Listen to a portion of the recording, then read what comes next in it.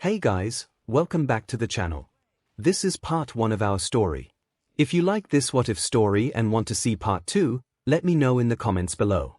Before we start, don't forget to like, subscribe, and share this video with your friends. Also, check the description for more great content and my playlist.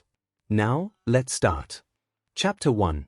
Zero-day Patch Uraraka Okiko rushed up the front steps of UA, heart thumping in her chest. Today is the day. The first step. All I have to do is pass the entrance exam. I can do this. I know it. Pumping herself up, she jogged down the path to the building, her eyes flashing over the people who were walking with her. From attention-grabbing blonde spikes, to pink skin, and even a towering teen with 6 arms.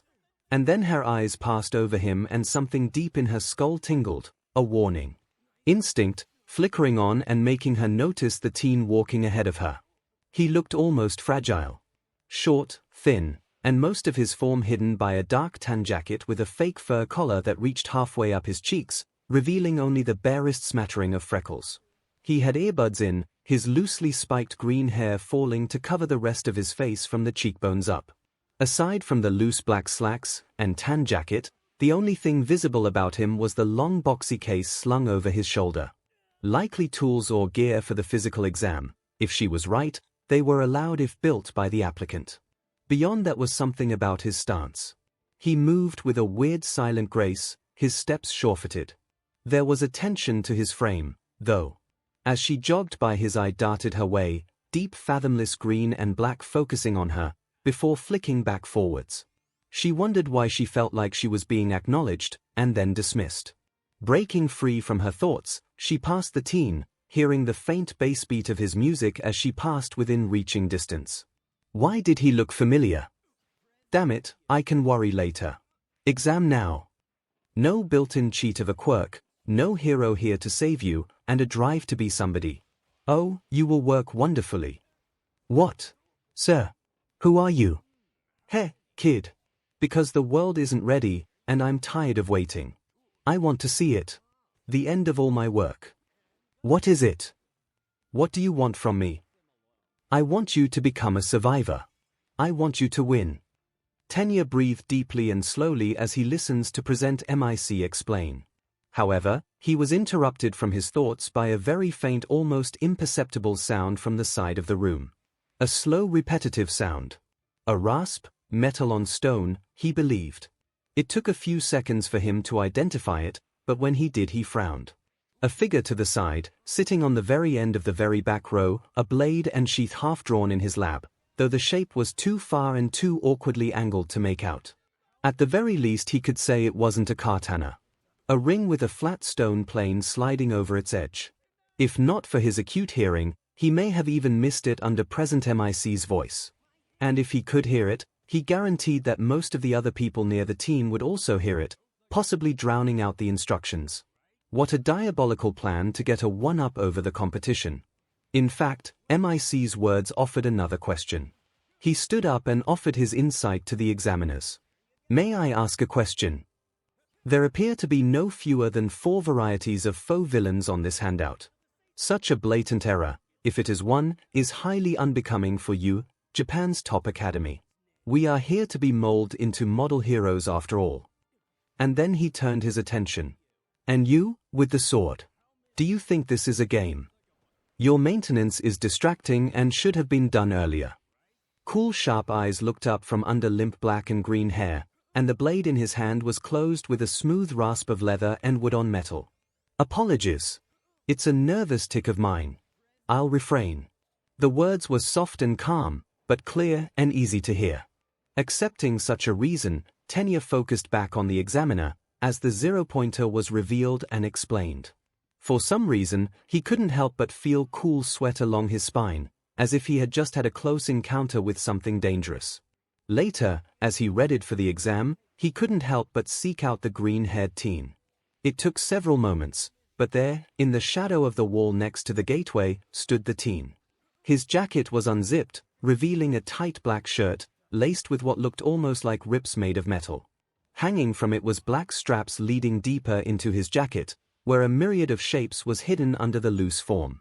And at his side was the sword. It was clearer now, the long fairly wide blade, and the wide blocky crossguard. Ida considered confronting the teen once more, berating him for off-putting the other exam applicants with his demeanor, when the shout of "Geo" from present MIC grabbed his attention. By the time MIC had finished yelling about how there were no countdowns in real life, the teen with green hair was gone.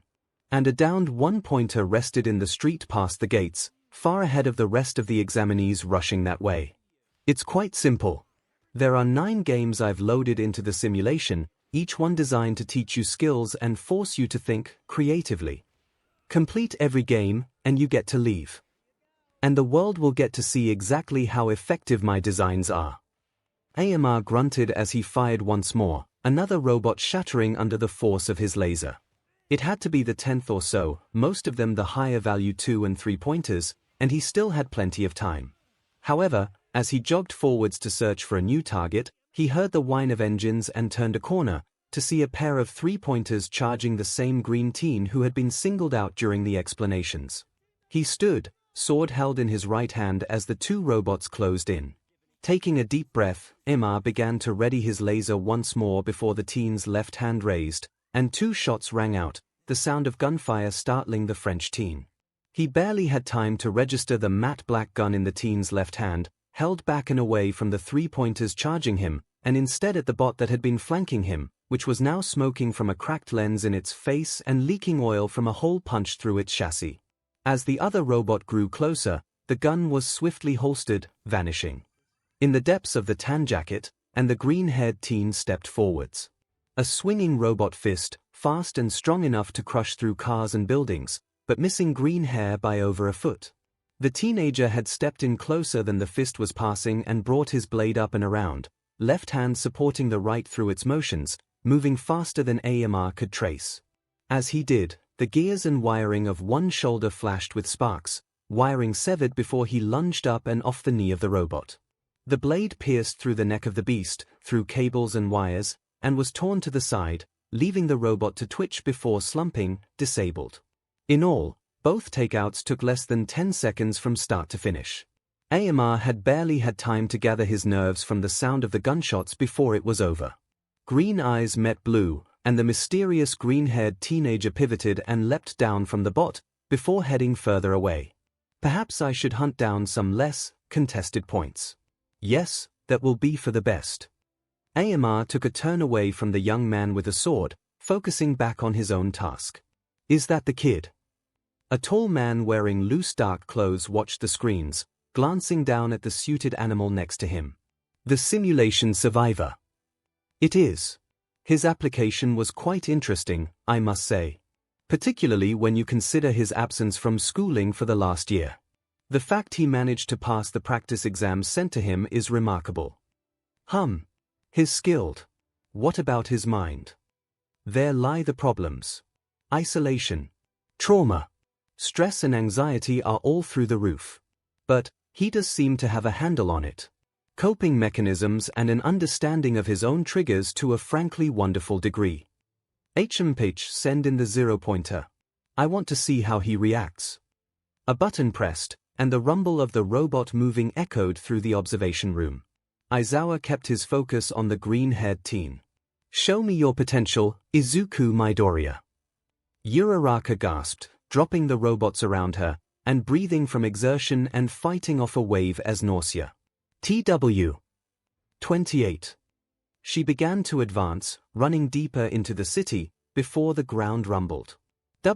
She glanced up, eyes widening as she took in the massive form of the robot that was grasping the building. In fact, she was so distracted she didn't see the falling debris about to bury her. But then a hand grasped her shoulder, and she felt herself get pulled. She recognized it as something almost like a judo flip, dry and sure hands gripping her arm and shoulder as she was pulled back and swung around from the collapsing building. She left the ground just as the impact of debris shook her out of her stupor, but by the time she was about to say something she was on the ground over 3 meters away from the impact, having been sent sliding across the street. Hey! You can nullify gravity, right? That voice was calm and smooth, and she glanced to see the teen she had noted on the way in. He stood, arm still holding her back behind him as he focused on the massive robot tearing through the area. His sword was sheathed at his side, and he was rummaging inside his jacket for something with his other hand. That thing's gonna cause more problems and damage than leaving it solves. I need to either stop its movements or kill it. Mind using your quirk on me for a minute? He glanced back over his shoulder, eyes gleaming with intent. Yeah. Here. She tapped his arm, and suddenly she could feel the faint lift of pressure from his grip on her shoulder, fighting back the surge of nausea that it sent through her. Thanks. Hold it for about 30 seconds if you can. Sorta want to land after this. And then he was gone, leaping up at an angle and, surprisingly given how hard she knew that sort of control in zero gravity was, landing in a window frame several floors up across the street, and then leaping from there to the opposite side of the damaged building the zero-pointer was crashing through. She lost sight of him, the robot already moving and causing more damage to the street, kicking up dust and smoke from its actions. Any other applicant nearby had long since vanished from the scene, and with nausea racking through her skull, she could barely stand straight as she jogged away from the robot, before grabbing a nearby car for balance. Glancing around, she tried to find the teen so she could let him down from whatever he was doing. Wait, was he on the robot's shoulder? He was. Standing braced to the neck of the zero-pointer, he was shoulder-deep in what looked like a maintenance panel, sparks flying as he sabotaged it.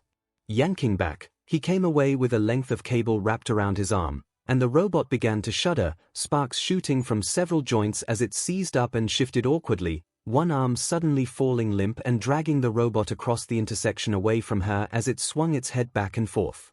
Worried, she focused on the teen to see him swinging around from the top of the head, anchored by the cord in his left hand, while a long blocky shape was pulled from under his large jacket with his right, two straps showing it had clearly been cinched tight to his frame under the concealing outfit.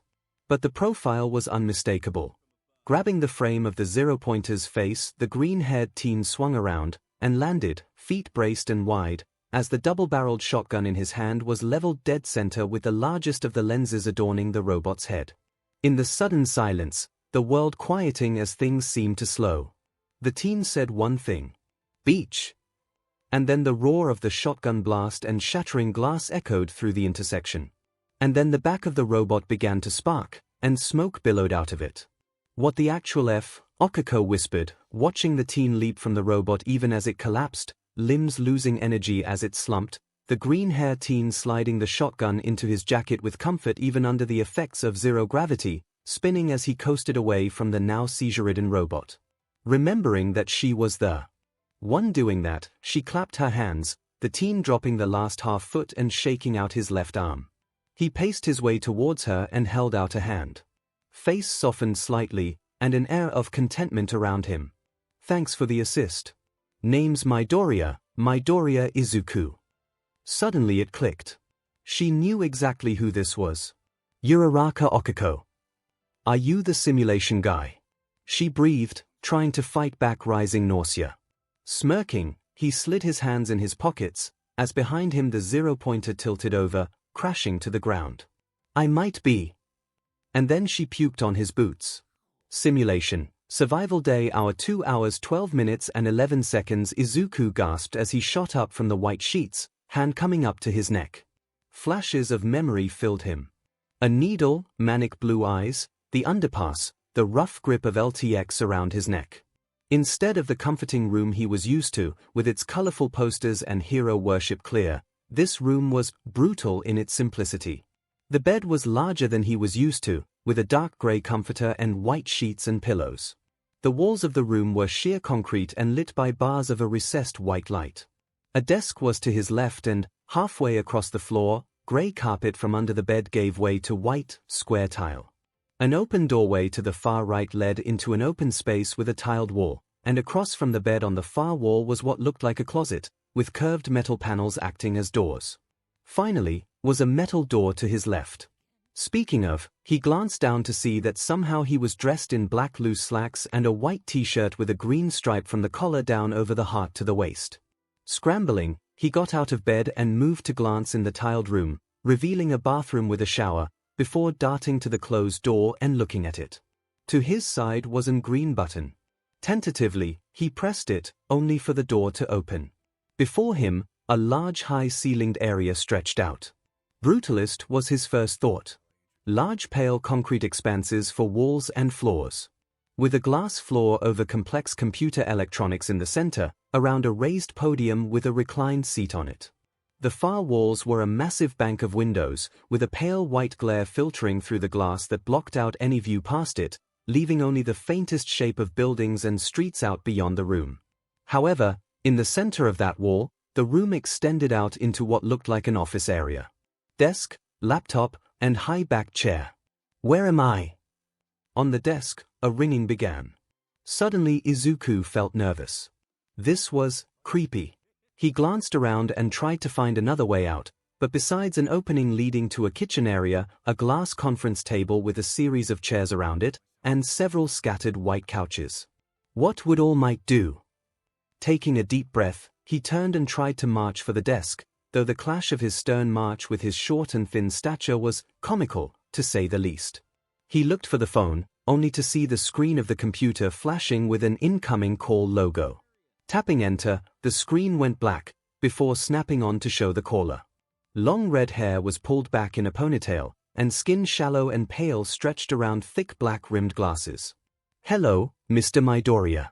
Pleasure to see you've awakened. Where am I? Why am I here? What is going on? Izuku shouted, voice cracking from stress. Lips parted to reveal straight white teeth. Well, that's quite simple. You are currently inside a computer. Not just any computer either. No, this is a high-tech prototype. The first, and possibly only of its time. I call it the simulation drive. Your body has been turned to data, and you have been uploaded into the drive. What you see is a complex rendering of a location. In reality, you are in a computer. Izuku froze. In a computer he blinked and the words just didn't make sense. There were plenty of stories, fiction, about such a thing, but for it to happen in real life. It was too absurd, even with quirks. See, my dream for 3 decades now has been to create a way to enter a digital world. I've researched and designed and tested for quite some time, and just as my prototype came to completion, I was fired. My research was taken, locked away, but I managed to keep the prototype. I've been testing it, but I keep running into a problem, you see. Izuku wanted to scream, to shout. But the words just kept bouncing inside his skull as he stared at the screen in horror. Quirks. The power of the people, break the simulation. They are unpredictable, untracked variables. The simulation can't keep up with them. Not quite. So I needed a new target, a new tester, someone quirkless. Someone with a dream. See, I've heard of your dilemma. You wish to be a hero. Well, I offer you the greatest training possible. The simulation has 9 games. Classics from early in the millennia that the system has revamped and used to form its own simulated tests and environments. All you have to do to leave is complete all 9 games. Each has its own lessons, its own changes and challenges. But fear not, the world is on your side. As you run through the games. As the simulations play out around you, the world can watch you perform. And who knows, you may even end up with some very useful advice. Izuku felt himself go limp and crashed to the chair heavily, bouncing gently off its springs as he tried to process. Now I must leave you. I'll be watching. The glasses came off to reveal pale blue eyes. Good luck, have fun. The screen turned back, and Izuku stared at it before he spoke. But I suck at video games. Inko looked up as the door clicked and opened smoothly. Her heart jumped at the sight of her son, even as part of her ached at what he had to deal with. She heard the screams at night, had seen the flinching early in the morning before he had fully awakened. Beyond that, have you eaten? She asked, even as Izuku's eyes tracked through the room and he relaxed ever so slightly, sliding the tall case from his shoulder, but still holding it with a tight hand. Not really. Sorry, Ma. And he really did look sorry. More than that, he looked disappointed in himself. She could almost read his mind as his shoulders slumped, that familiar air of self-disgust. None of that attitude. She reached up and rubbed a hand across his cheek. Still startled by the fact that her son, who had barely reached her height before the simulation, was now several inches taller than her. Like she expected, angry tears welled beneath her thumb. So you didn't eat? Did you sleep well? How was the exam? He smiled. I slept. A few hours. The exam was strange. Familiar. He looked down, eyes closed. It felt like I was back there, and it was easy to slip back into the mindset, he murmured, and 𝐒𝐿 felt her heart break. His therapist had approved him joining UA. It was, after all, prepared to help people cope with the same things her appealing, dangerous, broken son dealt with. Trauma, guilt, stress. Things that the general public would villainize him for. 𝐒𝐿 was many things, but ignorant of her son's experience was not one of them. She had forced herself to watch, to understand. Izuku's habits. His reflexes and skills and instincts had been changed. The slightest triggers, the most vague of warnings. He worked on overdrive. His doctors referred to it as if he had reverted to a primal state of mind. In a way, he had. He'd been forced to begin with the very basics. To build off of the most fundamental ideas. Of action, reaction, and focus. Pulling slightly at her son's head, she gave him a kiss on the cheek. I'll go put some tea and dinner on. Do what you need to while I do. She stepped away, and Izuku wandered to the living room table, setting his case down and opening it while she moved away from the scene. Even from the kitchen, she could hear the click and rasp of metal being disassembled. Then the faint rustle of cloth over metal. She didn't like the fact her son was armed. That he had a gun, purchased and approved with UA's entrance exam. Both she and UA had been clear. Unless he was actively on patrol or in UA testing grounds, his gun was filled with non-lethal options. From the beanbag rounds for his shotgun, to the custom clips of RBB bullets he had in his handgun. As the clicking resumed, she waited as the tea boiled before her. And then the whetstone came out. And Izuku began to sing. She knew it was a side effect of the ambience in which he learned his blade. Of long hours and days under smoke-filled and dead skies, of camping in saws and sitting around bonfires while the demons of the night came and went. Izuku's song was wordless. There was no language in his actions. No word or story. Instead it was a haunting melody of deep echoing breaths and sharp syllabistic hissing. He had explained, the first time she heard it, that it was a counterpoint to the background music of the 9th game. A way to meet the melody and draw out the monsters he stalked. A way to keep time and control his breathing in the flow of combat. As the tea steeped, she could only listen with tears as her child sung. Simulation. Hour 3 hours 11 minutes and 12 seconds. Izuku sat and stared at what the instructions on the computer called the simulation chair, the blue and white of its design doing nothing to keep the aura of menace it extruded from him. I have to. Right. No. I should wait, let the heroes respond and come for me, but what if they don't? The muttering filled the room, Izuku's eyes locked on the chair as he focused. Finally, he breathed deep, and pushed off the white chair he was perched on and slowly walked to the simulation chair. Breathing deep, he shifted and lay on it, his small form perfectly conforming to the curve of the seat. As he lay back, a clear white circular visor slid out and around his head, before starting. 9 labels appeared before him, but all but one was blank. What is? Slender. The word left his lips, and the world turned white. When it faded back in, he stood in a forest, the trees reaching up and into the dark sky. Izuku was sitting, with a flashlight on his lap. Before him, a white screen with black text appeared. Collect 100 pages, before the Slender Man catches you. Record 0-100. For a moment Izuku could only stare in confusion, before a deep static hiss began to echo from the forest. He could hear it, a faint almost imperceptible hiss that slowly grew louder as the menu shrunk. A beep from his wrist drew his attention, a watch he didn't previously have displaying a counter of time 0:00:21, and pages 0. As he watched the time tick on, he looked up at the darkness around him. And then the hissing sound grew louder. Oh, God! He turned, looking through the trees around him for some hint of a path or direction. As he looked behind him, he blinked, and there, in the distance, a spot of pale color in the night. He squinted, focusing as he tried to take it in. It was a person. He blinked, and suddenly, far closer than it was, the shape had moved. Here he could see more. A head, pale and blank. A black suit, and long misshapen limbs. The static moved louder, and Izuku flinched, only to see the figure had closed almost a third of the distance, and that now he could make out the way the form shifted and flickered as he focused on it. Yeah. Nope. Turning, Izuku took off through the woods at a sprint. As the static faded in and out, his panic only grew. Do you have your badge? Handkerchief? Tissues? Notebooks?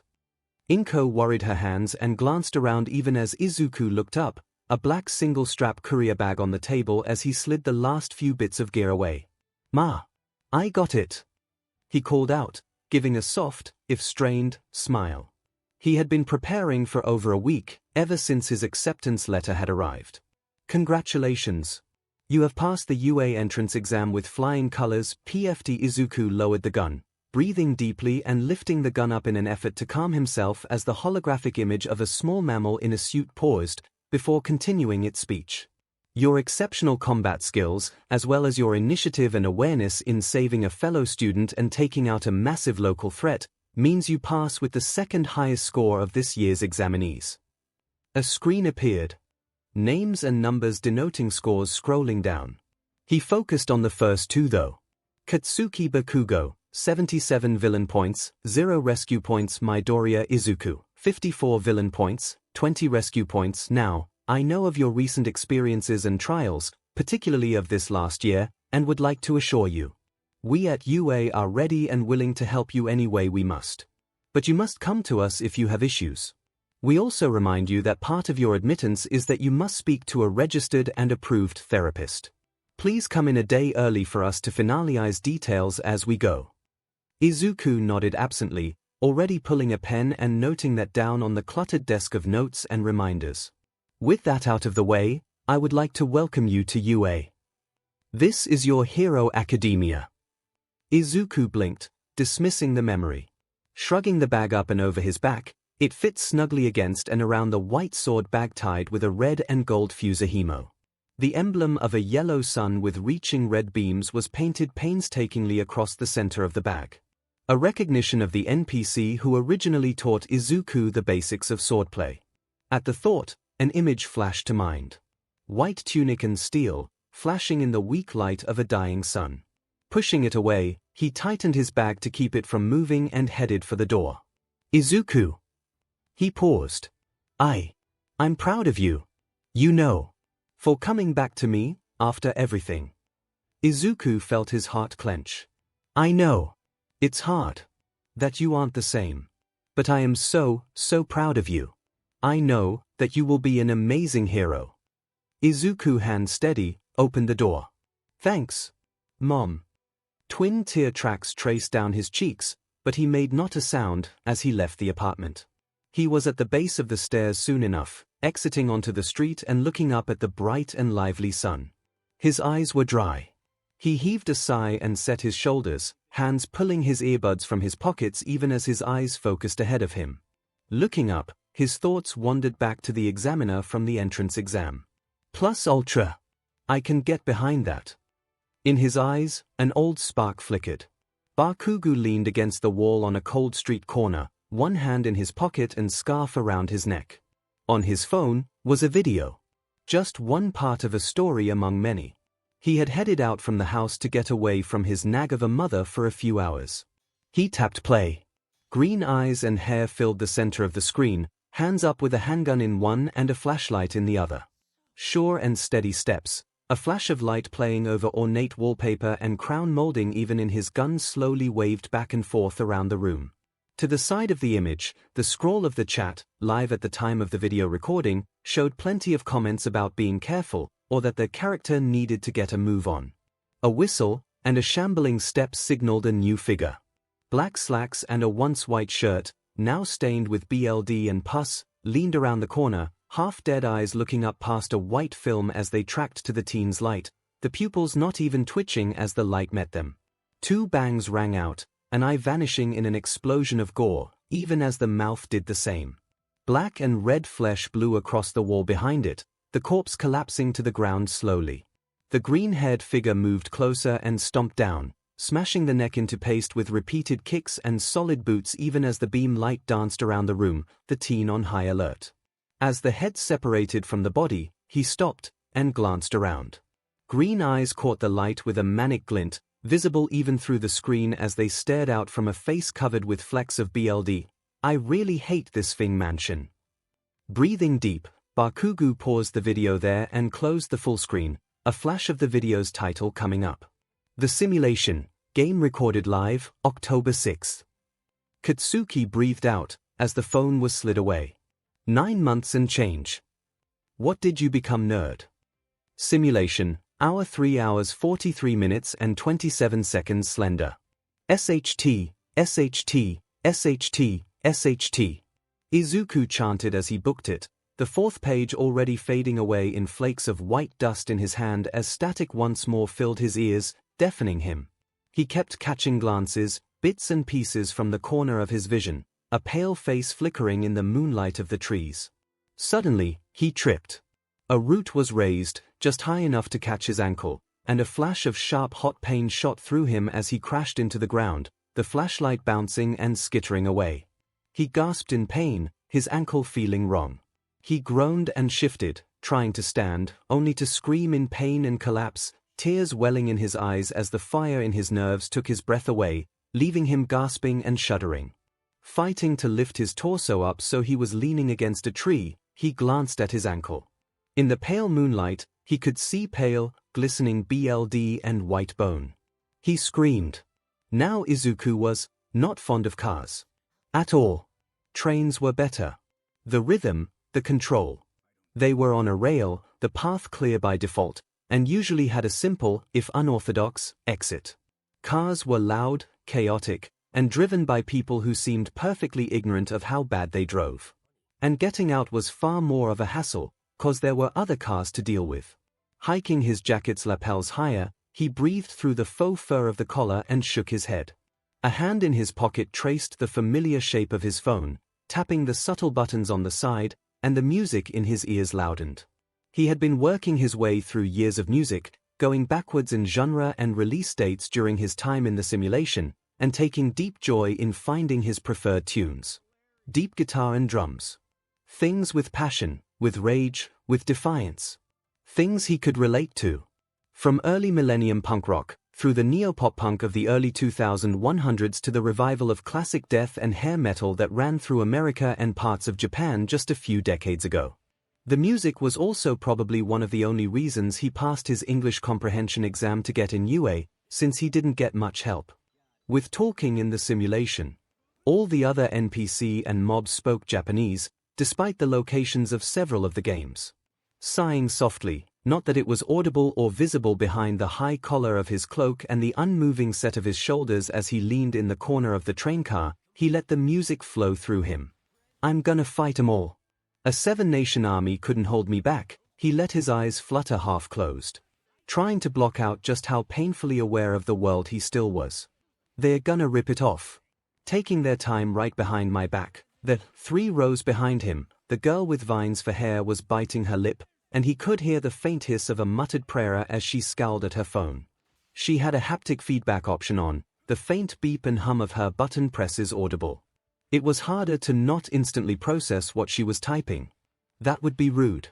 And I'm talking to myself at night, because I can't forget, the 3 businessmen standing near the doors are talking finances. They work together, and are friends, but one of them is nervous. A tick of tapping his fingers on his suitcase latch. Cheating. Flustered. Izuku shoved the thoughts away before they could confirm themselves, breathing deep as he tried to focus on the music. Back and forth through my mind, behind a cigarette, Izuku's eyes met with that of the blonde teen sitting sprawled out on the far side of the car. The black streaks in the shape of a lighting bolt were a giveaway, as was the faint feel of static electricity on the air. Natural, complementary mutation related to quirk. Electric user recognizes me. And the message coming from my eyes, the door rings, this stop is one too soon, but he can walk and he was early anyway. He's out the door in 3 seconds flat, the faint sound of the teen scrambling slightly behind him. By the time the other teen reaches the door and looks out, the green-haired survivor was long gone. Says leave it alone.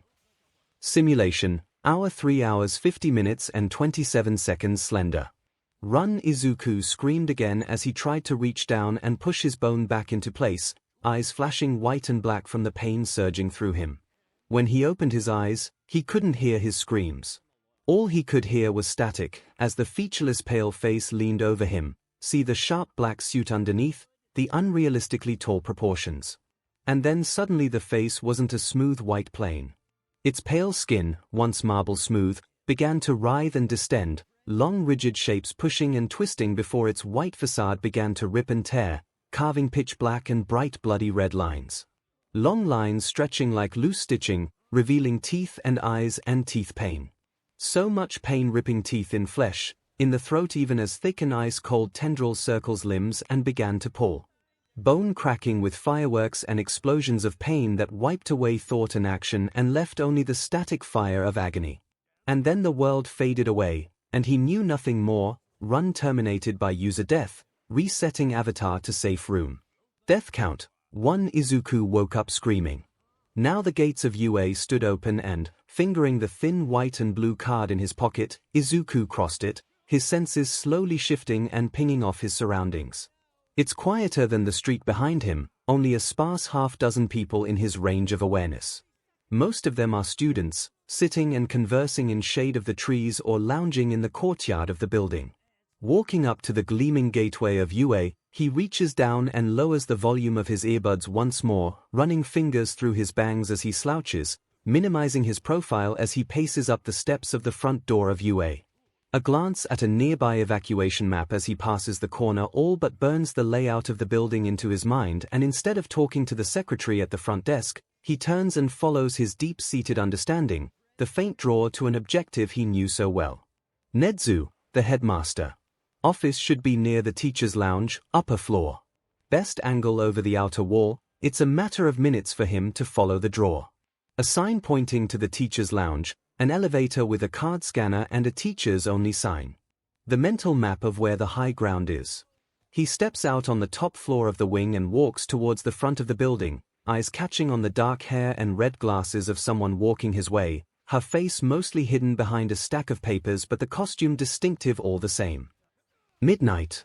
18 plus heroin. AoE knockout. Distance is key. Gas is skin originated. Abuse pres, NO. Hero. Not enemy. Relax. Focus past her. Izuku focused past her and down the hall, watching as the tension left and the world seemed to click back into motion as he finished his assessment. He made it past her and blinked at the faint smell, sweet, almost like candy or sugar, but not the acrid burnt sugar smell of nitroglycerin that comes from Bakugo. The residue of the gas maybe. Something to consider. He finally came to a stop at the door he was looking for. The Principal Nedzu nameplate confirming his intuition, and giving impetus to a twitched lip. Something that might be a smirk if it was exaggerated a bit more. Letting the emotion fade back under his shell, he reached up and knocked. Nedzu sipped at his tea as he watched the green-haired teen navigate the building, seemingly on instinct and vague guesses. The alert he had programmed to let him know when the young and recognizable form of Midoriya Izuku passed the gate with his ID card had gone off, the cameras focusing on the green-haired teen walking to the building with a calm and even gait. More interesting was how the teen acted inside the building. Beyond a quick glance, the teen didn't even bother with the secretary, opting to wander himself. Signs of a lack of trust in authority, perhaps. The only time that Midoriya-san's relaxed state was broken was in the hallway outside Nedzu's office. When he passed by midnight, Nedzu had watched in interest as muscles had tensed, and empty eyes locked on the overburdened hero, the lines of his back and shoulders shifting to show readiness, before slowly unclenching as they passed. Interesting. Something in you recognized the danger of midnight in a fight, even if you weren't planning to fight her. An instinctive response to strength and skill. Was it something about her that set it off? How curious, Nedzu remarked even as he began to tidy up, a new pot for tea being set on the heater as he closed out his surveillance app. A knock rang out from the door. "Come in, Mr. Midoriya." The door swung open, and Midoriya walked in, one hand tucked into the jacket and the other hanging loosely at his side. "Principal Nedzu," he asked, though he softened his intonation of the question. They both knew who each other was. 𝐻𝐻𝐿 grinned. Simulation, hour 4 hours 23 minutes and 20 seconds death count. 1 𝐒𝐿 shuddered once more, sitting half naked in the bright utilitarian shower, the water above him, fake, it's all fake, pouring down steaming hot, the heat pulsing through his skin, torn, ripped and shredded, and oh god it hurt. As he shivered and clutched tightly at unmarred flesh. Slender. The word, so innocent, so uninteresting. Now it felt like poison in his mind, on his tongue, curling around his limbs and lungs and up his spine. Pale fingers pressing tight and digging into his muscles with terrifying force. It had felt so real. As he sat there, the sound of a click made him look up, the sound striking a chord of memory, the echo of school announcements and the soft static of an intercom. Oh, poor number 9. Look at you. Look at that face, that fear. Oh, you are wonderful, a perfect experiment. The chill deepened, but something in 𝐒𝐿 shifted. Slightly. Barely coming into alignment. I can't wait to see you break and forge into your perfect self. Loosely clenched hands began to tighten, nails digging into the flesh of his palms. Break. But sadly, you can't seem to wake up, to get moving, and while I would love to walk you through it's time for little boys to grow up. So here's your choice, you either resume your attempts at the simulation, or I stop sending you back to this nice little break area when you die. You have 2 hours to decide. Fear began to make him shake. The fear of death, an endless undying existence, was never something he considered, but now it paralyzed him except for the shaking, uncontrollably shivering that he felt. And of course, if all else fails, I always track down and test your mother. The shivering stopped cold. A click, then silence. For 1 minute. 2. 5. 10. And then, slowly, the shape shifted. A hand, knuckles pale and dripping red running out from shallow gouges across its palm, reached out from the waterlogged mass that was huddled still and silent. From under plastered dark green hair that shimmered like oil on water, 2 eyes gleamed out, filled not with anything as ethereal as hope or joy. No. These eyes held, for the first time in his young life, hate. True unfiltered hate. Prove him wrong.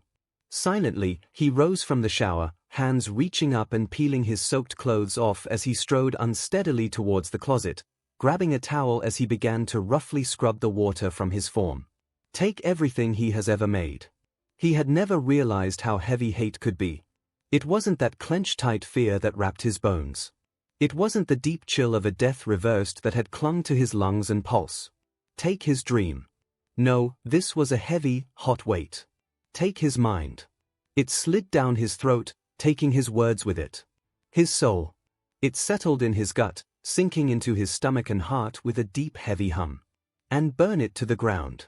A snarl, something animalistic, something goddamn primal exploded from his throat. Hands shoved in the closet and searched through clothes as part of him burst into action. His mind, no longer paralyzed, looked at his options and discarded many out of hand. Too heavy, too loose, too easy to grab, not warm enough. He pulled a long-sleeved, thick black shirt with a green diamond pattern across the arms. Black jeans, stretchy and thick to the touch. A jacket, tan and heavy and with that smell of leather and oil. Boots. Solid-soled and high-topped. Bright red that seemed like a joke, like a goddamn concession to his style. He shoved them on, damp hair pushed back from eyes to reveal a wild glint in them. He slammed his fist on the door's button, a sharp stomp and stride to the podium. The screen barely came alive when he swore the word, slender. And with that, he appeared in the forest, rage thumping in his chest. He wanted 𝐒𝐿 to break. F that. As the first undercurrent of static began, 𝐒𝐿 was already running, boots thumping through the grass as the flashlight clicked on. The world seemed etched in black and white, the thumping BLD and his anger in his chest chasing the cold of the forest away. He was going to find his way out of this simulation. He was going to track down who put him here. And then he was going to beat the but who threatened his mom to death with his bare hands. Now 𝐒𝐿 nursed his cup of tea, letting the aroma calm him. Across from him, 𝐻𝐻𝐿 did the same. They had spoken softly for a while now. Pleasantries and idle gossip. Part of him found comfort in this. It was soft and quiet, and 𝐻𝐻𝐻 was polite enough not to mention the fact he had cased the entire room 4 times, had frozen up twice when bad memories had hit him, and had been fairly useless in providing any sort of current gossip. However, as he now finished his 4th cup of tea, and 𝐻𝐻𝐻 set his 5th aside, the tone began to change. So, as you are aware, Mr. Midoriya, we have several topics to cover before your paperwork can be finalized. I understand. I would have concerns as well. Izuku looked down and felt his lips quirk in a smirk somewhere between sarcastic and resigned. First, I believe, is the topic of therapy. As part of the ongoing recovery process you are engaged in, Hound Dog will be taking over for your therapy sessions. Considering that you've gone through 4 other therapists in a very short month of meetings, that's been far easier than we expected. The paperwork was finalized yesterday, and both of you will have scheduled meetings twice a week. That's more than acceptable. Please, don't break Hound Dog. I will endeavor not to. 𝐻𝐻𝐻 gave a gimlet start with a spark of humor at the cagey response, but let it drop. Second, you need to outfit yourself with non-lethal options, as well as speak with a support agent. Power Loader has thankfully volunteered, and will be available after our meeting. As per the court agreement about lethal force in the hands of heroes and training 𝐒. 74 years ago, you need to have a non-lethal variant of any weaponry you use with any regularity.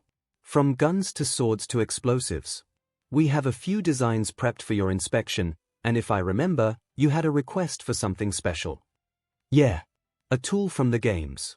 I figure I have enough know-how to get it working, even if only barely. Wonderful. And I suppose you'll also want an input on your weapon's final designs. Izuku merely nodded, eyes drifting to the sun sigil of the blade bag resting against the wall. There's a few memories I would rather not tarnish. He didn't look at 𝐻𝐻𝐻, letting the principal make his own judgment without his input. Of course. From there it was merely minutiae. A clarification on a few relevant rules, a bit of a modification to a few time PRDS, and a note in his files that he was currently suffering from several traumas and a list of responses for if he was particularly unstable.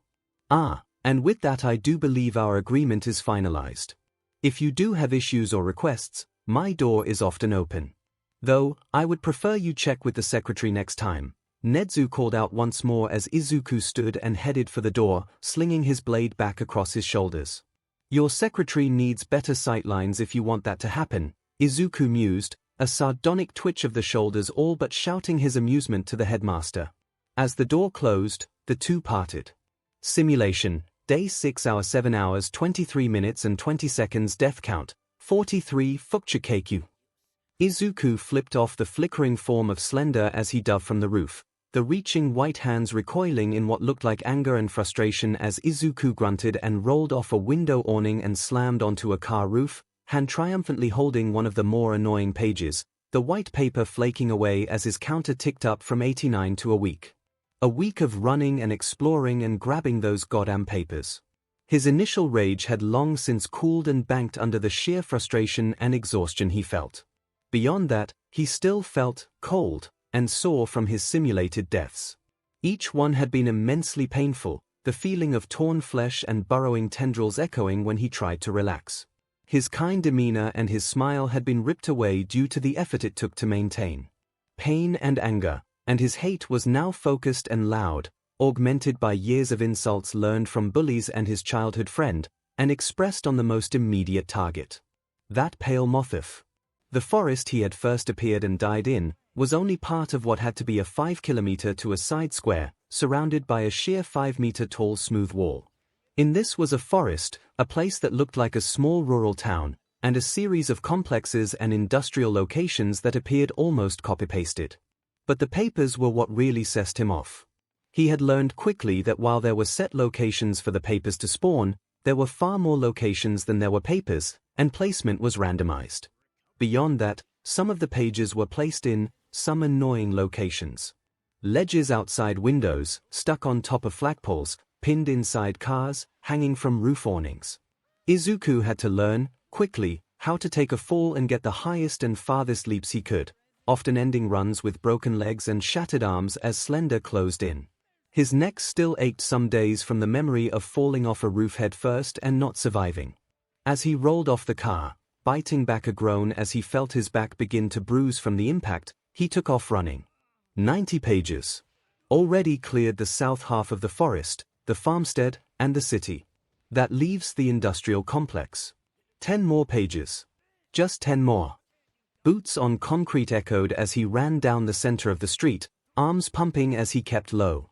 A hiss of static from his right and he dodged, long white arms swinging from around the corner of a truck, Izuku's eyes meeting the blank face as a white fingertip caught his shoulder, leaving deep bloody gashes in his arm. Hissing through his teeth, 𝐒𝐿𝐴 twisted out of reach, eyes darting back ahead of him as he lowered his torso and dug deep, sprinting down the street. The static once more filled his ears, and he bit back a curse as the flickering form of 𝐤𝐿𝐷 shifted ahead of him. "Oh, F you!" Running forwards, Izuku dodged once more, dancing past, before diving into the forest. Hearing the beginning of a scream that seemed composed of overlapping static sounds. 10 pages. Just 10 more. Now Izuku stepped down the fairly barren hall of the support wing of the building, feeling that slow tension build in his bones. There wasn't a threat, he knew that. But the signs on the walls that talked about safety rules and regulations. As his eyes roved over them, he could feel the memories creep back in. There had been a few places where warnings like these were next to dangerous things. And for a moment he could hear the monstrous screams echoing down metal hallways. And then he shook his head, dispersing the memory. Eventually, his footsteps took him to the door he was looking for. Power Loader was written in large letters across the door plaque. He knocked, some part of him tensing, waiting for a response. "Doors open, come on in," came a muffled yell from behind the door, and Izuku complied, pushing through the doorway. The clean, empty designs of the hall vanished as he stepped into a classroom of desks, the far wall replaced by a rolling garage door that was opened into what must have been the support labs. At the desk across the classroom area, a shorter man dressed in a blue and white mechanic's jumpsuit stood with a tablet in hand. His face was exposed, but his eyes were hidden by the loose curtain of bright orange hair that hung almost to his shoulders. Eyes darting, Izuku glanced at his hands, spotting the bright iron gleam of his fingertips. "I was told you were expecting me." Power Loader shifted, a pale blue eye glancing up through his bangs as he took in Izuku. "Ah, yes. Nedzu mentioned you needed some gear. He said you had a few ideas." "Oh, and ignore the mess. One of our new students has gotten a head start on using the facilities."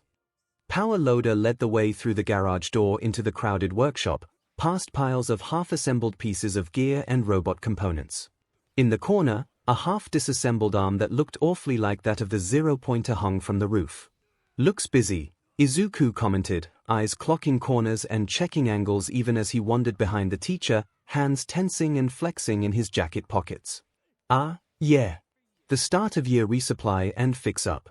New materials, tools, and general supplies come in and I spend several weeks running the new kids through basic doctrine on the remains of the entrance exam robots. Saves me time and the school money."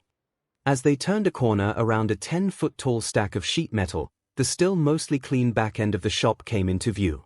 Sparks flew from behind a divider to the side, but Izuku focused on the large, slowly spinning holographic blueprints of a zero-pointer floating in the center of the space. Realizing he should say something, he spoke up. "Cool. Indeed it is. Now, you have files for me to use as a base." Nodding, Izuku reached up and held out a thumb drive. "Wonderful. Now, let's see about getting you that equalizer you asked for." The thumb drive was plugged in, and the zero-pointer design vanished. A few taps on the tablet and a list of files appeared. Each was opened, 3D models of every weapon appearing in the air. Each one was specific dimensions and weights, all modified and adjusted. The digital models of things that he had recovered from the computers he was trapped in. Izuku's eyes glanced over, past the 3 guns designs floating next to him and the teacher, and beyond the half-designed suit of armor pieces he had been pulling together from a set of files over the last month. Instead, he focused on the last 2 weapons, specifically the smaller one which was far more detailed than the simple blade across his back. Floating, it looked simple, but he could see the details. Embossed symbols and carefully wrapped leather. A worn blade, but solid. Durable. On the pommel, the sun emblem gleamed. Just looking at it he could almost hear the shout. Jolly cooperation. Well now. The guns are easy enough. I can print and fabricate the parts here, though I'll need to register them and you. Snipe owes me a favor for that. As for the armor, it needs some work. I'm betting it goes with your hero suit. Yeah. And the last two, him. I know of a guy who can get that sword worked out, but it'll take some time. That half-butted hunk of junk you got gonna last that long. Izuku grimaced, remembering how he had literally ground it out of a bar of steel and that the edge was already chipping. It's poor quality, but it'll last for a few weeks if I don't stress it. Nodding, the hero leaned in at the last item. More specifically the digital notes attached that floated near it. Sheesh. That's one hell of design modification. Gonna take me some time to get that work too. I can do that. The hero jumped, while Izuku's eyes merely shifted and rested on the girl he had felt coming up next to him. Bright cross-haired gold eyes and braided pink hair focused on the holograms, before darting his way with tangible excitement. I can help set most of this up, I know how. Damn it girl, make some noise. And you're not in class yet. 𝐼𝐺 turned on the girl as he recovered from the surprise. But I can help, while you finish the class schedule, the roster placement, and the 32 orders you need to supervise. I can handle the armor and the modified weapon. 𝐼𝐺 folded his arms, blue eyes glaring at gold from underneath his auburn hair, before flicking to Izuku. Up to you kid. You're the client. You get a say here. The girl rounded, blinking as gold met green. A long moment of silence, Izuku gazing at her and keeping a blank face, while she slowly began to fidget under his cool gaze. Finally, he swung his hand from his pocket, holding it out. Midoriya Izuku. And you. She jumped and blinked before smacking her hand into his and shaking excitedly. Hatsumai. Well. Nice to meet my new support tech. I trust you to keep up. He grinned, as the girl's eyes flashed with an inner fire. She would do just fine. Simulation, Day 6 hour 8 hours 2 minutes and 11 seconds death count, 43 Izuku's breath was a death rattle, BLD dripping from behind his teeth as he staggered one more step. He could see it. Across from him, on a car door where it was parked in the middle of the dirt road that crossed the clearing. Page 100 he wasn't going to make it. He glanced back, wincing as the sheer act made him dizzy, eyes latching on the dark stains that lingered amidst the grass and across trees. BLD loss and exhaustion. He had been so close. But then �ＳLENDR stopped hunting him, stopped following and waiting for him, and started playing with him. He could feel the burn of the claw marks that stretched across his back and around his sides, feel the warm rivers of BLD that cooled and glued cloth to skin. He staggered and collapsed, trying to brace himself before he hit the ground, but with only his left arm still attached, and his right arm reduced to a bloody stump, he wasn't able to stop himself. He hit the ground with a choked-off scream and a spray of BLD from his mouth. Something broke when I hit that tree. It's getting harder and harder to breathe. Lungs. The static was still there, on the edge of his perception, but instead of the incomprehensible drone it once was, now it rose and fell sharply. �ＳLENDR was laughing. The white hand appeared. Skin writhing as it reached down and almost gently caressed his cheek. He closed his eyes, trying to force back the well of hopelessness and rage that burned in him, mixing with the haze of pain and BLD loss. And then he choked, the hand tight around his throat as he was yanked up, breathing stopped as his throat struggled against the cool stone-like grip. His eyes shot open, just in time to see the pale face writhe and begin to split. Teeth. Millions of small writhing teeth. Tenya glanced around, taking in the early morning as he paced himself towards the still quite astonishing shape of Yue, feeling his chest tighten in pride and excitement at the fact he was on his way to making his brother proud of him. With pride and vigor, he pushed through the gate and the front doors. With confident steps, he passed through the halls, having already memorized the UA floor plan to find his class. Class 1A. He took in the gleaming tile of the halls, the bold and clean walls and structures and smiled. And then he reached his classroom and paused. The door was cracked open, but the room beyond had the lights off, only the faint gleam of the morning sun lighting the room from within. Blinking, he marched up and glanced through, leaning past the threshold in curiosity.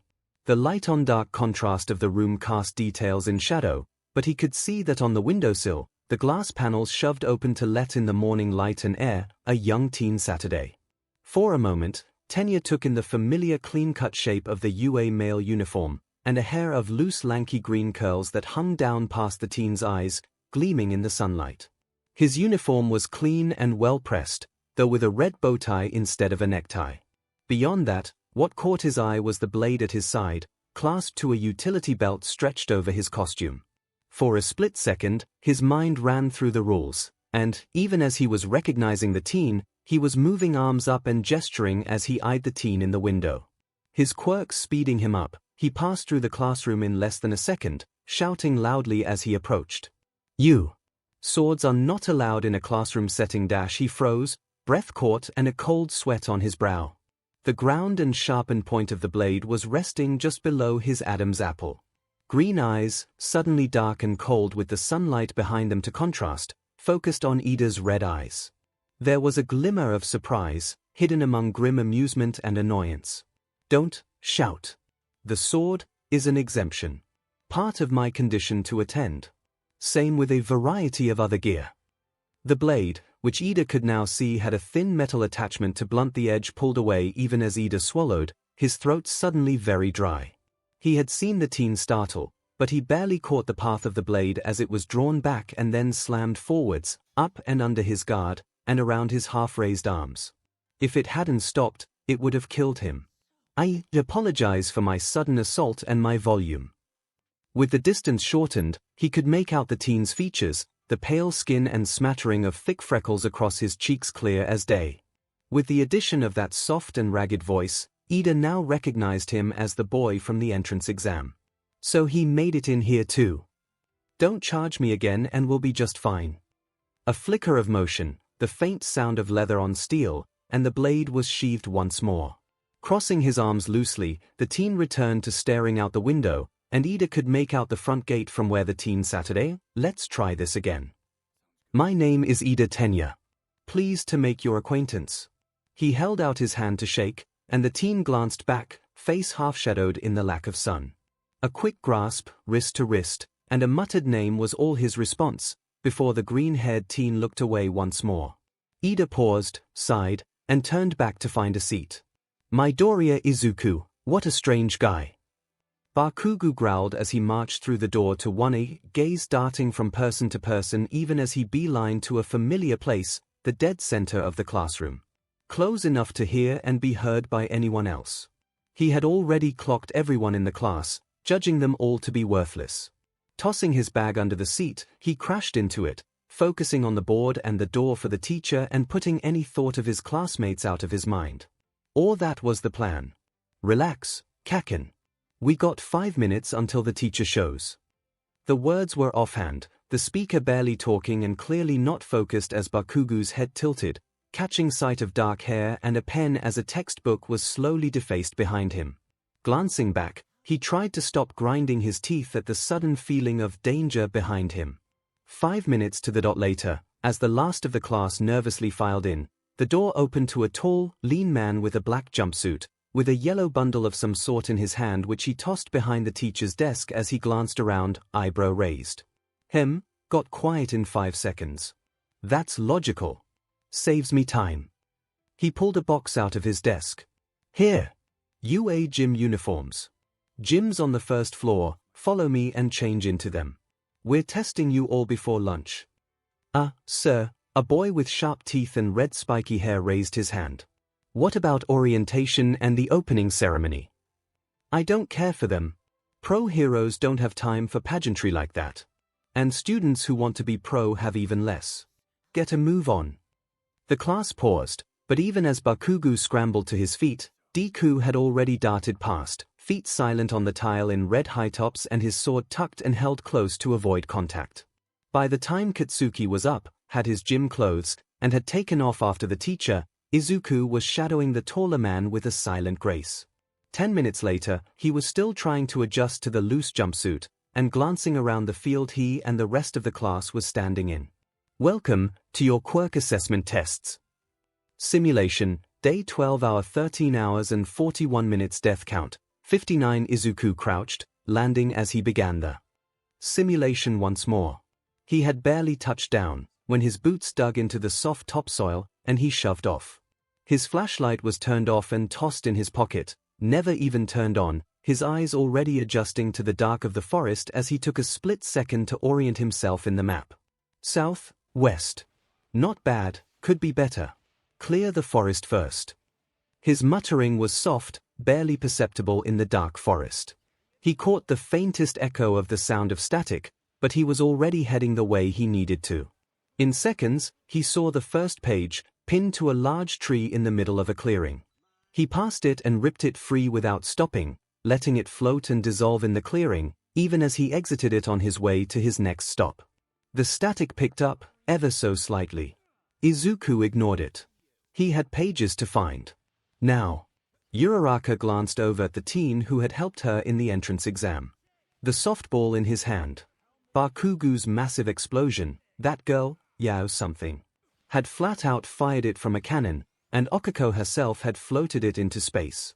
She watched as the teen grabbed the ball in his offhand, tossing it gently as he drew his sword in his right. A toss to gauge the weight, another to get the feel of it, and on the third he tossed it far straight up, and as it fell he twisted, the blade coming around in two hands, the flat of the metal impacting the ball with a loud crack as it took off into the distance. 153 meters. Next. She blinked. The teacher wasn't gonna comment on Izuku's gear. Or his lack of quirk. Regardless, she shot a smile his way at the fact he was fairly middle of the pack in distance of the ball. Simulation, Day 12 hour 14 hours 11 minutes and 3 seconds death count, 59. The count was to keep track, to keep focused. 15. To distract from pain. To ignore fear. A burst of static, a reaching claw, and a duck. The static screeches behind him. His hands ripped through white paper once more. Now Kirishima growled to himself, arms pumping up and down as he pushed himself to the limit. Hardening didn't help with this. If it was planks it would be great, but hardened muscles wouldn't make his actions smoother, wouldn't help him keep his arms pumping and blood flowing past the burn. Across from him, his partner for this test was doing the same, green hair tied loosely back in a knot above his scalp with a stray bit of leather cord, his sword just above his fingertips as the teen moved up and down in a smooth, consistent arc. No wasted motion, no uneven breathing, no hesitation. Kirishima had been trying to match that pace, but even now, almost 10 minutes into it, the two of them pushing up and down, he was more than a dozen counts behind, and falling more behind with every minute. 10 minutes are up. Counts. 312, sir. Kirishima bit out as he pushed himself to his feet, looking up to help. Only for the other teen to already be up and with his sword buckled at his side. The F42 more than me. So manly. Good. Next. Simulation, Day 12 hour 14 hours 56 minutes and 11 seconds death count, 59 duck past the open window, so Slender can't reach out and grab him. Leap off the car hood, roof, and that awning to snag the one on the flagpole. Use the flagpole to reach the roof and leap to the next building, snagging that one before Slender can reset to duck and roll, dropping to the lower part of the roof. Those fingers brushed past his hair, he could feel it. Ignore it though. Grab the next paper to clear the factory grounds. Now Shoji grinned behind his face mask. The 540 kilograms was the highest score so far, and as he watched the green-haired teen step up, he expected to see maybe then a bracelet of paracord was undone, and several sharp twists later, the green-haired teen was pulling with his full body movement to tighten a noose around the sensor grips. Shuji had to admit, the ingenuity was great and the effectiveness was not to be doubted, considering the display read a score of 156 kilograms. But seriously, what was this kid's quirk? He hadn't seen it yet, and he had been paying attention to everyone this entire time. The eyes on his shoulders weren't for show, after all. Simulation, Day 12 hour 15 hours 35 minutes and 12 seconds death count, 59F. Izuku gazed at the next, and last, page in the city part of the map. A dead-end alley. With a concrete back wall. He glanced around and noted that 𝐼𝐿 had vanished, but the sound of static was rising louder and louder. No choice. He booked it down the alley, the sound of static beginning the goddamn laughter. Again. Izuku reached the paper and tore it off, but did not stop moving. The wall was 12 feet tall, made of smooth brickwork with clean, smooth corners. But as he leapt, his boots caught on the surface, for just a second. Just long enough for his leg to kick off, for his body to rise, for that haunting laughter to change to a shriek of static rage as he grasped the top edge and with all his might, dragged himself up.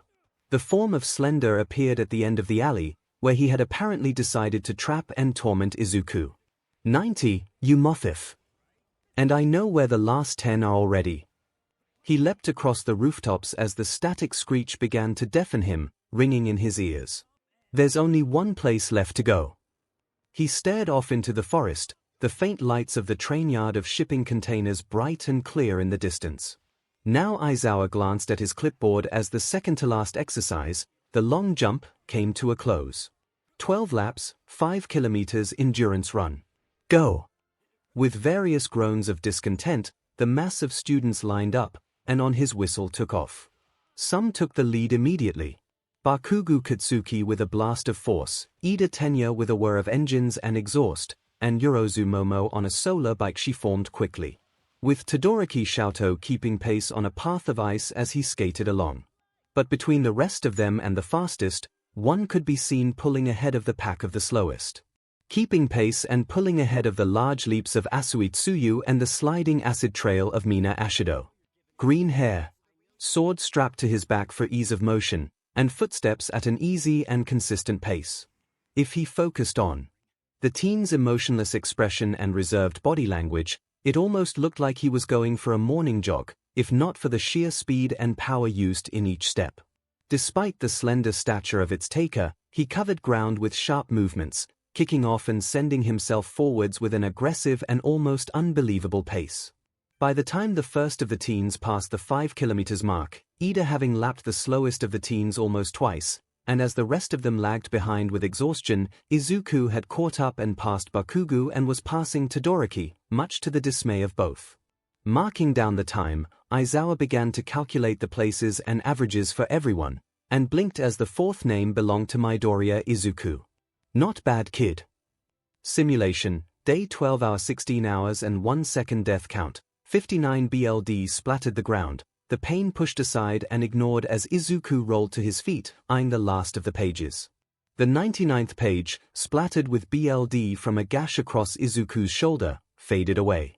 The static was ever present, constant, and angry. There you are. The white form of 𝐿, already twitching and shifting, stood tall in between him and the last page. They were both in the dead center of the train yard, blocked in on two sides by towering walls of shipping containers, and the concrete wall of the storage yard on the far side. In the center of the area, the page hung pinned to a forklift side. Reaching up, Izuku kept eye contact with 𝐿, even as he grabbed the torn sides of his black shirt and ripped it open, his jacket having been sacrificed minutes ago to give him an escape. His torso was lacerated, long red lines across his chest, back, and arms. Close calls and last-minute dodges of the last half hour leaving clear marks. Holding the bundled shirt in his hands, he ripped a sleeve off and folded it up, placing it in his mouth and holding the rest in his grasp. He shifted his feet back and set his stance, crouching low like a sprinter. 𝐿 opened his arms, as if inviting him to try, the skin shifting with ridged membranes that writhed and squirmed under the pale white masquerade of flesh. The static reached a feverish pitch. And Izuku moved. 10 meters between him and victory. Each step echoed off the metal walls, each breath, muffled as it was by cloth, was sharp, and as 𝐿 flickered, moving to intercept, Izuku pivoted and leapt at the wall. 𝐿 reappeared mid-swing, arm cutting past him, as he gritted his teeth and twisted, throwing his arm out to meet the attack. A splatter of BLD. A supernova of pain that made him almost black out, biting into and almost through his cloth GG. A rising laughter in the static. And then Izuku was there. He didn't even wait to fumble and grab at the paper, instead he threw his fist forwards, punching through the entire glass and the page itself with his left arm, while his right shoulder pumped red blood to the ground around him, ragged muscle and a splintered section of bone gleaming in the moonlight. Behind him, 𝐿𝐿 went from amused to furious. And then the static stopped. Izuku glanced back to see the white humanoid form shift and twitch, limbs bending and twitching as it staggered, then collapsed. His right arm still held triumphantly in its grasp. Coughing, he spit the 𝐔𝐸 out, even as he turned to lean against the forklift with heavy breathing. Lifting the bundled shirt that had protected him from the window, he shook it, shards of glass dancing to the ground as he unwound it and pressed it to his stump. Simulation 1. Complete. Final time, 12:16:05:00 staggering over. Izuku glanced around as the simulation began to dissolve around him. He glanced down at the still convulsing pile of white flesh inside. Go F yourself. He turned away and looked to see the simulation fade. And just before he felt the familiar rush of an ending simulation, but without the same blinding pain and muffled thoughts, a notification appeared. 𝐿𝐿 complete. Notebook function unlocked. And then he blinked, finding himself once more uninjured, laying on the simulation podium in the room. For a moment, he just lay there, staring up at the ceiling as the glass visor receded into the podium. I did it. And then he began to laugh. I beat 𝐿𝐿. Now Izuku stretched as he slid his gear into the locker, pulling his school uniform back out and sliding it on as the faint murmur of the rest of the locker room echoed. Man, I can't believe that whole expulsion thing was a ruse. I thought for sure you were out of there, Mineta. That was the electric-haired blonde, who apparently hadn't paid enough attention to recognize Izuku's name yet. I know. God, that was terrifying. The shorter teen with the strange hair was shivering. Izuku almost wanted to scoff, but held it in. Terrifying. That test was easy. He reached in and grabbed his sheathed sword from next to him, hooking the buckle on his belt with a smooth click. Sighing at the weight of his hair, still damp from a shower, he pulled it all back into a small knot at the base of his skull, leaving a few curly ragged bangs unbound. Swinging the locker closed with a smooth click, he pulled the bow tie around his neck and began to tie it. He was about to leave when he caught the eye of the dichromatic teen who had ranked just above him in the exercise. Izuku narrowed his eyes at the impassive glare of the other teen, before with a sharp tug he finished the bow tie. Walking past him towards the exit of the showers, he paused, hands in his pocket and shoulder to shoulder with Todoroki. Problem? The question was soft and sharp. No. The reply was coolly reserved, and Todoroki proceeded to glance away. With that, Izuku kept walking, and as he pushed out into the hall beyond the changing rooms, he reached up and popped his neck. I wonder what your problem is, Todoroki, and why you decided to lie to my face about it. A tap of his fingers on the leather-wrapped hilt, and Izuku shook his head. He could hear the last of the boys finishing up and they would be right behind him. With smooth steps, he headed back to the classroom, eyes half-lidded in thought. Perhaps there were threats here as well. Just far more subtle. Okiko was excited, glancing around the class as the second day of the term rolled on. Already, several people had started to wander and gather in groups as the class relaxed in between PRs. She glanced around and saw Izuku had taken what she now recognized as a comforting perch on the back windowsill of the room. His arms crossed and gaze locked out the window with earbuds in. Recognizing that he didn't want to be social, she wandered closer to the group of girls nearby, just in time to catch an argument between Gyro and Ashido. And I'm telling you, Deep Dope outsold and outperformed the Keiken last year. They are, empirically, the better band. No, they just have the bigger marketing team. Besides, they've been around longer, that doesn't mean they are better. Sidling up to the other girls watching, Okiko nudged the shorter girl with green hair. They've been talking about this long. Just a few minutes. The raspy voice came out soft, before she blinked and held out her hand. Oh, I'm Asui, you can call me Tsuyu. Oh, then call me Okiko. The two glanced back as Gyro and Ashido got more and more excited and loud in their argument, both grinning at the emotional pink girl and the sarcastic punk rocker hashing it out. Tsuyu glanced past Okiko and blinked. Behind her at the windowsill, she caught the eyes of the strange boy who had been catching her instincts all day. The green-haired teen with the sharp eyes met her gaze evenly, hands crossed where he rested half-bathed in the early morning sunshine of the window. She felt herself tense up, feeling like she was facing a predator, much like she felt when her middle school friend, Habuko, would use her quirk when stalking her. For a moment, she flashed back to the first time the mongoose mutation girl had stalked her, and that almost instinctive surge of terror and fear. For a second, Midoriya looked scarier than Habuko ever had. Then, with a blink he shifted and looked away out the window, dismissing her from his focus. His eyes stared out at the sunlit grounds of UA, focus lost to the distance. The shift was disconcerting, but she quickly realized that the mood of the teen had changed with his focus. Like this, looking at it from the side, without the piercing gaze and lit by warm sunlight, he looked softer. The edge of intent she had felt against her skin was still there, but seemed sheathed like the blade at his side. Something wistful about his expression as he let the sun cast his features in contrast.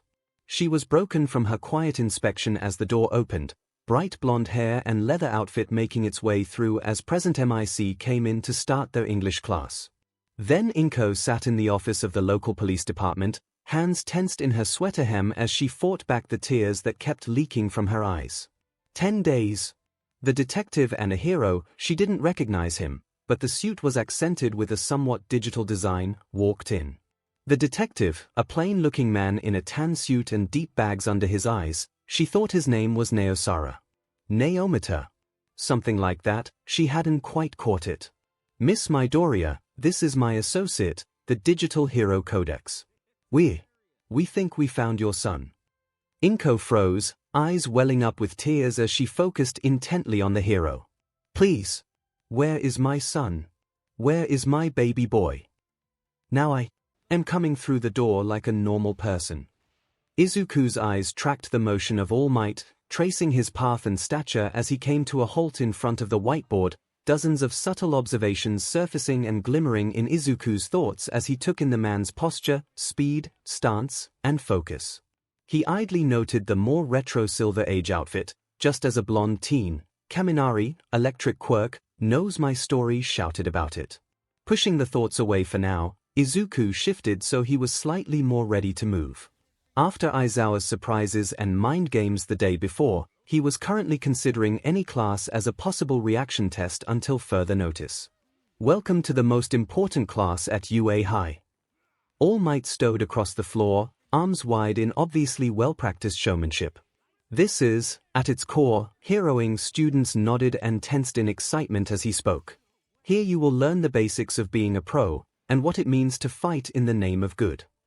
An echoing clap of his hands and a slightly crouched posture that spoke of power was literally dragging Izuku's attention his way. Powerful. Dangerous. Committed. He slowed his heartbeat and gave a slow, languid blink as he repressed the instincts bubbling up from the darker half of his soul and mind. All Might seemed not to notice as he turned back, arms swinging down before with a move of his hand. Let's get into it, shall we? We'll kick things off. He opened his large fist to reveal a gleaming white note card reading battle, with some combat testing. Shouts of enthusiasm and surprise echoed the words, but Izuku was easily able to drown them out. For a moment, the class was gone, the students nothing but illusionary framework. Where All Might stood tall, was a gleam of sun-off steel instead, with red feathers and a white tabard. Shall we engage in jolly cooperation? A blink, and the world snapped into place, Izuku carefully not even giving away that he had hallucinated such a vivid moment, a memory that he could place in a dozen times of his final trial. Instead he listened as All Might continued on. Keys of being a hero is, All Might pointed to the walls, where the compartments Izuku saw early this morning flipped open, revealing suitcases with numbers according to the class seats. Looking good. The costume boxes slid out of the wall, tilting to provide easy access. These were designed for you based on your quirk registration forms and the request you sent in before school started. Go forth, and arm and dress yourselves to be the heroes you wish to be. Izuku waited a split second, letting the class begin to rush and fumble for their cases before with several quick and smooth motions he stepped up and slid his out. And past the short and scurrying form of the purple-bald teen whose name he hadn't caught yet. Get yourself suited up, and then meet me at training ground beta. Hearing the instruction and breathing deep to steady himself, Izuku slid back through the crowd, already following the loud and attention-grabbing form of the teacher as he directed them to the changing rooms from the day before. Focusing to steady himself, to blink away the faint sight of bloodstains that lined the hall, which stood out against the plain white of UA. Izuku moved ahead of the pack. He needed to check his gear personally before he used it. He needed to center himself. Then 𝐒𝐭 choked back sobs as she stared at the sealed-off area around the facility. She wasn't allowed in, but there were pictures and a screen connected to the live stream. Part of her was still processing the absurdity of her new reality, trying so hard to understand just how much her son was facing. 14 hours ago, we tracked down your son's kidnapper. But there's a complication. She stared at the screen, watching in fearful awe at the feral-looking visage of her son as he ran through a forest, blood dripping from gashes across his cheek and a stream of curses that made her reflexively want to tell him to stop. But she couldn't. We tracked down Akihiko Sugo, who used to work as a contractor for the I-Island Digital Immersion Lab. He had been a valuable researcher, but it seems after being fired for unethical practices, he decided to prove his worth on his own. He's currently in detainment, but we can't undo what he's started. Her son was in a computer, trapped, and it was being live-streamed to the world. Every day more and more people signed in to the Forsaken website, curiosity and morbid fascination letting hundreds, thousands, tens of thousands of sick people stare in curiosity at her son as he fought tooth and nail for freedom. They couldn't stop it. Any attempt set off warnings and risked threatening her son's very existence. And due to the quirk of the researcher being a vital process, they couldn't eject him from the computer. Her son was trapped, and all she could do is wait and hope. Please, Izuku, my baby, please come back to me. Now Todoroki shifted and twisted in his modified outfit, mainly checking that the artificial ice-like coating across his left side was firmly in place, and that his regulator was active and working.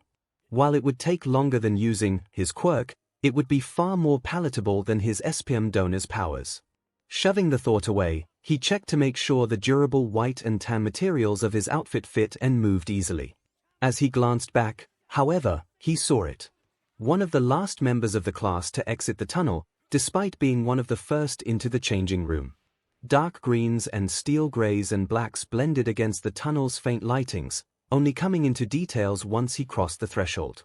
A loose cloak that hung from his shoulders to just under his knees, black on the outside and deep green lining it, with a strp of silvery fur that lined the collar. Under it his neck was covered by a strange mechanical neck brace that looked almost like a steel collar of layered parts that formed and slid up under his jaw. Under the collar, a tight black shirt lined with ribbing of metal braces around his sides ran down his torso, a series of segmented black plates covering his stomach like a girdle up from his belt to cover almost to his sternum.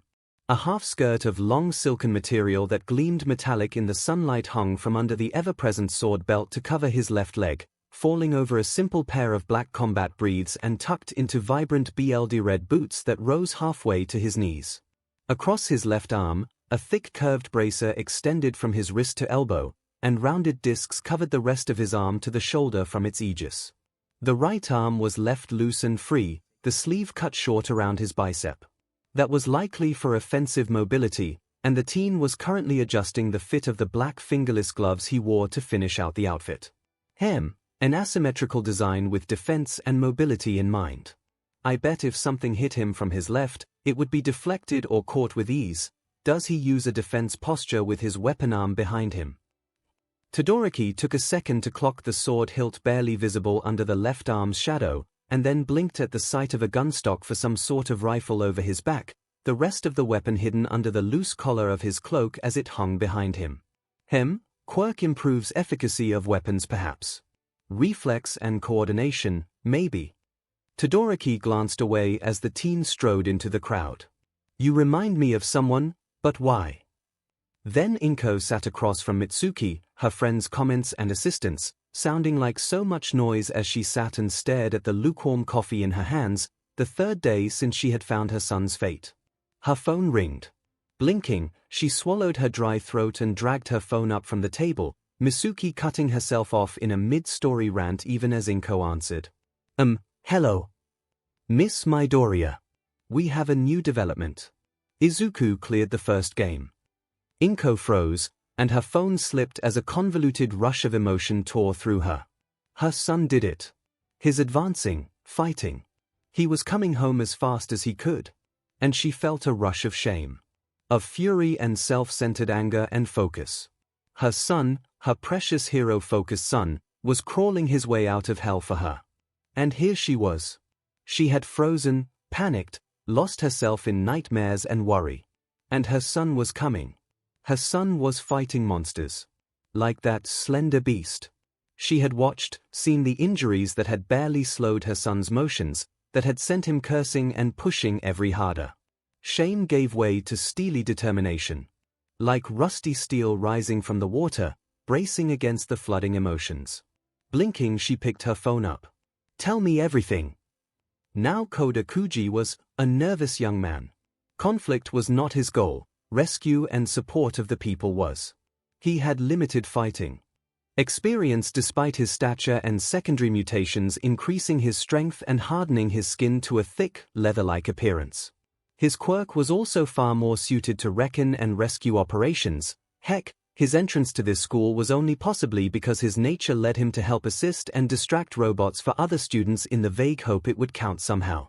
The only robots he personally destroyed were all Rogue One-pointers who had already been injured in previous clashes.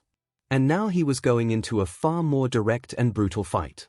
He shook with fear as he watched the ball with his name roll out of the spinner, and then the name Izuku Midoriya came soon after. He was terrified. Every animal he had spoken to about the team described the strange fact that he seemed to flicker and vanish from their senses with astounding ease. Something about him seemed to naturally refute the observations of the animals. Some innate sense or instinct triggered by them had sent several birds flying the moment he turned his gaze on them. And yet, as the two of them were naturally shuffled side by side, Koda felt far less intimidated. Hello. Seems we're teammates. I guess. A moment of silence, an assessing gaze and a nervous shuffle, before the other teen's hands came up and slowly and carefully signed. The motions were hesitant but very clearly defined and signed, the mark of an inexperienced but knowledgeable signer. Would you prefer sign? The interrogative tilt to Izuku's head looked awkward, as if he was trying to express emotion, but didn't feel natural. For a split second, the world seemed to click and make sense. He can't emote easily. Koda gave a smile, big and happy, and focused to let himself relax. His signing was slow and purposeful as he responded. Please and thank you. I am Koda Kuji, a pleasure to meet you. He wanted to help people, why not start here and now? The small, awkward smile on the other teen's lips was more than enough to convince him it was the right thing to do. Simulation, day 12 hours 17 hours 4 minutes and 20 seconds death count, 59. Izuku pushed himself out of the shower, shaking off heat and moisture as he strode out and grabbed the new clothes he had set on the disheveled bed in his room. The feeling of water and heat had been one of the best ways he had found to cope with the aches of missing wounds. Even now his fingertips of the arm he had sacrificed felt slightly numb, but the feeling was fading with each second. Stretching, he pulled on another running outfit, feeling nervous and focusing on calming himself. A new trial awaited him. Stepping out, he walked to the podium, noting the far wall, above the desk where he had talked with his tormentor the very first time, was now a large screen.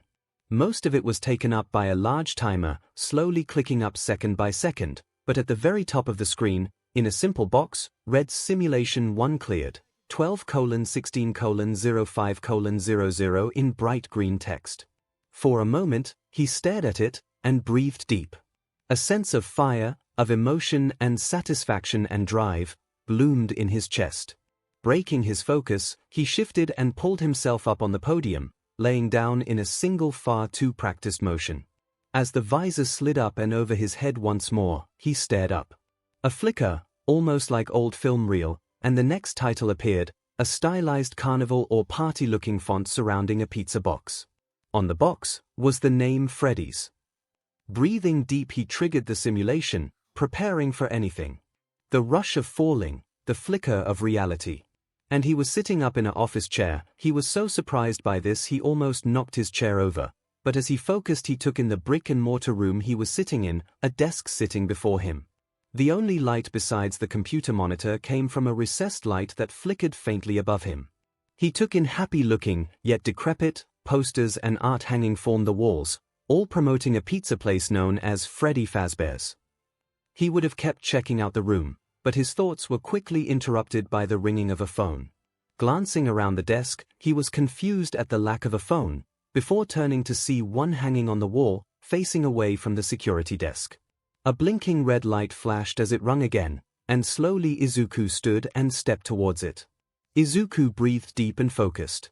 It rang a third time, and breathing deeply, 𝐒𝐿 lifted the receiver up and set it aside, tapping the speaker button and turning back to start checking over the desk and room, eyeing the two dark hallways to either side with trepidation and concern, before sorting through the desk. A voice rang out across the room from the phone, calm and somewhat reedy. "Hello, hello. I wanted to record a message for you to help you get settled in on your first night." 𝐒𝐿 glanced up, eyes locked on the monitor as cameras and a simple map of the building came up. I actually worked in that office before you. I'm finishing up my last week now, as a matter of fact. So, I know it can be a bit overwhelming, but I'm here to tell you there's nothing to worry about. You'll do fine. So, let's just focus on getting you through your first week." 𝐒𝐿 glanced back at the phone, blinking. "Well, that's not thing ominous. Simulation, day 12 hour 18 hours and 2 minutes death count, 59 𝐒𝐿 glanced back to the phone, eyes narrowed as he focused back on the voice. "Finishing up my last week now, as a matter of fact. So, I know it can be a bit overwhelming, but I'm here to tell you there's nothing to worry about. You'll do fine. So, let's just focus on getting you through your first week." "Okay. Ominous tone there, guy," 𝐒𝐿 muttered as he flipped through piles of coupons and ads for Freddy Fazbear's, eyes roving for anything that stood out, while keeping his focus trained on the phone behind him. Let's see, first there's an introductory greeting from the company that I'm supposed to read. It's kind of a legal thing, you know. Welcome to Freddy Fazbear's Pizza. A magical place for kids and grown-ups alike, where fantasy and fun come to life. Fazbear Entertainment is not responsible for damage to property or person. Upon discovering that damage or death has occurred, a missing person report will be filed within 90 days, or as soon property and premises have been thoroughly cleaned and bleached, and the carpets have been replaced. 𝐒𝐿 dropped the papers in his hand as he slowly stood and turned to the phone, hands suddenly feeling clammy as the unsettling sense that this was going to be as bad as, if not worse than, slender rushed through him, BLD feeling like ice in his veins. Blah blah blah, now that might sound bad, I know, but there's really nothing to worry about. The animatronic characters here do get a bit quirky at night, but do I blame them? No. If I were forced to sing those same stupid songs for 20 years and I never got a bath, I'd probably be a bit irritable at night too. So, remember, these characters hold a special place in the hearts of children and we need to show them a little respect, right? Okay. Animatronics. 𝐒𝐿 glanced up to see the poster, the 4 robotic mascots presented with names in bright colors. Freddy Fazbear, Bonnie, Chica, and Foxy. He blinked and tapped the keyboard, seeing a simplified map appear and options for video cameras open up. He tapped the controls and began to CYCL through options, trying to figure out how the system worked when he scrolled past a camera.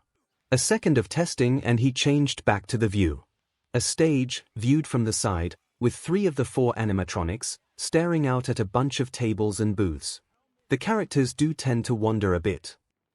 They're left in some kind of free roaming mode at night. Something about their servos locking up if they get turned off for too long. They used to be allowed to walk around during the day too. But then there was the bite of yeah. It's amazing that the human body can live without the frontal lobe, you know. Oh, buddy, you have got to be fing me. 𝐒𝐿 muttered and glanced accusingly at the phone before looking back at the controls, tapping through feeds to try and find the fox as he listened carefully. Concerning your safety, the only real risk to you as a night watchman here, if any, is the fact that these characters, if they happen to see you after hours, probably won't recognize you as a person. They'll most likely see you as a metal endoskeleton without its costume on. That's starting to sound bad, phone buddy, really thing bad. That's against the rules here at Freddy Fazbear's Pizza. They'll probably try to forcefully stuff you inside a Freddy Fazbear suit. Izuku froze, hands still as he breathed deep and slowly turned to look at the phone, even as the recording continued. Now, that wouldn't be so bad if the suits themselves weren't filled with crossbeams, wires, and animatronic devices, especially around the facial area. So, you could imagine how having your head forcefully pressed inside one of those could cause a bit of discomfort. And death. The only parts of you that would likely see the light of day again would be your eyeballs and teeth when they pop out the front of the mask. That is not a laughing matter, buddy. Izuku blinked, standing and looking out the right door, seeing a dimly lit back hallway, and then turning and heading to the left as the recording played on and on. Why, they don't tell you these things when you sign up. But hey, first day should be a breeze. I'll chat with you tomorrow. Check those cameras, and remember to close the doors only if absolutely necessary. Gotta conserve power. Alright, good night. Izuku froze, glancing out the left door, knuckles going white as they clenched on the frame of the door he was using to peek around. He turned, and stared at the phone with wide eyes as a dial tone played, the recording over. What the F do you mean, conserve power?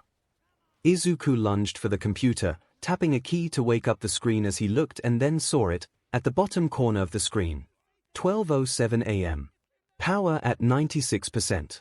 He stared at that, before the sound of static made his eye twitch and him spin around, ready to dodge an attack, already looking out for the white flesh of Slender. A split second of panic, adrenaline pumping, wore off, and with a flare of realization. The sound hadn't come from behind him. Izuku turned back to the screen. The camera feed now showed 3 animatronics staring straight at the security camera. Now Ida looked around, stretching slightly as he eyed his partner, one 𝐒𝐭𝐚𝐲 𝐔𝐻𝐼. The shorter teen with bird-like features was covered by a black cloak, and seemed to be meditating and centering himself as the drawing for teams continued. Ida was already staring at the board as the names were filled in. The first match was Group C as villains, and B as heroes. Ida glanced around only to blink in surprise as 2 teens seemed to stare each other down. If he was correct, the blonde with an explosive quirk, Bakugo, was teamed with the girl with acid, Ashido. Meanwhile the young man with the dual-colored hair and fairly prominent scar, Todoroki, was standing face to face with him, arms crossed, while a seemingly disembodied pair of gloves and boots stood behind him, nervously fretting. That would be the invisible student, a Miss Hagekyu. From his position, he couldn't make out more than the faintest growling and tone of voice from them. Putting it out of his mind, he focused back on the list and blinked as teams F and D were called to perform in the second round. Team D was him, and his cloaked companion, who would be playing the role of heroes. For a moment, Ida scanned through the group, trying to remember who was all of them. The 2 quietest teens of the class were standing to the side, hands moving and flickering in calm and careful gestures. The larger teen, Kodakuji, if Ida had heard right, had a gentle smile and a small bird perched on his shoulder. His companion, the stoic Midoriya Izuku, was next to him. Interestingly enough, he seemed to be the second most armored student, with almost full coverage by his armor and his sword at his side, along with the stock of some sort of rifle or weapon across his back, hidden by the cloak. The sight made Ida tense, the flicker of memory of the teen hanging from the face of the massive zero-pointer in mind. If that was the same weapon, he would very much like to never face it head-on. Sadly, it didn't seem like he would get a choice. He glanced up and blinked, realizing he had missed the last 4 match drawings. The rest of the class was pairing off, and with a shout, All Might directed them towards the nearby viewing room. Bakugo met the dead-eyed gaze of his opponent as they stood. The two-tone BSTA didn't even respond to his opening trash talk, and the lack of insight was seeing him off. His armor looked like ice, so there was a thematic base to judge his power off of. That, and he had seen the ice structures that the teen had summoned the day before, but why only half of his body? The question was nagging at the back of his skull, even as he turned away from the silent teen. You better prepare, BSC, we'll be waiting for you to come with all you have, and we'll crush you when you get there. Yeah. The pink chick who was his teammate grinned and flashed a victory sign back at the other team as they marched off, heading towards the building they were supposed to hold. As he passed through the first door, he frowned and swept over the surrounding hallways before he slowly started grinning. "Hey, Pinky, you make acid, right? It's Mina, and yeah, I do blasty. What are you thinking?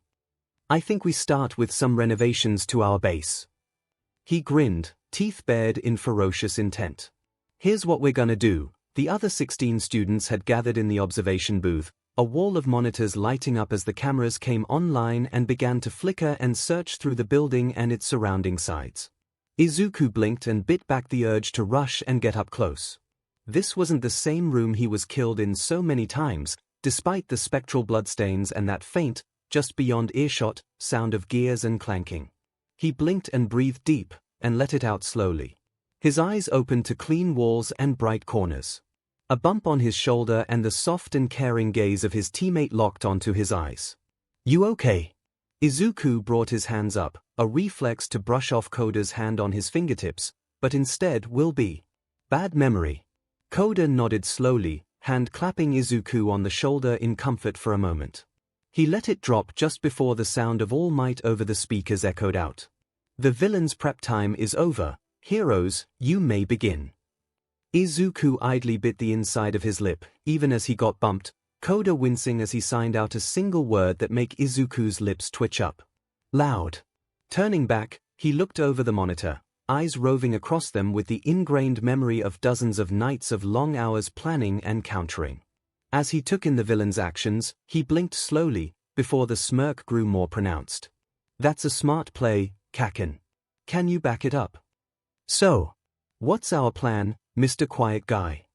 Todoroki glanced to the side at the hands and feet floating nearby, the only clear indicators of his teammate.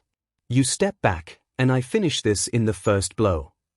A shift of gloves and boots, probably trying to project some sort of emotion to her movement that he could barely understand.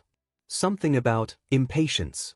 Ignoring her antics, he breathed in, counting down the seconds until he could act. "Really, that's your plan? You really think these heroes you just..." Todoroki didn't hesitate, he didn't think.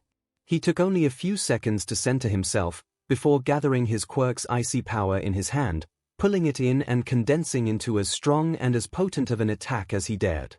This was the time to make an impression, to prove he stood above everyone without his father's quirk. When it reached the tipping point, when his fingers felt numb as the cold began to overwhelm his natural resistance, he simply stepped forwards and slammed his right foot down as he swept his arm forwards. He focused, and instead of forming a glacier, he sent his quirk out in a far more subtle form. He ran it through the entire building, across every wall and floor and ceiling. Where his quirk passed, the world became an icy hellscape. With a thunderous crack, the building was encased and laced with ice, frost dancing over any and every surface. For a moment, stunned silence rang out. Besides him, the invisible girl was shocked into silence, while Todoroki listened, planning to hear cries of frustration and anger from the building. He didn't expect to hear a deranged cackle of anger and pride. A blast of smoke, flame, and force rocked from the front door of the frozen-over building, and as the ice, stone, and metal shattered and spread across the no-man's land between the heroes and the building, the intimidating, explosion-themed hero in training glared out, head lowered as a disconcerting chuckle echoed through the ice-cold air. "Oh, you need to do better than that, you half-and-half BSTRD.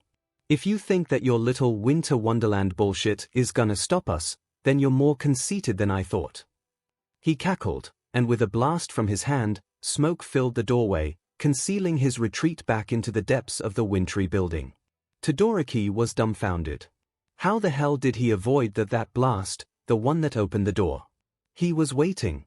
He must have been ready to meet them, probably wanting to take an early shot at the hero team. "Well, what now, Ice Boy? We gonna come up with a plan or sit here till the timer runs out?" Todoroki glanced at where the girl would be, and scowled. "You go for the bomb, I'll distract them." She shifted, but Todoroki was charging the door, steam rolling off his form as he used his father's curse to warm up enough to use his ice freely once more. "Reckless." Koda raised his eyebrows at the annoyed tick to the word, the aggressive tap of fingers clear as the screen showed Todoroki advancing into the building. "Cameras inside are down." "Most, yes. Not all." Izuku gestured up at a series of cameras that had been unfrozen, two of which seemed to be static and lopsided. It took a second for Koda to realize they overlooked the ground floor of the building, which meant that Bakugu's explosion must have cleared their icy covers away. The cameras were trained on what once was the entrance hall of the building, before the villain team had decided to change a few things. What once was a fairly careful recreation of an office building's layout was now replaced by a wide, open ground floor, with missing walls, which had been melted or shoved away. The center of the floor had been turned into a grand open room, with only the main supporting pillars for the building left untouched. The outer rooms and walls were the same, in order to keep the heroes from noticing the surprise renovations. In the back of the room, an opening in the ceiling showed the twisted and melted remains of the stairwell up to the above floors, removed from play before the heroes even got there. And in the center, face pulled into a grin of excitement, stood Bakugu. Todoroki barely had a moment to take it in, before the fight began in earnest. Even in the observation room, the roar of combat was loud and clear, massive chains of explosions, and the sound of cracking ice echoes through the screens a half-second behind the sounds from outside. So they turned the first floor into an arena that seems particularly foolish. Bakugu seems exposed and has nowhere to take cover. The speaker, a tall girl with a black ponytail and gray eyes, frowned at the scene she saw. Bakugu's a distraction. She turned to meet Izuku's gaze, only to see the shorter teen with his eyes closed and head tilted, as if listening to the rapid sounds of the fight. The girl waited, but when the teen didn't continue, she sighed and spoke up. "Would you care to explain?" A single green eye cracked open, appraising Momotaro with intent, before the soft voice spoke out, gathering the attention of most of the class. Bakugu is a fighter to the core. His skill set is built and refined around destructive close-quarters combat with a focus on rapid and high-intensity engagement. It's his bread and butter, his perfect storm. I guarantee he could leap up that hole with minimal effort, something neither of his enemies nor his teammate could achieve quickly. He turned a maze of options for stealth and evasion into a single choke point, and has set himself up for exactly the kind of fight he prefers. If anything, Todoroki-san's efforts only assisted him. The ice outside the building means the only way up is through. Momo blinked and glanced back at the monitors. And if they only have 15 minutes to get past Bakugu dash, this time Izuku looked up, eyes focused on one of the screens as an explosion blasted the dichromatic teen back. They only have 11 now. And Todoroki is losing ground fast. The question is, what do the wildcards plan to do while the Titans fight it out? His eyes narrowed as he caught another glimpse of Todoroki, darting back from the fight with steam drifting off his form. The feed was distorted, smoke and flashes of explosions disrupting the video, but he could see it, just for a split second. Flames under his fake ice armor. Now, why would you refuse your power? A flash of Todoroki's expression at the end of the quirk assessment. Of his demeanor and a half-noticed glance. And with that, things began to click, giving him the shape of the problem. Ah! You are a fool, Todoroki. Pride has no place on the field. Toru crouched behind one of the support pillars, gloves long since left behind as she crouched and maneuvered up and closer to the second-floor entrance. Finally, a wave of ice covered her position from the fight. With grace and quiet motions, she leapt up and latched onto the lowest stair, pulling herself up with a soft grunt of effort, only to blink at the twisted and half-melted stairwell leading up. Sighing, she rolled up and began to ascend the stairwell to the second floor. "Oh, I'll finish it with one move," she mocked, leaping over a half-twisted chunk of concrete, still faintly hissing from acid despite the icy covering. Not like the other team has a plan or course of action.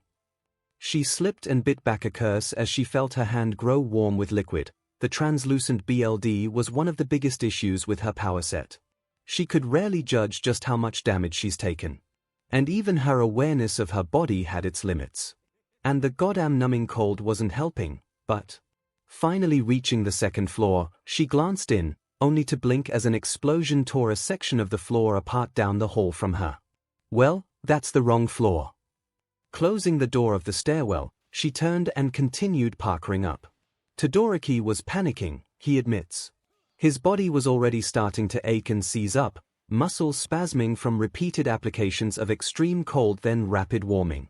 He gritted his teeth and leapt back, another explosion blowing his latest fortification away into the barest glimmers of diamond dust. Not so cocky now, her half and half. The smoke and ash-covered form of Bakugo strode out of the mist, his mouth pulled tight into a massive grin that only promised pain to his opponent. 𝐤𝐻𝐽 glared back, already trying to raise his body temperature once more, steam wafting off his form. And like that, Bakugo's smile faded away, eyes narrowing in focus. "You're holding back." 𝐤𝐻𝐽's eyes widened, and that was all the confirmation Bakugo needed. A blast of light and force, and he was suddenly up close and personal. 𝐤𝐻𝐽 raised his left arm, and the rounded metal gauntlet slammed into his hasty guard like a freight train. Clear resin and insulation styled like ice was outright shattered, and the force of it sent Todoroki flying like a ragdoll. His body was still bleeding steam even as he slammed into one of the few remaining upright walls. He slammed through a layer of ice, through drywall and insulation which cratered around his body, before he smashed through the far side and into the dust and frost-covered outer room. "You better step up your game. If you look down on me, then I'll just have to push you. Until you break." Bakugo smashed his braced fists together in a flash of sparks and energy, and marched forwards. From the hole, a spear of ice, deadly sharp, moved out at Bakugo, only to be contemptuously shattered with a bash of his gauntlets. 𝐤𝐻𝐽 pushed up, his silhouette visible through the hole in the wall, and his voice, ice-cold with emotion and hate, echoed out. "I refuse to use my father's quirk." And in the second after he declared it as such, the world around Bakugo was nothing but a rushing wall of ice. Groans echoed through the observation room as all the cameras watching the fight down below on the first floor suddenly flickered and died. But at the back of the room, Izuku was already watching the screen that showed the new fight, a camera placed above the hero's entrance to the area. 1 minute remains. Bakugo breathed out, a burst of explosion clearing the space around him as he stared up at the building before him, and at the uncontrolled glacier that had sprouted from the lowest 2 floors. He had been shoved back by the rush of ice, only quick thinking blasting him clear of the spikes and freezing energy. It had only required blowing himself out the window to get away. Grinning, he relaxed. Maybe Todoroki was still holding back. But now he had a perfect excuse to try out a new trick. He leaned forwards, bracing his stance around his right arm, holding up his gauntlet as he flipped the safety SWCH under its edge and aimed out. Almost an hour's worth of sweating and build-up since he first donned his armor at the start of class. Now let's see just how much firepower he can put out. He grinned maniacally, and pulled the trigger. The glacier shattered before him, ice that had coated the outside of the building sublimating and every window facing him shattering under the pressure wave. Bakugo himself was blinking, having staggered back from the blast as he eyed his work. For the first 3 floors of the building, the outer wall had simply vanished, leaving ice and rubble strewn across the floor and around the building. He looked for any trace of half and half, and then scoffed as he realized the bottom floor was nothing but massive chunks of ice that blocked his entrance. Damn it! He looked up. Less than a minute, here. He grinned, and prepared to move. 𝐤𝐻𝐽 swung her legs back and forth aimlessly, sitting on a metal crate with the bomb resting atop it behind her. Her shoes had also been taken off and set next to her, and her feet were currently dripping acid at a slow pace, pooling in a low-potency puddle that was gradually expanding across the cool concrete floor. Large chunks of it were still frozen and floating around her box, but as she relaxed she could hear the combination of explosions and insults from her partner, while she was tasked with guarding the box. 1 minute remains. She winced at the volume of the announcement, but grinned. And then she saw it. A shifting ripple in the acid, not much, but just enough to draw her attention. And then, before she could act, there was a massive flash of bright light, and a shockwave of sound smashed her off her perch, her flailing limbs splashing up acid around her, even as the shocked form of Toru came into visibility, form outlined by the pale pink acid, literally 2 feet from her. For a moment, both stared at each other as the sounds of fighting resumed downstairs. And then Toru lunged. Todoroki gave a shuddering breath, drawing desperately on the fire of his father to stave off the bone-deep chill as he gazed at the shattered floor around him, his glacier reduced to massive chunks of ice that filled the space around him, any cohesion broken under the shockwave. He stood from his prone position on shaky legs, steam slowly billowing from the ice-covered flesh of his body. 𝐻𝐸𝐽 yelped and twisted, barely dodging an elbow as it swung for her head. What dash, and then Toru swept her legs and she landed in her own acid puddle. As Toru shifted to try and get to the bomb, Mina was already spinning, kicking her legs out to catch Toru's, the invisible girl shrieking in surprise as she stumbled to her knees. Over the intercom, All Might's voice rang out once more. 10. 𝐔𝐬𝐽 shoved ice away and his eyes went wide as a massive chunk of ice across from him shattered, revealing Bakugo. 9. Toru growled and twisted, rolling free of Mina as she tried to grapple the invisible teen. 8. Bakugo grinned and darted forwards. Ice Boy looked exhausted, skin pale and balance shot. Quirk exhaustion, clearly. His hand dropped down to grab what he needed, even as Half and Half tried to stagger into a combat stance. 7. Mina pushed off and slammed into the crate, cursing as the invisible teen danced by her attack. 6. 𝐔𝐬𝐽 threw his arm forwards, a wave of irregular ice trying to catch Bakugo only for a blast to tear it apart. 5. Toru smashed her fist into Mina's side, making the pink-skinned girl gasp at the hit before grabbing her shirt collar and twisting, throwing the acid-spewing teen across the floor. 4. Bakugo slid low and twisted, the red and white teen trying to turn and track him but stumbling. Darting in, Bakugo's hand smacked into Todoroki's chest, and a white line of the capture tape was stuck to the teen's shirt. 3. Mina rolled up, eyes wide as she saw Toru charging the crate with the bomb. 2. 𝐔𝐬𝐽 blinked as his arm was yanked back, eyes losing focus from shock and pain as he felt a line of tension across his chest. 1. Toru slapped her hands on the bomb and prayed, even as far below her, her partner collapsed, arms bound tightly by the capture tape and body shaking from the strain of overusing his quirk. The victor is the villain team. Toru slammed her head against the crate. God F damn it. Izuku smirked, eyeing the cameras as the teams slowly were attended to and gathered by small robots and the two pairs of partners gathered together. Good game, but I suppose now I should show off to follow up that display. His hands came up, and he tapped Kuda's side before he began to sign. I have a plan. Time night 1:02 seconds AM, 68% power. Izuku blinked, rubbing away the strain of his eyes as he tabbed through the screens quickly. So far he had been careful to conserve power, going so far as to manually check both halls and spend plenty of time simply listening for any auditory cues. However, he was slowly growing nervous. The sounds and echoes of the animatronics moving was constantly putting him on edge, and the faint glimpses of them on the screen only made it worse. He glanced at the clock once more, before putting the screen to sleep again.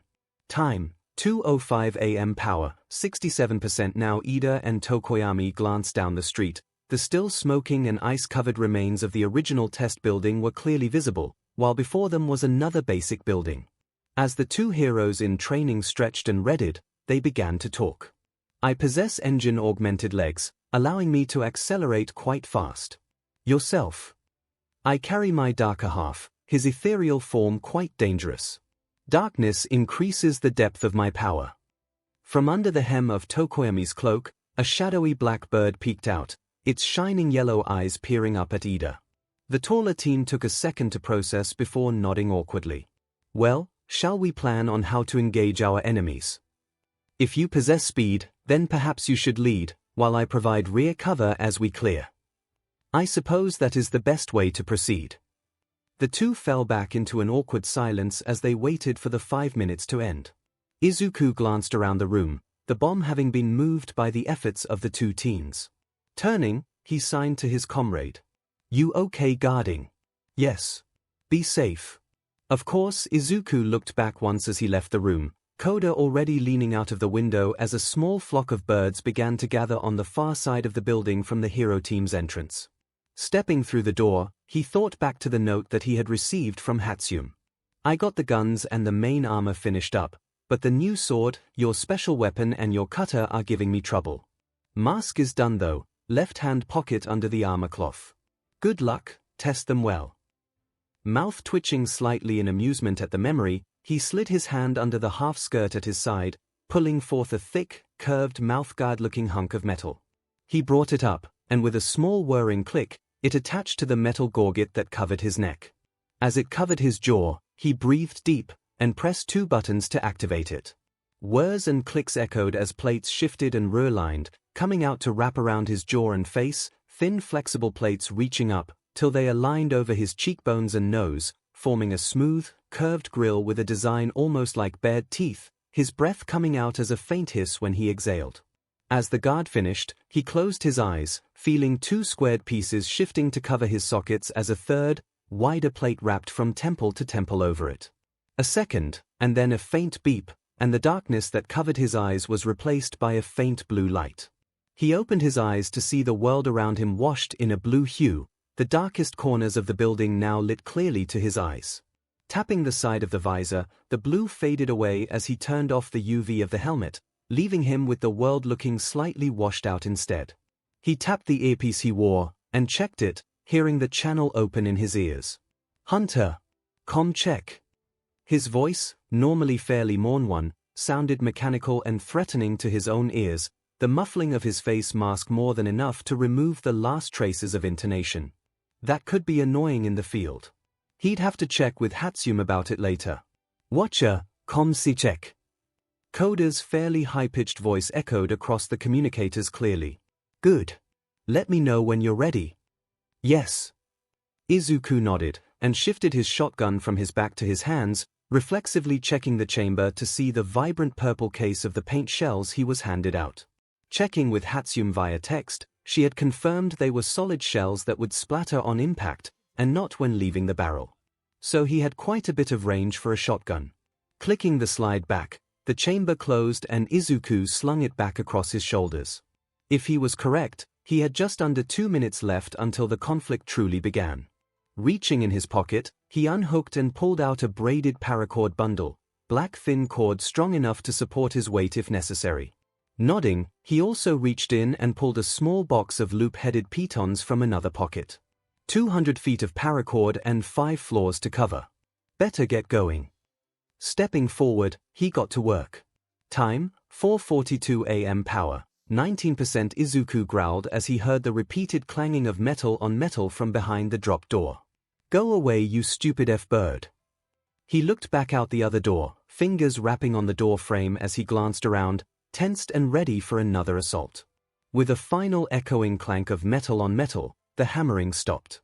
Turning back, Izuku frowned, and breathed deep and slow, trying to calm himself be running. If he could see it, a split second of red fur and metal, far more rugged than the others, as that F-Fox ran at him down the hallway.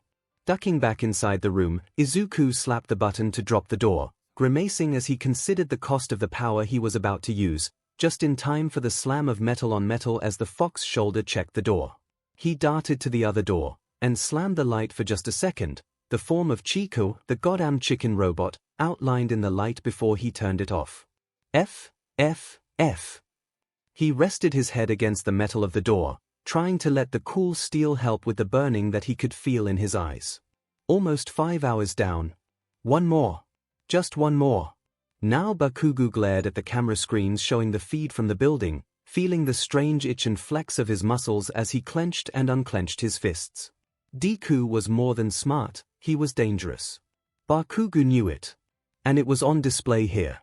The green-haired teen was cutting between feeds fast and loose, darting from location to location with sure and swift movement, leaving behind coils and half-hidden loops and lines of paracord, before he turned and bolted up the stairs to the top floor as Bakugo's mental timer hit 10 seconds. At 0, the armored teen was opening a window on the top floor, the shotgun no longer across his back, but braced by his shoulder as he took aim. Villain's prep time is over, heroes. 𝐒𝐩𝐽 All Might's announcement was cut off by 2 quick booms, gunfire muted by the walls but still clearly audible over the system. Following that was the deep mechanical growl of the teen over the comms. 2. Time, 5:37 a.m. Power, 5%. Izuku glanced up, eyes stinging as he put the computer to sleep once more. 23 minutes, and 5%. He looked around and stood, heading to the doors to manually check them once more. He was tired in a way that 𝐤𝐿𝐷 had never pushed him to, his eyes burning from stress. His hearing was fading in and out as he tried to focus, straining to hear any footsteps or clunking gears approaching. He glanced out the right door, leaning heavily on the frame as he looked down the long hallway. Stepping back, he turned and heard it. A single click. Too close, too close, too. He lunged across the security room, smacking the button to shut the door even as the purple enameled frame of Freddy Fazbear latched on the corner. The door slammed shut, but Izuku could feel it, the creeping sense of dread, 1,000 times worse than seeing something like his phone almost dead. As if to punctuate that dread, the thudding of metal knuckles on the door began. A morbid, slow heartbeat that was waiting for him. 5% left. A door uses 1% of power every 4 minutes. 2 doors is half the time for each percent, which means it uses 1% every 2 minutes. I lose 1 every 6 to 7 minutes to minor drain. If I was only dealing with the minor drain, it would give me 30 minutes. With the drain of 1 door it'll be 12, and if they come for the other door, it'll be even faster. 𝐻𝐻. Izuku mumbled and paced to the other door, checking if it was clear for just a second as he kept muttering. His mind was running the math, but it was all coming up short.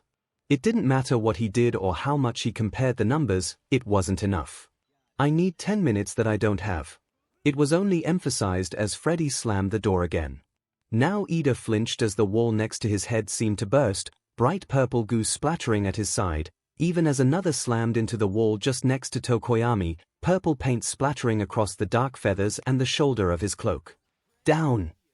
Ida dove behind a dumpster nearby and Tokoyami darted across the ground to another piece of cover, a pile of crates that rested against the wall. It was only then, as Ida glanced back, that his adrenaline froze in his veins. There, next to where he and Tokoyami stood, were 2 rounds perfectly spaced to emulate where their heads had been. Reaching up to the left of his helmet, he pulled the gloved fingers away to reveal they were dripping purple. He could have killed us in the first second of the fight. Ida turned to see the open window, overlooking the courtyard. That was our folly. Were we really so ignorant as to not take cover from the windows? Tokoyami's voice came over the comms, whispering softly. Ida, you okay? Yes. I suppose we have to move in. Keep to cover. Of course. You as well. Izuku watched from the window next to the one he had shot from as the 2 heroes cautiously darted from cover to cover. He scowled at the thought that they considered that protection. If he was using an actual gun, only a few pieces of cover would keep them safe. He glared at the shotgun chamber for a second before stashing it across his back again. Note, new issue with paint rounds. No penetrative power. Pushing off from the window, he headed to the west side of the building while the heroes slowly advanced from the north, and opened another window, the 15 meters of cord coiled next to it nailed securely to the wall by 3 black pitons. Swinging the window open silently with a slow, careful gesture, he tossed the rope out of it and turned back to the stairwell. He took the steps 2 at a time, footsteps quick and yet nearly silent as he moved down to the 2nd floor. Standing there silently, he listened. He could hear the heavy footsteps of Ida as he walked to the door, and Tokoyami was audible by the sound of heavy cloth rasping over stone as he crouched next to the armored teen. Grinning, Izuku flicked the safety on the handgun off. Ida and Tokoyami breathed a sigh of relief as they reached the door. Raising his hand, Ida began to count down to breach. 3, 2. Glass shattered above him and Ida looked up, with eyes widening behind his helmet as time seemed to slow. A mask reaching up to lanky green curls that looked at him. An empty blue glowing visor stretching across and concealing his eyes as the rest of his face was covered by a frankly terrifying metal mask, pieces flowing to form a snarling face of metal. The masked and seemingly merciless form of Midoriya. Izuku looked down, one hand holding the window frame as the other leveled the handgun at them. 2 shots rang out, more paint rounds, these red, smashing into the wall just next to their heads once more. In the moment of shock and silence, there was a chuckle that sounded all the more threatening just by the lack of emotion it contained. 4. With a shift of weight, Midoriya vanished back inside. Behind the still stunned Ida, Tokomi spoke up, his form shifting as Dark Shadow expressed himself in full, the dark projection wreathing up and around the back of the raven-faced teen. I do believe we are facing a far more terrifying villain than we expected. And with that, Ida was filled with a forceful drive to prove himself, to show his opponent that he was not to be toyed with. We cannot let him keep the momentum. Thrusters firing, Ida kicked the door in, opening up into the central hall of the floor, the stairway in plain sight. Ida took only 3 steps, Tokoyami darting in to cover them as they entered the building. They had barely taken in the area, when Midoriya dropped into view from the stairwell. Hanging upside down, with his feet braced on the underside of the railing of floor above them. His left hand was clutching tightly to a loop of black cord tied above him as the right came up or down, as the case may be, training the gun on the 2 heroes. However, even as Ida was moving to dodge, dark shadow darted forth and curled around the heroes, solidifying to take the attacks with a screech of pride and anger. 2 red splatters of paint covered the black before dripping onto the floor. Finally, you fight back. With that parting comment, Midoriya seemed to vanish from view once more, pulling himself back up the stairwell with a low chuckle that echoed, amplified by his mask, off the building around them. Good. I was worried this would be boring. And with that, the lights of the building went dark.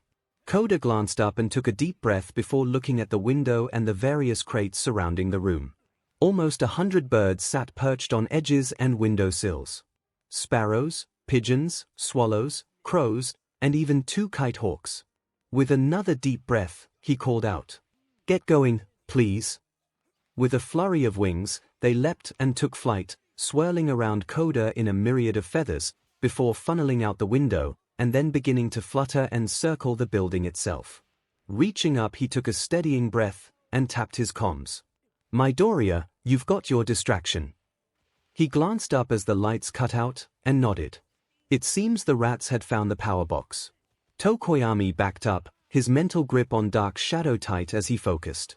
The long hallways were dim, but not truly dark, mainly because of the light reflecting from the windows and the open doorway into the corridor, as well as a faint glow of sunlight shining down the center of the stairwell. Even with that much light, it was dark enough that dark shadow had doubled, almost tripled, in size. And with an increase in size, came an increase in his quirk's will. Rush. We can take them. No. We've underestimated him twice and lost in all but name each time. Now, we be careful. Time. Short. Act or lose. Growling, Tokoyami begrudgingly agreed. Ida, we're losing time. You head up and start searching for the bomb. I'll hunt down and keep the Dark Knight occupied. The white-armored teen paused, but nodded, rushing up the stairs and darting through the door into the second floor. Tokoyami had been paying attention, however, and stepped into the dark of the stairwell, glancing down at the faint shadow that was cast across the bottom of the landing, before moving his gaze far above to see the armored and masked form of Midoriya far above him, leaning over the stairwell of the 3rd floor landing. "Come to keep me company, as your ally searches for the bomb." Came the call, metallic tone echoing even the handgun was aimed down. At the bottom of the stairwell, dark shadow stretched and twisted up. "I shall be your shadowed hero, villain. Then I shall be your sunlit villain, hero." With that, Tokoyami lifted his arms and sent the mass of dark shadow twisting and clawing up the stairwell, gashes ripping through stone as the possession quirk attacked. Midoriya remained unimpressed. TSK, no control. And through the shadowy mass, Tokoyami could only stare as deep blue burned to life in the visor of Izuku's mask. Where Izuku looked, dark shadow withered, flinching back before it could reach the villain. A ring of steel on leather, and a sword, crude but sharp, struck out, severing the arm of the shadow and making it lose its grip. In less than a second, the arm was already regrown, but by then the next action had already been played. Izuku's left hand came down, and with a flare of sparks and bright red light, he struck the tip of a magnesium flare to life. The glow made dark shadow retreat in fear, even as Midoriya lunged forwards, into the darkness of the sword and flare held out to meet the shadow. Time, 5:51 a.m. Power, 1%. Izuku breathed deep, hands slowly opening and closing as the light flickered above him. The doors were both open, Freddy having left to wander the building, as if it were a joke. As if he was gonna let him live. That was a thing lie. 𝐒𝐿 stretched slowly, arms and legs limber. If he was going to lose, then he was going to make them work for it. The lights went out, but 𝐒𝐿 was already moving, charging out into the black hallway, eyes already adjusting to the dark. Slender did teach him something, after all. Now Tokoyami darted away, the shifting and flickering form of dark shadow flowing back and forth with increasingly weak and pained attempts at countering the force of the enemy. The flare was sending dark shadow flinching back with each sweep and burning move, while the sword was harrying the teen himself, long tears appearing in his cloak as the blunted tip caught and pulled across it. Tokoyami's repeated failure to be able to disengage was sending shockwaves of pain across his body from numerous jabs and taps across his arms and sides. In a real fight, I would have died by now. His eyes widened with that realization, and then with a flicker of force and a low sweeping leg, Tokoyami was knocked off his feet, falling back to the ground. His eyes fluttered shut from pain and regret. 2 thuds of ringing metal echoed out, and suddenly Tokoyami's cloak was his prison. 2 large combat knives had been driven halfway through the floor into the concrete, one under each arm and at his sides, driven through his cloak and into the stone to pin him down. Turning and sheathing his sword, Midoriya strode away, his voice ringing out. A quirk is no excuse to leave a body weak. Train hard, Tokoyami. As Tokoyami dropped his head back, he stared up at the ceiling in the half-lit hallway. And then he began to chuckle to himself. Fumi. I do believe that we have just been owned. His laughter deepened, and he tugged at his arms, feeling the restriction of the cloak binding him tight. Speaking up, so his earpiece could hear. All Might, I do believe that this is me out for the match. I'll wait here for the fight to end. Of course, young Tokoyami. It shall only be a few minutes longer. Tenya ducked and weaved around corners, darting across the 3rd floor. Last time he had passed through the stairwell, it was to the sounds of blades and shadows fighting. He glanced around the last room and growled in frustration. Inside his helmet, the timer he had set was counting down. 6 minutes left. He turned back to the main corridor, making for the stairs. And paused. Standing against the railing, arms crossed and head tilted, was Midoriya. 1 down. You all that's left. The bland metallic tone set Tenya's nerves on fire, and the click of the comms only made it worse. As Tokoyami admitted that he was out of the match, Tenya breathed deep and looked back at the villain. So, hero. What's your play?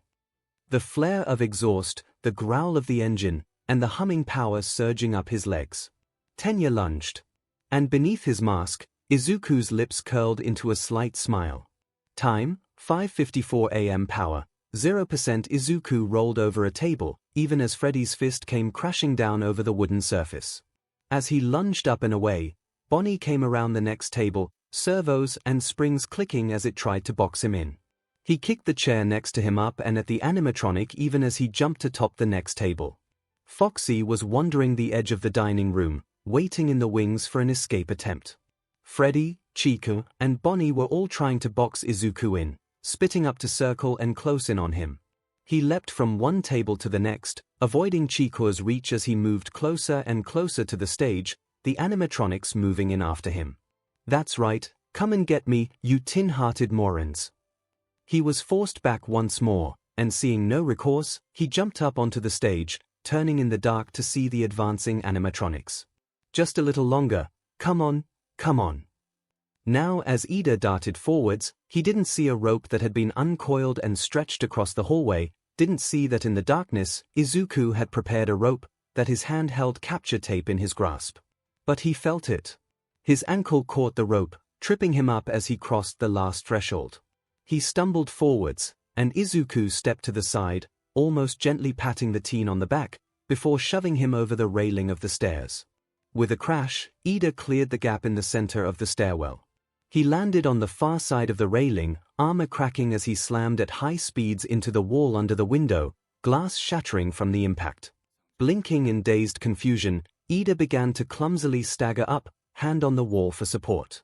He looked up, eyes unfocused, only to be met by the sight of 2 birds, large hawks, who were staring at him with gimlet eyes. As his vision focused, Ida's gaze trailed up to see more than just 2 birds. There were dozens. all of them perched on railings and stairs leading up to the skylight far above. They twitched and shifted and hopped around, wings fluttering, but almost all of them were focused on him. Stepping out from the landing above, Midoriya and his blue-visored mask stared down at him with the flock of birds. Reckless. You let your temper get the best of you. Ida staggered as he reached up, pulling off his helmet and gasping for air. You, foul villain. Above him, a low, echoing metallic sigh came out, before the mask began to fold away, dropping into a thick metallic jaw piece that Izuku pulled off. You've lost, hero. Tenya staggered and growled out. I can still fight. No. You've lost. Check your arm. Ida looked down, and his eyes widened at seeing a loose wrap of capture tape around his wrist. What? But how the birds got you when you blacked out a moment ago and reached up to grab the railing. I'm fairly sure you've got a concussion. And your comm seems to be missing, 'cause All Might just called the match. Ida blinked and reached up, surprised when he realized his comm was indeed missing. We lost. Izuku chuckled, with the faintest hint of humor in his voice. You did. He strode down the stairs to Ida, the birds scattering to leave the building through the open windows on the top floor, just another gambit unused and unneeded. Good game. Time. 5:59 a.m. Izuku screamed as his arms were held down. He looked up and cursed as the animatronics held him down on the table. Chikuru and Foxy held his arms, while Bonnie was pinning his legs, one of which was clearly broken. He cursed and twisted, but it only brought him more pain. Then, slow, methodical footsteps approached. Freddy was coming, and in his hands was an animatronic. It was shaped like a young girl in a bright pink dress where the paint wasn't flaking off. Freddy approached, and Izuku could only thrash more as the animatronic girl was set on the table next to him. It hissed and clicked and twisted, and like a coffin, it began to open up, springs and gears shifting as the outer casing revealed a far too small space, shaped like a skeleton. Izuku twisted, only to shout in pain as he felt his right shoulder pop and dislocate. With terrifying synchronization from the animatronics hold him, he was lifted up, the three of them dragging him through the air to hang over the empty animatronic. With a strange sense of care, he was lowered, his feet hitting it first. However, as soon as his legs were held tight against the casing, it closed and he screamed in pain. He glanced down to see blood pooling from the joints and gaps of the metal, mixed with fibers and ripped-up flesh that were once his legs. He screamed and twisted, dislocating his other shoulder with a jerk as the pain overwhelmed him. And then, even as Freddy was about to lower him, his vision went black. The pain faded away, and a glowing white 6 a.m. appeared in his vision, with a comforting chime of bells echoing through the darkness. As the 6 a.m. faded away, a counter appeared. 1/7 nights complete.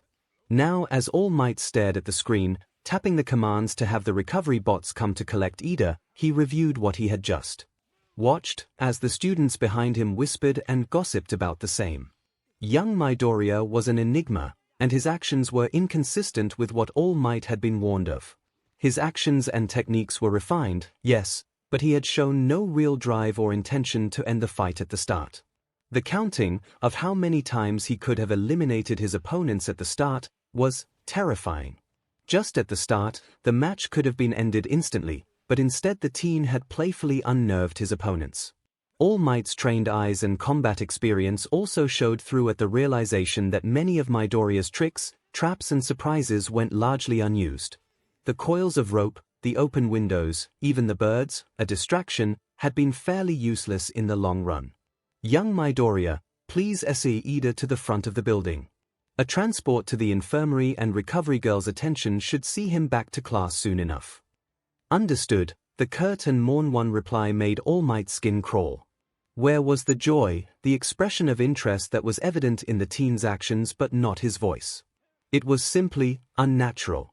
On the screen, Midoriya grabbed the taller teen's arm and pulled Ida close, hooking the teen's arm around his shoulders and bracing as he assisted the speedster to the first floor. Or maybe... All Might mused to himself, sharp eyes catching a building tension in Izuku's frame from the contact. It's far more natural for him to keep people away than anyone could expect. At the bottom, Tokoyami was still pinned, trying to get Dark Shadow enough leverage to yank the knives free. The quirk was grumbling, shifting and twisting to grab the knives, but since couldn't brace against his companion as he normally would, it was unable to make the knives come free.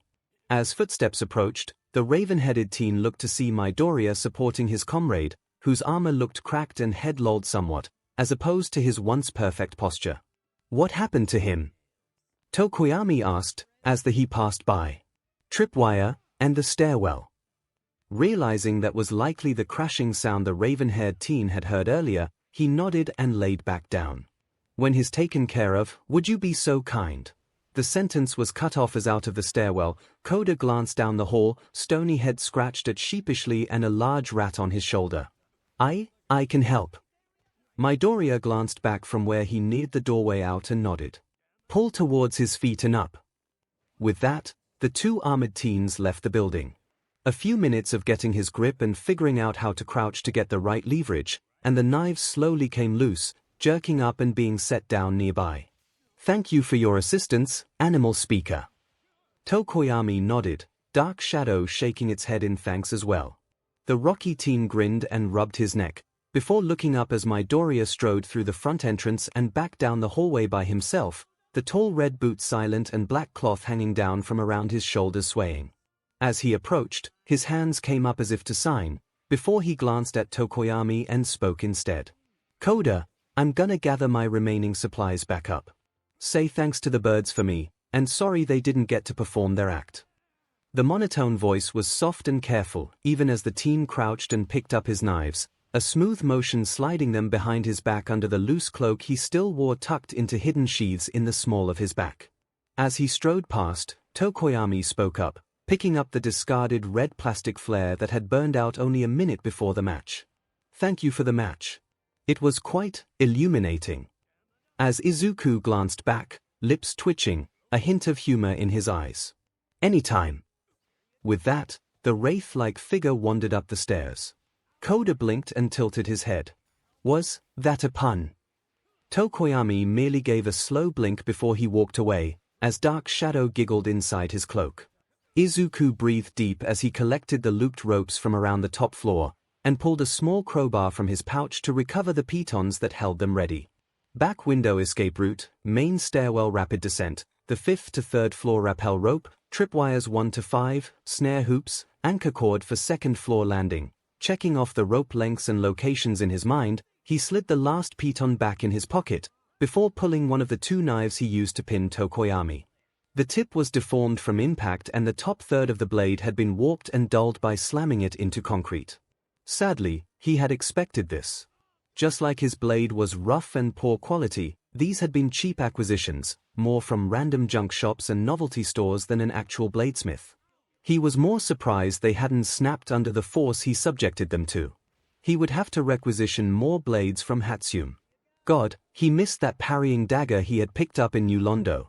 It had been extremely useful as a backup, until he broke it off in Havel's eye. His eyes closed in remembrance and he could almost feel it. The long walk through the undead berg to the outer wall, avoiding archers and firebombs while slaying dozens of undead. He had rested at the top of the tower, below where he had defeated the Taurus demon and the path to Solaire's perch. And then he had descended the empty tower, passing through storerooms until he reached the bottom floor, where Havel, the massive knight who wielded a dragon's fang as a club, awaited him. The fight had been brutal, and when his blade, one of the many long swords in the realm, had snapped under a poorly blocked hit from the fang, Izuku had acted on desperate impulse. He still remembered the feeling of the blade sliding through his helmet-slitted face, cutting off Havel's chuckle of victory. He could hear the scream of pain as his desperate last trick struck home, the sound and feel of the blade snapping as the knight had reared back, the club swinging wildly and knocking Izuku against the wall, caving in his latest breastplate and breaking bones, but not quite fatal. Enough to keep him down. He remembered the sense of satisfaction as the shattered longsword he had kept hold of had slid past the knight's heavy armor, sneaking up under the arm raised to his face and into the knight's heart. He also remembered leaving the bloody and far too heavy remains of Havel and his armor to rust and fade, only taking his ring as a sign of victory.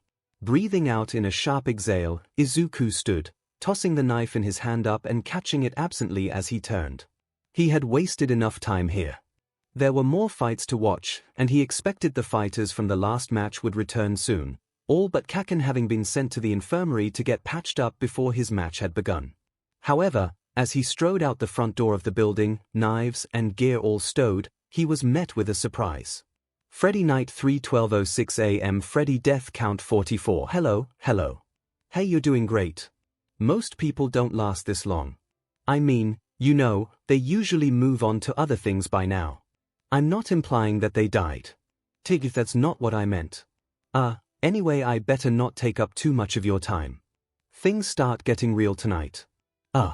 Hey, listen, I had an idea. If you happen to get caught and want to avoid getting stuffed into a Freddy suit, try playing dead. You know, Izuku reached back and tapped the receiver, the voicemail cutting off as he shoved the myriad of crumbled papers and ads from the desk to the floor. Sorry, phone buddy, but I've heard you say that way too much. He finished clearing the desk and he reached out. The mirror mounted on the wall was lifted and he held it, glancing at the deep bags under his eyes he could see in the reflection, and the fact his hair was slightly longer. It's been what, a month? I need to check next time I die. He set the mirror against the wall behind him, angled to let him see down the left hallway from the desk. The posters were ripped down next, and Izuku tossed them in the trash can, whistling as he reached out and tapped the right door control and shut it on Chica's face. With that done, he stood and stretched before the desk. He held out his hand and spoke clearly. Notebook.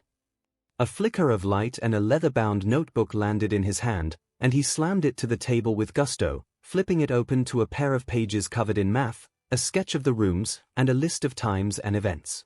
The bottom left corner was stained by rust-colored splatters. All right, let's go, you mechanical FS. Izuku growled as he unplugged the fan from the wall, lips twitching as a smile formed. I want to play. In the darkness beyond the office, the animatronics moved to meet him. Now Bakugo leaned against the wall, hands clenching and flexing as he fed more sweat into the cylinders around his wrists, topping off his ammo.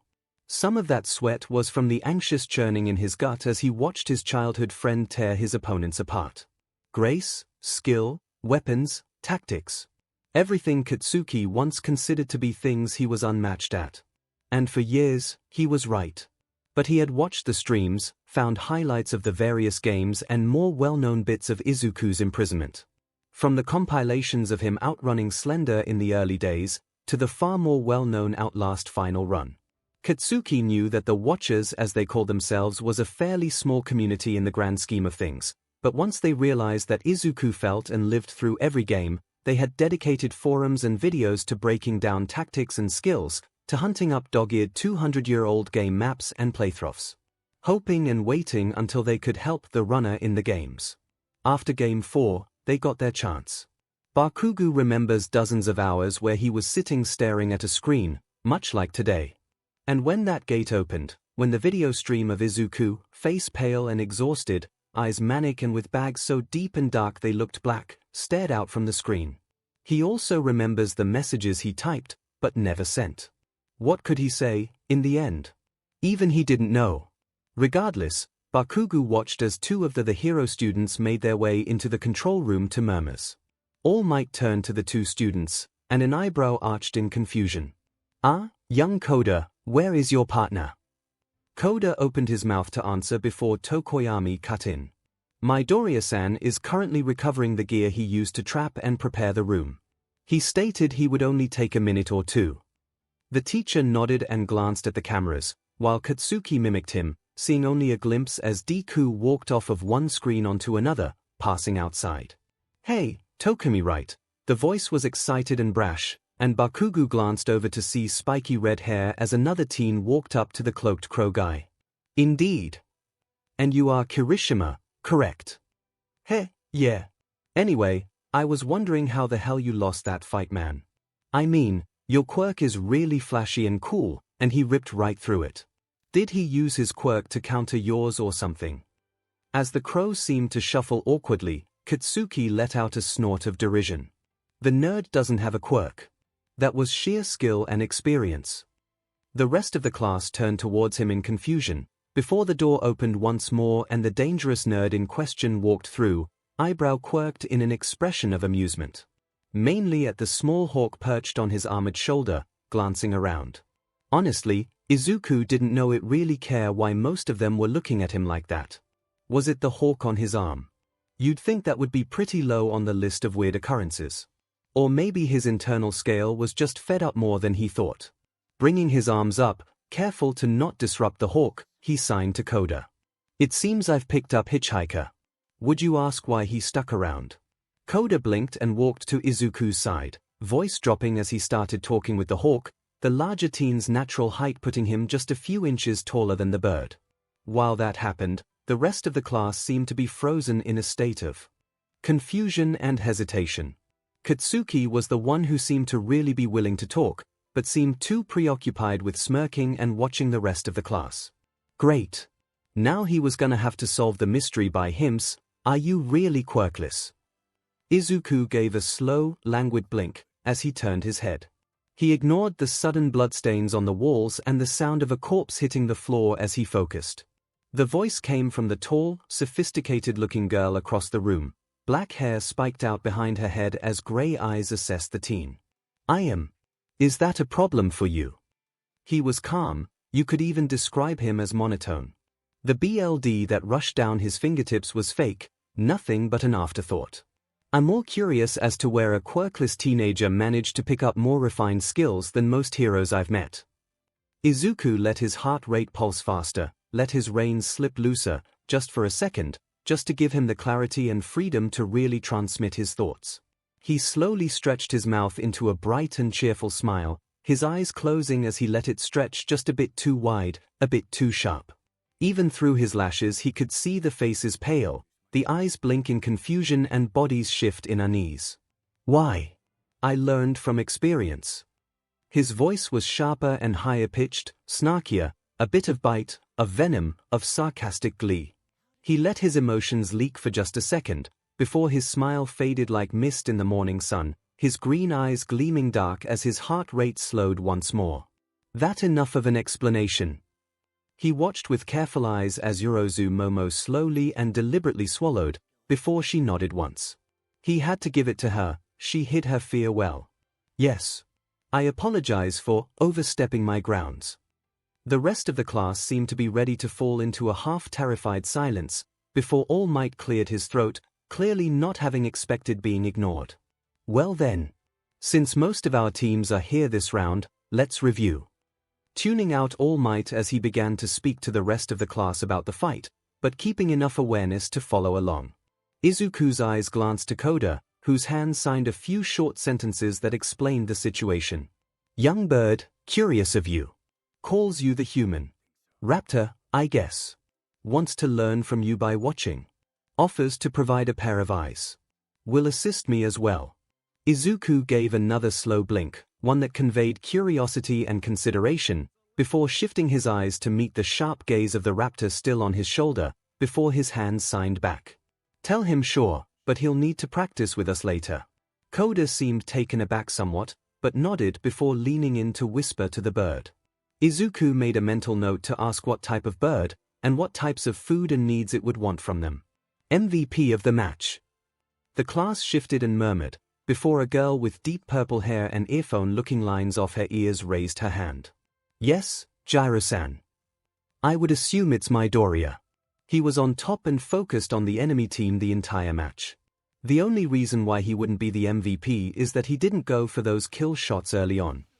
Speaking softly, so softly he doubted even Koda at his side could easily hear, Izuku gave her a hint. What would a fight that ends so fast teach?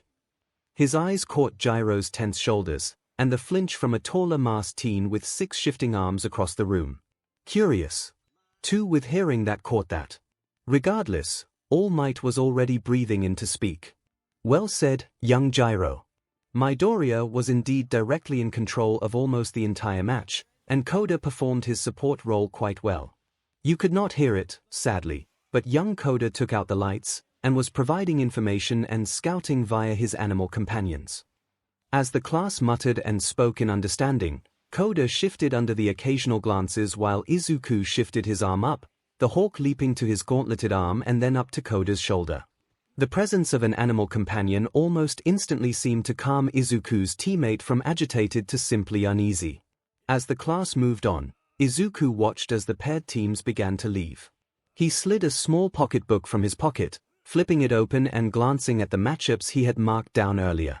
Shuji Mizo and Mineta Minoru defending against 𝐼𝐺𝐸 and Asui Tsuyu. Following that would be Yorozu Momo and Juru Kyuka against Soto Rikido and Shiro Hanta, and the final match would be Uraraka Okako and Kirishima A Hiro against Ojiro Mashirao and Kaminari Denki. Flipping to a clean page, Izuku kicked a foot back to rest against the wall and sat on the heel of his boot, knee up as a desk as he focused. He watched the screens, the current group using the same building Izuku and Koda had.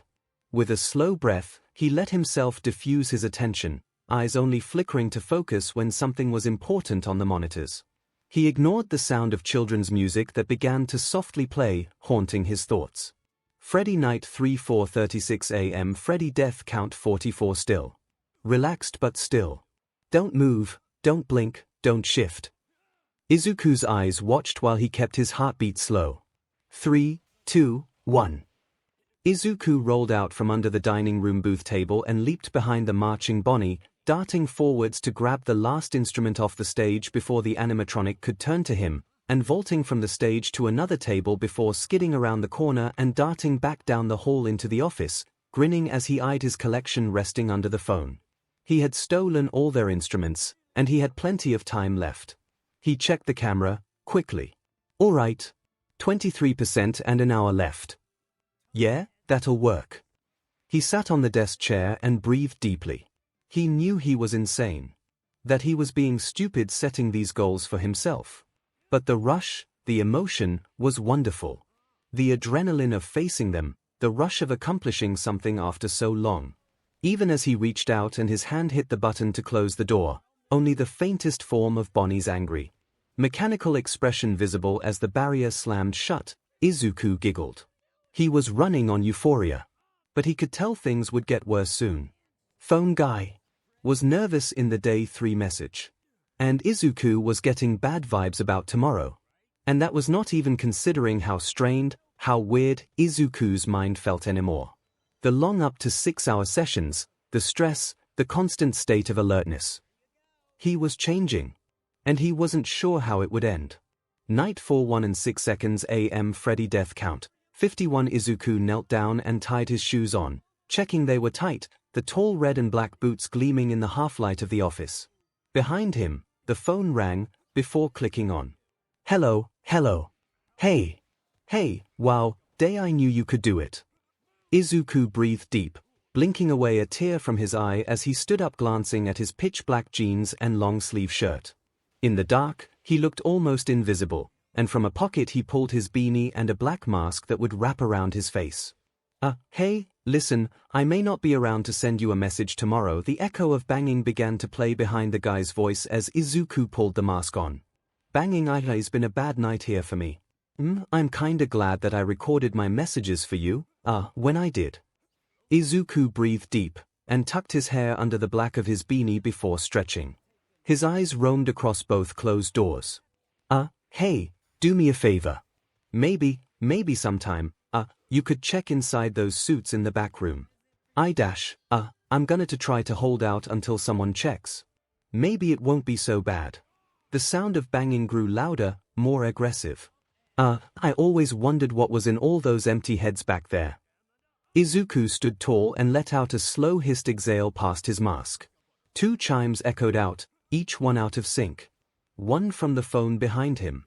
And one from out in the pizzeria. You know, from the phone a deep mmm echoed out. Oh, no! Before the sound of the phone guy's death could play once more, Izuku reached out and tapped the button to end the recording. He felt sick. He felt like he had cracked and fractured. That things that made sense, things that were inherently Midoriya Izuku, were tilted and misshapen. He had woken up only a few runs ago. The first time he had come into night that recording.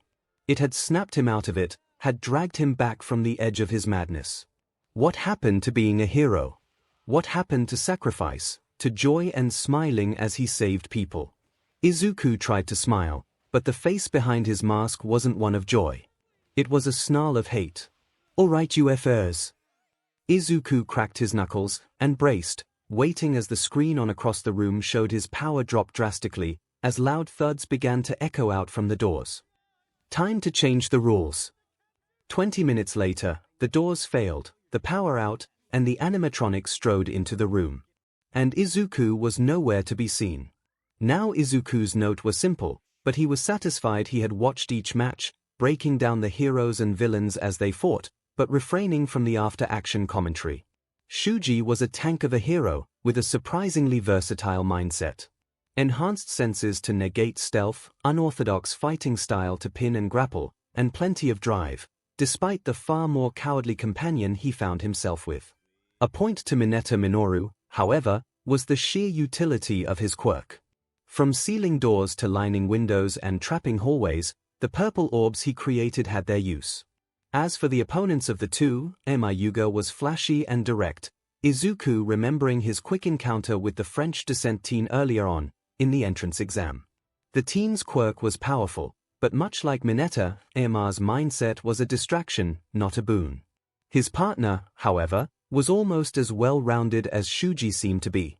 Agility, speed, a mid-ranged strike from her tongue, and almost as much proficiency at grapples and pins as Shuji, if from a far different standpoint. The fight had been close, with an early advantage to the hero team in the fact that Mayuga's laser was far more destructive and long-range than any other fighter. The teen had used the length of the building to blast holes around the defending villain team, while Asui had engaged and maneuvered past them. Sadly, Mineta had been taken out while pinning Asui, her knockout kick a thing of beauty. From then it was a matter of time and stamina, and Shuji was far more conservative than Mayuga. The villain team won, time running out and Mayuga stalemated. Izuku left out a soft, almost inaudible sigh in disappointment at the lack of tactics, and flipped pages. His dark green eyes once more glancing over the notes he had on the next two fights. Yorozu Momo, one of the recommendation students, with a quirk that was as dangerous as it was versatile. He had watched her generate a taser, flashbangs, and HNDCFFS as she went along, and that was when he was focusing on her gear. She could make nearly anything, as long as she understood the component parts and atomic structure. The mere glance at that written phrase made Izuku's hands twitch and his finely honed scavenger senses tingle in joy. Weapons, armor, explosives, ammo, and even electronics. The engineer in him was screaming in longing almost as much as his scavenger was. He let loose a soft, almost inaudible hum into the fur collar of his cloak, glanced at his notes for the other three in that match. A sensor and mid-range fighter in Juru Kyuka, whose quirk he had noted was surprisingly dangerous on a physical level, considering she had slammed the metal tip through concrete. There was Soto and Zero, who was a strange combination of trap specialist and strength tank. Zero had lined the floor around the bomb with sticky web-like structures formed from his tape, and Soto had patrolled the lower floors leading up to the bomb. Sadly, it seemed that Jiru's support gear was an effective armor bypassing attack, one he noted he needed a counter for. Perhaps a better set of ear pieces. He circled the note before glancing at the results. Yorozu and her gear had provided an easy solution to the tape. A simple magnesium flare shaped onto the end of a staff had let her burn and clear a way through, and Jiru had darted past her while she occupied Zero, allowing the first of the hero teams to score. The final match had been two familiar faces. Uraraka had spoken with him on and off since his first meeting with her, even texting him once or twice to ask about something. To be perfectly honest, the tall girl was polite and kind, but seemed bubbly. A bit too exuberant. He enjoyed her presence, that faith and joyful enthusiasm bringing old memories to his thoughts. Beyond that, her quirk was interesting, reminding Izuku of the stasis mechanic of Dead Space and of his times playing in Zero Gravity, and the shenanigans within. Her teammate, Kirishima, and his quirk also brought to mind plenty of memories. The sheer variety and number of durable enemies he had faced, from the relentless androids of distant and alien-infested Sevastopol Station, to the armored tanks known as the Big Daddies who roamed Rapture. Izuku was already sure that in a fight, he could win. He knew from experience that armor and durability meant nothing if you understood how people's bodies worked, and how to abuse joints to make people break themselves. 𝐒𝐩𝐲 𝐔𝐻𝐻 and Kaminari Denki were a different story. 𝐒𝐩𝐲's skill and technique far outshone both of his competitors and his teammate, with a clear style and practiced motions. Izuku was fairly confident that if he had to fight the tailed teen, he could hold his own, but the teen's reach and flexibility were developed enough that he wouldn't be able to guarantee a win. But the other teen was a threat and a half, if only for a single shot. Izuku's armor was insulated, his rubberized red boots working to help with that, but he knew that with enough current, it would arc through the air. And judging by the way that the blonde teen shot sparks and bolts of lighting out, Izuku was more than concerned about getting in close. The teen's overloaded state had made his mouth quirk into a smile for a second, but Izuku was well aware of how dangerous live currents could be. He's died to them a few times before. Shaking the thought away, he glanced down and mentally reviewed that Uraraka and Kirishima had won. Though he verified his mental note from the entrance exam that when Uraraka dispelled her stasis effect, the object regained mass, but kept momentum. Kirishima had gone through 3 walls like that. A tap of his fingers, and he marked one last note, eyes trailing to his teacher and the hero he admired above all. All might old injury. When strain builds over time, research villain fights where chest was injured. Look for recovery time PRD. Likely 2 to 8 year time frame. He frowned, and flipped the notebook closed, shifting to lean against the wall as Uraraka, Kirishima, and 𝐒𝐻𝐲 helped escort a dazed-looking Kaminari back to the security office. He glanced at the BLD stains he could feel creeping up his arms, and focused to keep his mind quiet. I need to get some peace and quiet soon, before I start doing something stupid. By now, a solid third of the class had been injured in some form, and aside from quick trips to the infirmary to deal with anything greater than some bruises, or the fact that Todoroki was currently in bed rest to deal with his quirk exhaustion. As the class that was not being held back gathered and began to chat and talk about things, Izuku shifted slightly, perched near the door frame and letting his casual fighting demeanor bleed away as he slowly began to rest once more, the interesting new information already filtering through his thoughts, reflexes, and instinct assessing his classmates as they finished up their last class of the day. As he let his focus slip, as he let his mind drift from the task at hand, he realized he had miscalculated. He didn't need peace and quiet soon. He needed now. A spike, minuscule, from 36 beats per minute to 51, and his senses began to crawl with instincts and paranoia. He took a final, deep breath, and stepped out the door, hearing All Might dismissing the rest of the class even as he preempted the hero. He doubted the hero would notice, and even if All Might did, then he would simply have to explain. He knew his condition, his insanity. And he knew when his grip on it started to slip. So, with that in mind, he walked, footsteps silent and measured. From the curve of his spine to his arm placement, his posture carefully molded to be nonchalant and relaxed. He focused, the ringing sound of screams and mmms and hissing twisting mad muttering all faintly on the edge of his hearing. He had pushed it. He had let himself wake up, let himself exist just a bit too much. The instincts, the memories. He knew he was insane. Knew that if he hadn't gotten in UA, then he'd be locked up in some psych ward or a prison. He saw the locker room ahead of him, and bit his lip, a familiar and yet now so much more real taste of BLD and copper on his tongue as he turned away, taking a door he had seen earlier, an empty classroom greeting him as he closed the door, the faint sounds of his classmates echoing past the wooden barrier as he let his hands untense, fingertips shaking with sensation, with want and need. He leaned back against the wall next to the door, and let his legs slowly give out, his back sliding down the wall as he closed his eyes, shifting so one knee was propped against his chest, and the other leg was stretched, tensed, and ready. Like that, Izuku focused and took slow deep breaths. He ignored the static. He filtered past the sounds of creaking pipes and distant screams and growls. He breathed deep and shoved his mouth in the fur collar of his armor, letting the unique musty scent of the fake fur block out the taste of ash and the smell of death and rot. Breathed deep and slow, hands clenching and flexing as he focused. He looked up and blinked, the flickering shadow of Freddy Fazbear fading and twisting into the all-too-familiar and hated form of Slender, into the crown-like armor of Lautrec, before his mind reasserted reality over insanity. Gotta focus, gotta relax.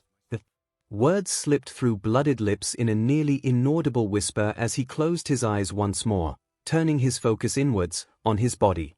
The tears on his face were salty, but not ice-cold like the leaks of rapture.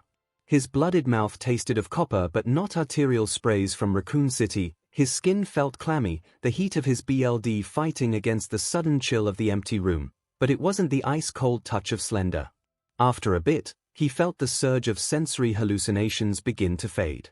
Specific memories locked away once more, particular thoughts and aches fading back into that familiar full-body sensation as if he was standing near a generator, as if his body was charged and powered and flowing with dark sinister energy. He breathed and exhaled in a slow, measured pace.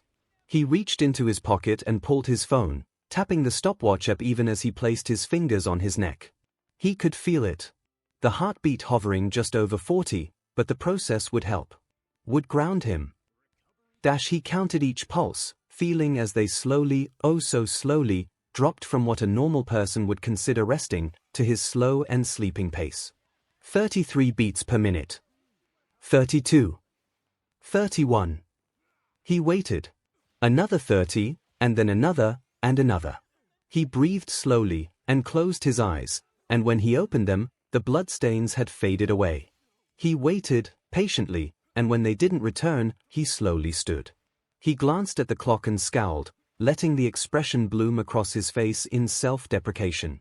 24 minutes to get under control. That's too long. He shoved away from the wall, and turned and stepped through the door.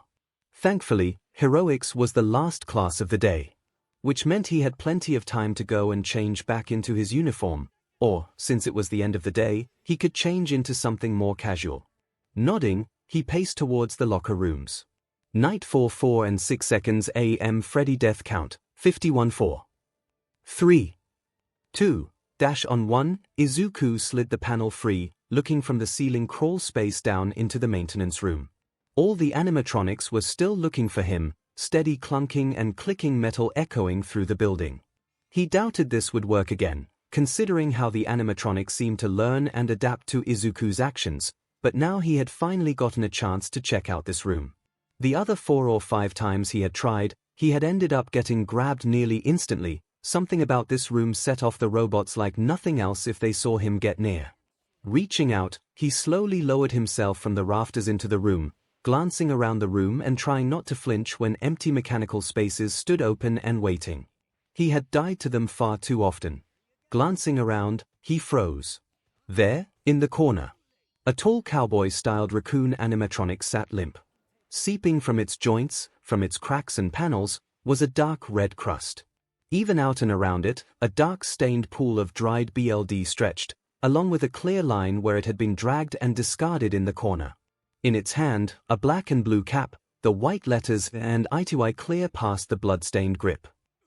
Izuku let a slow and silent sigh, and creeped towards the animatronic, reaching out to slowly tilt the head up, where dried and blood-stained blue eyes, human eyes, stared out blankly, preserved behind a glass surface, while hanging from the loose jaw, red and yellow teeth gleamed, cracked and broken, from its mouth. Slowly, Izuku let the head drop, and sighed in regret. He glanced down, and blinked. He had another thing held in the other hand, almost posed. A high-quality flashlight, with a cracked glass lens. Glancing around and listening to the still distant animatronic noises, Izuku slowly slid the flashlight free and tucked it in his pocket, before looking around the room once more. He carefully lifted and shifted piles of parts, looking for anything that would give him this might work. He reached down and pulled from under a half-welded-up plate, a blue canister with a nozzle on top. He glanced at the side, and felt his lips curl in a grin, he thumb wiping dust off the bright red and yellow warning label. Warning. Extremely flammable. Fire, explosion hazard. Keep blowtorch aimed away from flammable objects. Izuku glanced back and heard the approaching footsteps of one of the animatronics, Bonnie by the sound, and leapt off the counter and back into the ceiling, sliding the panel closed even as the mechanical rabbit stepped back into the room. In the rafter, Izuku eyed the torch in his hand, before his eyes snapped up. I wonder, is the kitchen's gas line on? Now 3 rooms down from the abandoned class Izuku had claimed for his breakdown, 𝐔𝐬𝐽𝐾 slowly opened the door, eyes glancing to confirm what her earjacks had told her. The green-haired teen that was her classmate was long gone. She slowly walked to the room he had broken down in, worry on her features. Geez. I could hear his heart rate spike, and then his counting thing, but what triggered it? She had changed after class, but when she could still hear the counting mutters of her classmate, she had doubled back and hidden nearby, to keep tabs on him and make sure he was safe. She glanced in the room, and then down the hall. Well, what the hell do I do now? Time night 6:05 and 42 seconds AM. Freddy death count. 55. Izuku was crouched low in the dark, a wet cloth tied around his mouth. The fire had been burning for the last hour, just like it had for the last few nights. The smoke and chaos offered him coverage, though they did keep him from easily using the ceilings, considering how he had asphyxiated there once already. And that was not a fun way to go. Tables were tipped over and chairs shattered around him, Izuku breathing deep and slow from where he was currently entombed under the seats of one of the booths, having ducked under there to avoid part of the ceiling collapsing around him. Glancing out from under the seats, he tried to blink away smoke and tears. The clanks and slams of the animatronics were frantic. He grinned at the fact that he was right. The fire made them glitch.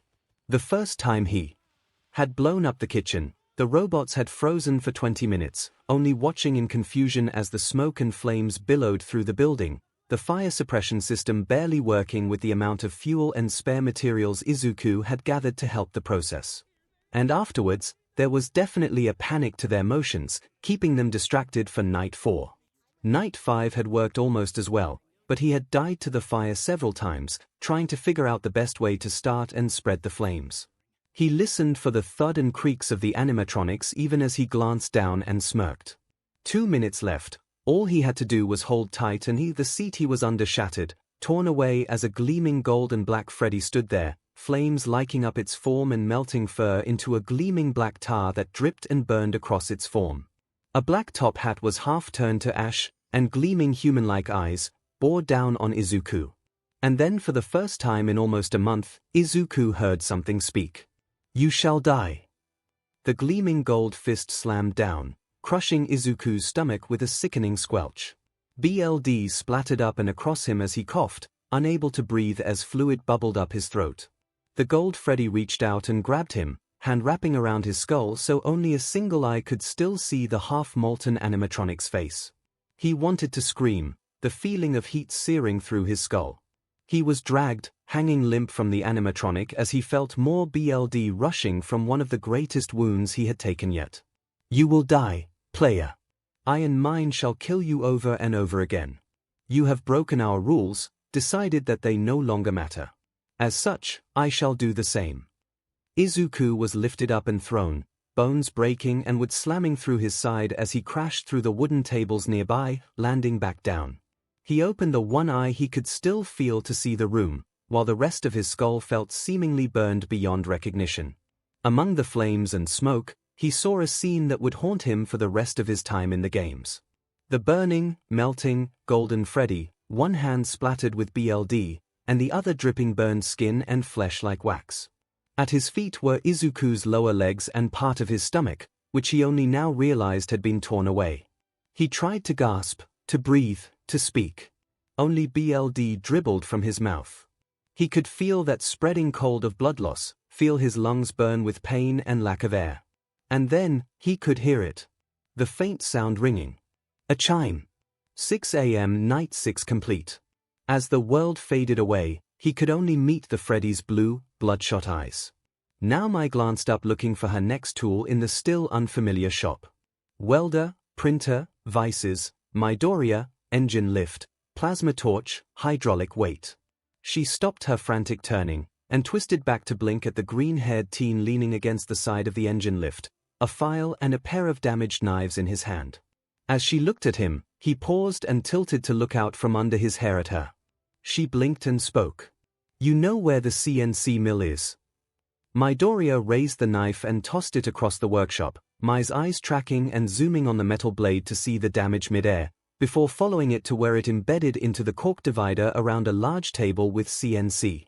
She waved at Midoriya and wandered that way, already zoning back out into her comfy work mindset.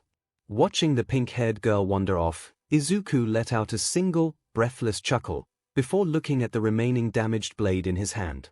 Frowning slightly, he noted there was a crack he hadn't seen earlier. Cursing silently, he set the knife on the counter and considered his options. Screw it, he could make his own knives.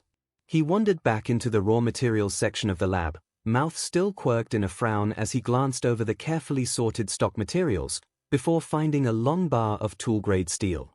Grabbing the material, he pulled the meter-long bar, tossing it in his grasp to get used to the weight. His mental map told him where to go. A few minutes of looking around and he found the industrial metal forge, an anvil, and a collection of hammers. For a moment, reality shimmered. Endre. Hammer on the forge as he worked tirelessly to arm those who would brave Sen's fortress. The voluntary locked-away form of Rickert, content to hide as the world around him burned to ash. The thick-boned form of Vamos, immortal and focused, his skeletal form using hammers as if he never lost his muscles.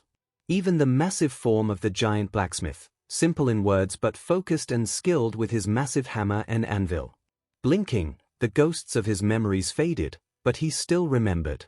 He remembered hours of sitting, curled up in ragged cloth and fur in the corner of the warm forges, watching skilled work. Of watching as weakened weapons were turned into masterpieces, as new alloys were alloyed in. Of magical inlays, of new blades formed from the souls of enemies. Of the blacksmiths working the magic of steel. 𝐒𝐿 figured this would be a good time to see what he had picked up. If not, he still understood enough engineering from the Ishimura, the Sevastopol, and the labs of Talos 1. He had spent plenty of time huddled in corners, staving off an all but certain death while he read through manuals and books on engineering and hacking principles, writing chapters upon chapters about them in his notebook for future reference. Stripping the blazer, vest, and shirt from his uniform with smooth motions, he stood only in his slacks and a white tank top, snagging a thick leather smock and a pair of gloves from a hook to complete his outfit. He glanced down at the forge and blinked as a lock of hair fell free and hanged in front of his view.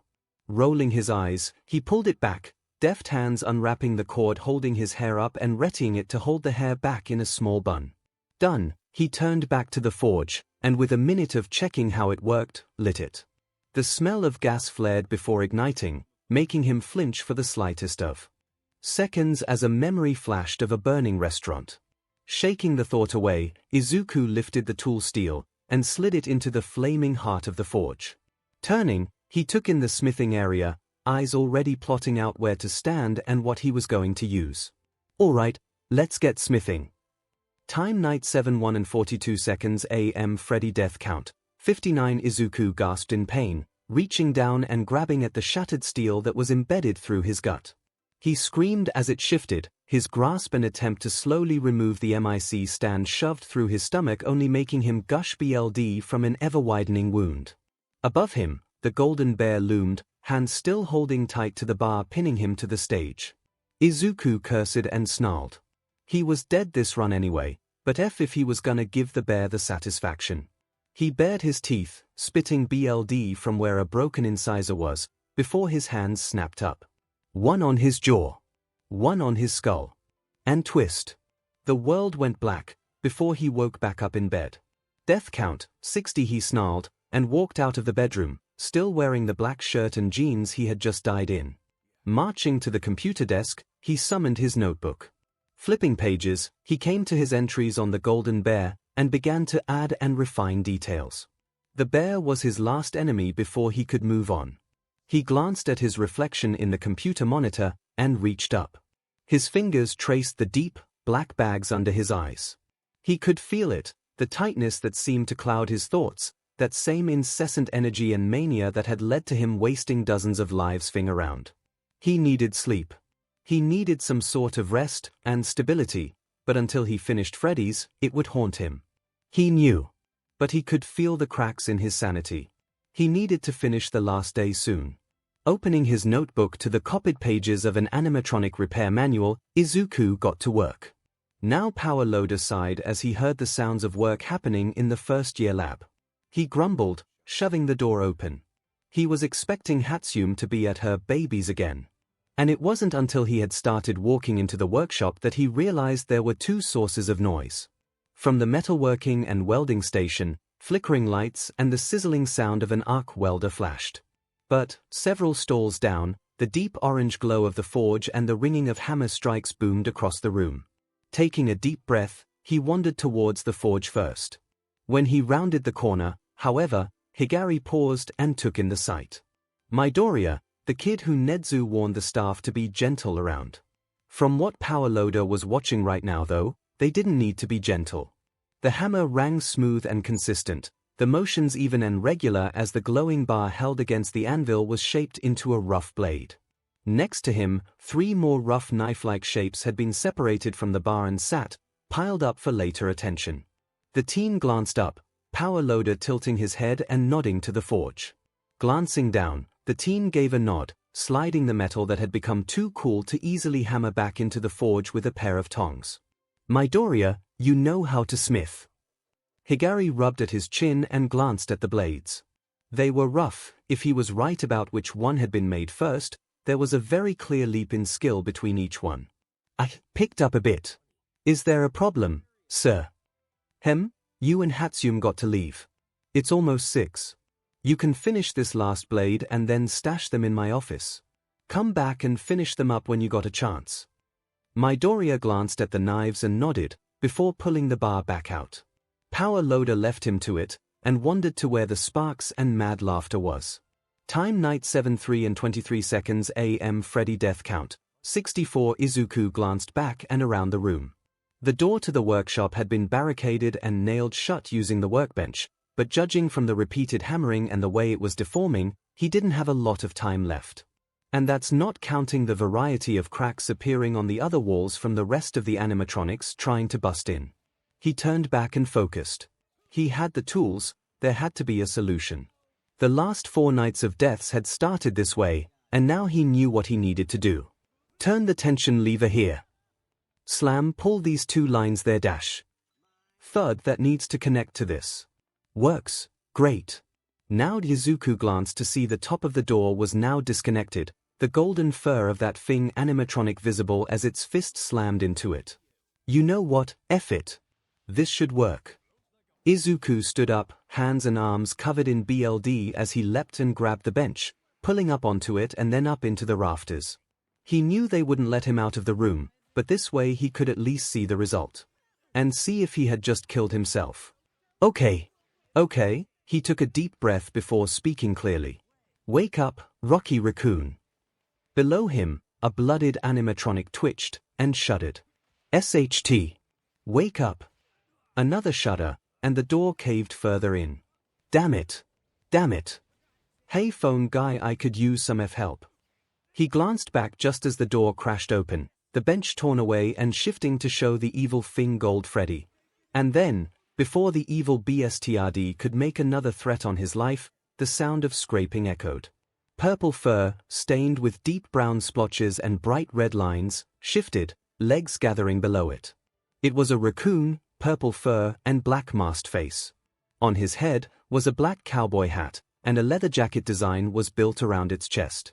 But around its arms, held on with tape and a few metal supports, long sharpened spikes reached past its wrists, and one hand held the still blood-stained security hat, and the other the neck of a bright purple electric guitar that was clearly cracked and damaged, but was reinforced with metal bars and a thick plate of steel.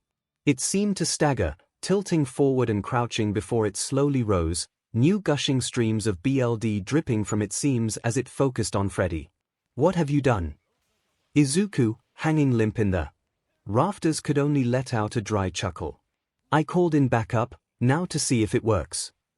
The raccoon held up the hat, and then, with surprising care, it knocked the large cowboy hat off, and hung the security hat on his ears. Something like a growl, a deep echoing and evil sound came out. Izuku tensed. This was it. Was it security or was it another enemy? With a squeak of metal, and a grind of bone being crushed under gears, Rocky charged. And the metal fist met Freddy's face sharpened spike first. Above, Izuku screamed, feeling a sense of satisfaction rise as the golden Freddy staggered, face mask cracked and sparking. Yes.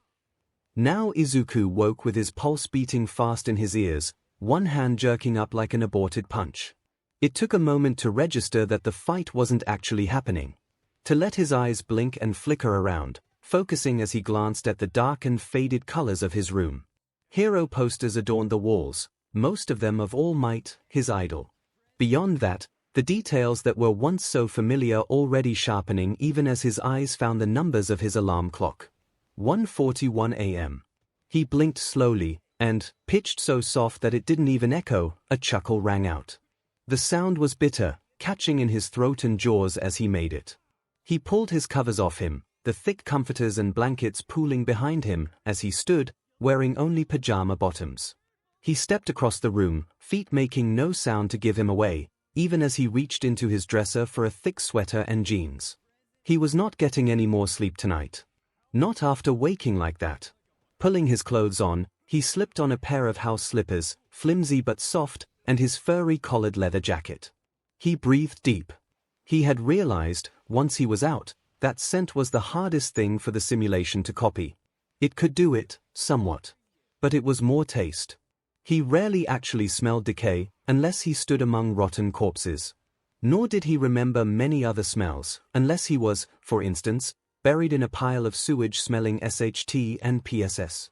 He had never really smelled the scent of sweat and leather, either. Those first few days he was home, when he had finally gotten out of the hospital and people were talking about what he was supposed to do now, he had a panic attack. And the smell of his own sweat and the BLD that spilled from clenched fists had snapped him out of it. A frantic search had frightened his mother. But he had hunted down any sensations he hadn't had in-game. The smell of fresh citrus from an orange, that spongy texture of a bread roll, the actual feel of wood and the smell of sawdust. He had found the jacket in his dad's closet. It was big on him, but not by much. His shoulders were broad enough, and he knew Hisoshi Midoriya was slender and lean. Much like Izuku was now.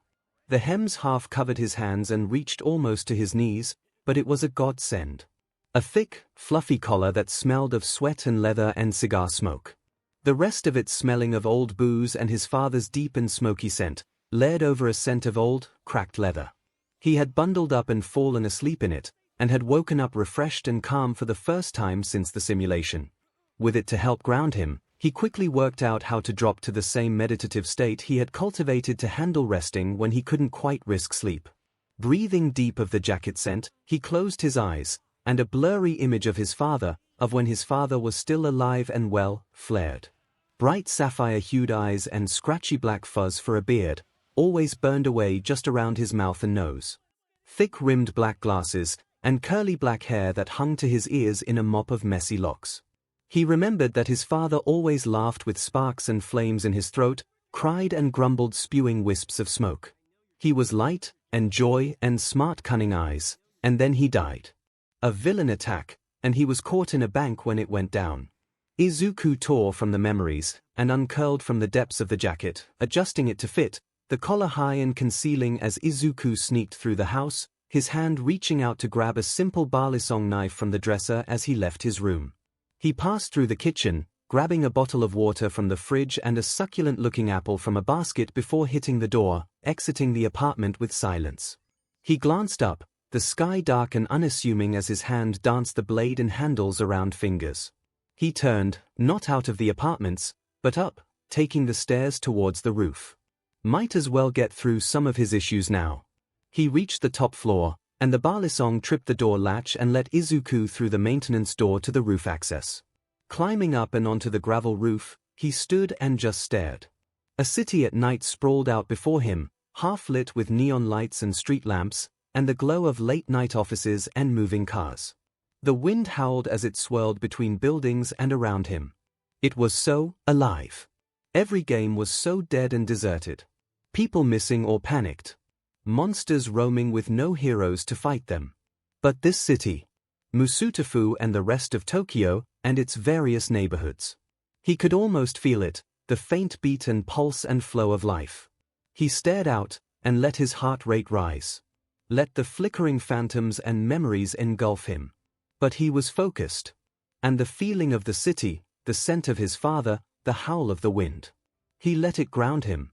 And for a moment, he could let his past fade. Also now deep in the bowels of the city, In the darkest alleys and abandoned houses and apartments, groups of villains gathering and speaking in low tones. In a bar, pale blue hair hanging loose, Shigaraki Tomura went over his plans once more. He checked his variables, looked through his odds, the specs of his team and their various abilities and quirks. He would have to improvise, of course. He knew as well as anyone how poorly raids could go. Now and why, exactly, did you want me to come to Tokyo all the way from Delta City to try and interview the new students of UA? I know about the rumor that All Might is teaching now, but that seems more like understudy and intern work. I could be out doing more investigation work, instead of staring at kids, Rikia. Kizuki Chaitos glanced down the street, one hand on her hip as she spoke through her phone. She was standing in the shadow of a building about half a block from UA, staring with vague disgust at the crowd of desperate reporters that crowded the front gate.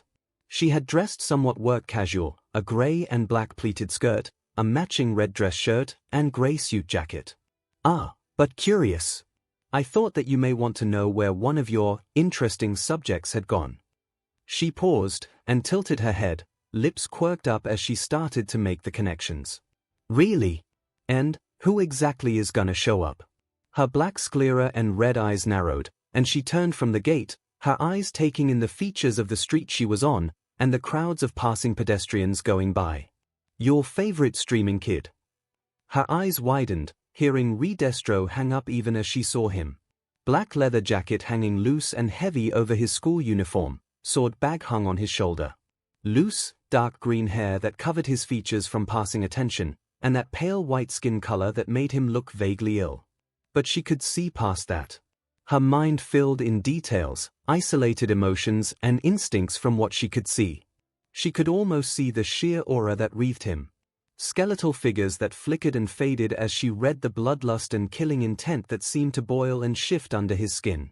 Her lips curled into a soft smile, her eyes focused as she stared. She could see it. A young man wreathed in violence and bloodshed, wrapped in his own chains to hold himself back.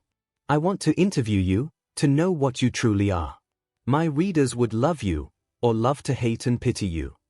She glanced down to close her phone and slide it into her purse, before looking back up to track her newest focus. And froze, for just a second. Green eyes, dark and half-lidded, were staring her way, lips curled into a faint frown for a moment, even as he came closer and was moving to pass her towards the far more unorganized crowd of paparazzi that awaited. His eyes apparently dismissed her, but the cold feeling as if a blade or gun was aimed her way only lessened, not vanished. He passed her, and she gathered her courage, and spoke. Midoriya Izuku, I would like to dash. He didn't stop. Didn't look at her anymore. No. Leave me alone. The people want to know, she called, they deserve to dash. She was suddenly face to face with him, and her words choked in her chest. His eyes weren't cold anymore, but instead they felt like fire, like the endless darkness of the night above and a flame that wreathed and surrounded her. My God, what killing intent is this? Let me make myself clear. The people deserve nothing from me. They don't get to demand a thing from me. And you don't either. F off. The words were clipped, phrases separated by distinct pauses, but spoken softly. She could tell that even now, his focus wasn't all on her. Instead, he was intensely aware of the entire world around her, even as he gave her more attention. And then, as sudden as that rush of danger had come, it vanished, the teen turning and now striding away. His stance shifted from the slow and measured pace he had earlier to a striding movement that held the promise of violence and destruction. And it was enough that the reporters ahead of him seemed to stagger out of the way, and most could barely get a question off before he had passed through them into the gated entrance of UA. Curious slumped to the side of the street, arms wrapping around her as she started shivering, shaking in response. This fear. What kind of person must you be, to make me feel this much fear? Slowly, her lips pulled into a grin. I can't wait to interview you. Time, night 7:04:13 a.m. Freddy death count, 64. Izuku slid up and over the dining table even as the crash of animatronics echoed around him. The golden Freddy smashed past him, missing an arm and half its head as the purple form of Rocky tackled it into the crumpled form of Bonnie. Rocky, however, was not looking good himself. The metal spikes had been ripped off, one left in the still sparking corpse of Foxy near the stage, the other, and the arm he had it mounted on, had been left in the wall where the other Freddy had ripped it off after Rocky missed. Izuku watched as Rocky tried to get up, only for Chika to crash into the pile, the form of Bonnie being crumpled and bent in half under the weight of the other 3 animatronics. And then Izuku had to move, leaping up and over another table and across the room as Freddy charged after him. He darted past the sparking from a Foxy where it lay crumpled on the ground, leaping over it as he darted down the hall towards the security office, even as Freddy barreled after him. He skidded, twisting early and letting his feet slide to catch at the end of the hallway, and he pushed up and leapt through the doors, Freddy slamming headfirst into the end of the hallway behind him as it tried to slow and stop. Izuku slammed the button, the door dropping even as Freddy turned to slam into it once more. He didn't stay there, he was already getting to his feet and charging down the far hallway, darting through the kitchen where he reached out, hands twisting every gas valve on the stove to max and snuffing out the pilot lights. He was ending this tonight. Now Katsuki stretched, rolling his shoulders to loosen them up. His fight the day before had been stressful, and blasting Ice Boy's constructs apart had only made it worse, the cold tensing up his muscles faster than he was used to. Even now, a day later, he felt stiff. Growling to himself, he shoved his hands in his pockets before kicking the half-open class door out of his way and striding in. Half a dozen students were in the class and chatting, mostly about powers and the reporter FS outside. Bakugo ran his gaze over the gather OF. Steel sharpened into a razor point. Green hair and eyes. An expression that, on a normal person, could be referred to as mildly annoyed. And Midoriya's assigned seat was behind him. OFF. He calmly and quietly headed for his desk, carefully ignoring the flashing flickers of steel or the faintly threatening but undirected expression. He slid his bag under the table, crouched forwards over crossed arms, and began to try and breathe slowly and quietly. He did not want to draw out Izuku's cold fury right now. A barley song danced less than a meter from the back of Katsuki's head, and part of him was screaming. Who is the moron with a death wish that cessed off the nerd? As the rest of the class came in, there was a clink and snap of steel against steel, and the faint whirring sound of the barley song vanished. Glancing back for a second, he saw Izuku sitting with his eyes closed, the barley song hidden who knows where. Bakugo focused back ahead as homeroom began. Time, night 7:05 and 1 second AM. Freddy death count, 64. Izuku glanced at the camera bank, eyes narrowed as he took in the scene. He had made his way back to the security office for a minute, locking himself in, but the cameras showed the scene. Rocky had done well. The animating force of the security guard pushing it hard enough that it fought until it was torn apart. But in the end, it got beaten. Both Freddys were currently tearing it apart, leaving the purple parts left scattered amongst the shattered tables and destroyed stage. Izuku breathed deep and took stock. Bonnie, crushed and folded nearly in half. Dead. Foxy, still twitching in the hallway with a spike pinning it to the floor and missing arms. Dead. Chika, missing both legs and half its head, but still dragging itself around. Injured. Freddy Fazbear the First, currently the most intact animatronic. Surface damage to panels and missing its left hand, but not the rest of the arm. Alive. And the last, the Golden Freddy. Half crushed and missing its face and left arm. Legs are damaged, but not unusable. The chest panels had been ripped off, and servos were clicking and beating, like a grotesque parody of a human heart. Alive, but severely injured. Izuku felt his pulse, the frantic but focused beat of war drums in his ears. Chika was resting, her maimed form watching the hallway past the kitchen. But he could make it past her. Izuku glanced at the power and frowned. 8%. He opened the doors and turned off the computer. The lights would stay on, but now the office wasn't safe. Turning, he started running through the far hall, glancing out at the dining hall to see the 2 Freddys stand and begin to stagger his way. Reaching around the door into the workshop, he grabbed the blowtorch and darted out into the main room, already lighting the fire and letting the flames spread across wooden tables and paper napkins as he darted around the room. "You!" Izuku couldn't help it. The menacing voice, the deep grinding and ticking of gears, the shattered golden fur plates. He laughed, even as he kicked a burning table aside to light another section of the room on fire, feeling the heat and smoke build around him. Yeah. Me. Higher assholes. 𝐒𝐿 darted to the side as the original Freddy lunged his way, smashing into the burning seating that was behind the teen even as its simple tossed more foam and shards of wood around. The golden Freddy was slower, staggering up and slowly after him. You cheat. You hacking disobedient child. Wow. What a varied vocabulary. 𝐒𝐿 leapt over another table, kicking off and skipping to another as both Freddys smashed towards him. A last leap took him to the half-destroyed stage, where he glanced down at the shattered and torn apart Rocky. Kill you. Kill you again. And again. The golden Freddy was twitching, as the regular variant kept charging, clearly caught up in some form of repeated focus. 𝐒𝐿 turned off the torch in his left hand, before he reached down and dove aside as the stage where he had stood caved in once more. As he popped up behind the golden Freddy, and then back-stepped away to watch it smash the nearby area with a crazed frenzy. Reaching up, he pulled the hat he had grabbed on tight, ignoring the rough bloodstains that half-covered the security logo. Sorry. I'm done here. He turned and sprinted, leaping up and over the sneaking form of Chica and darting past the kitchen door, on the far side of the room from the growing inferno. He could hear the hissing sound, and remembered the last time he had tested this. Half an hour had passed, right? He stood in the entrance to the hallway, and spread his arms wide. Congrats, golden boy. You get to see the world's greatest funeral pyre. One fit for the franchise. The golden Freddy and his allies advanced, shifting and smashing through tables and seats as they closed in. 𝐒𝐿 took a step back for every three they covered his way.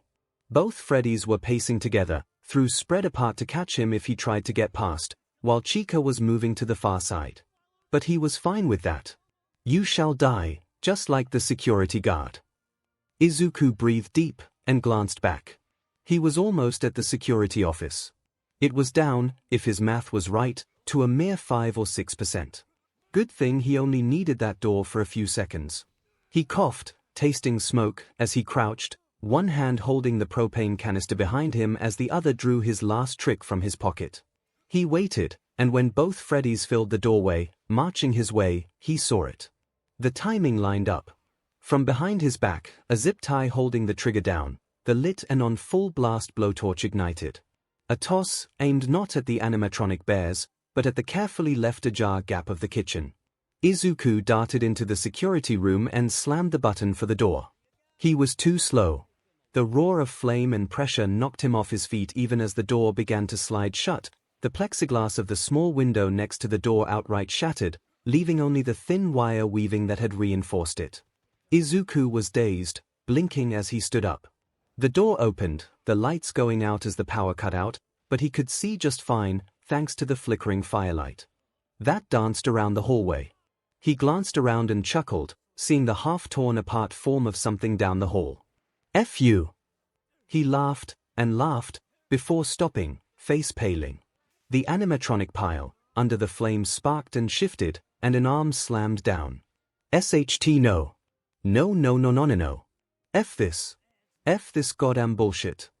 From under the original Freddy Fazbear, the golden version, missing its face, wreathed in flame and melting plastic, began to push itself up, flames liking off the last of its fur, its body twisted.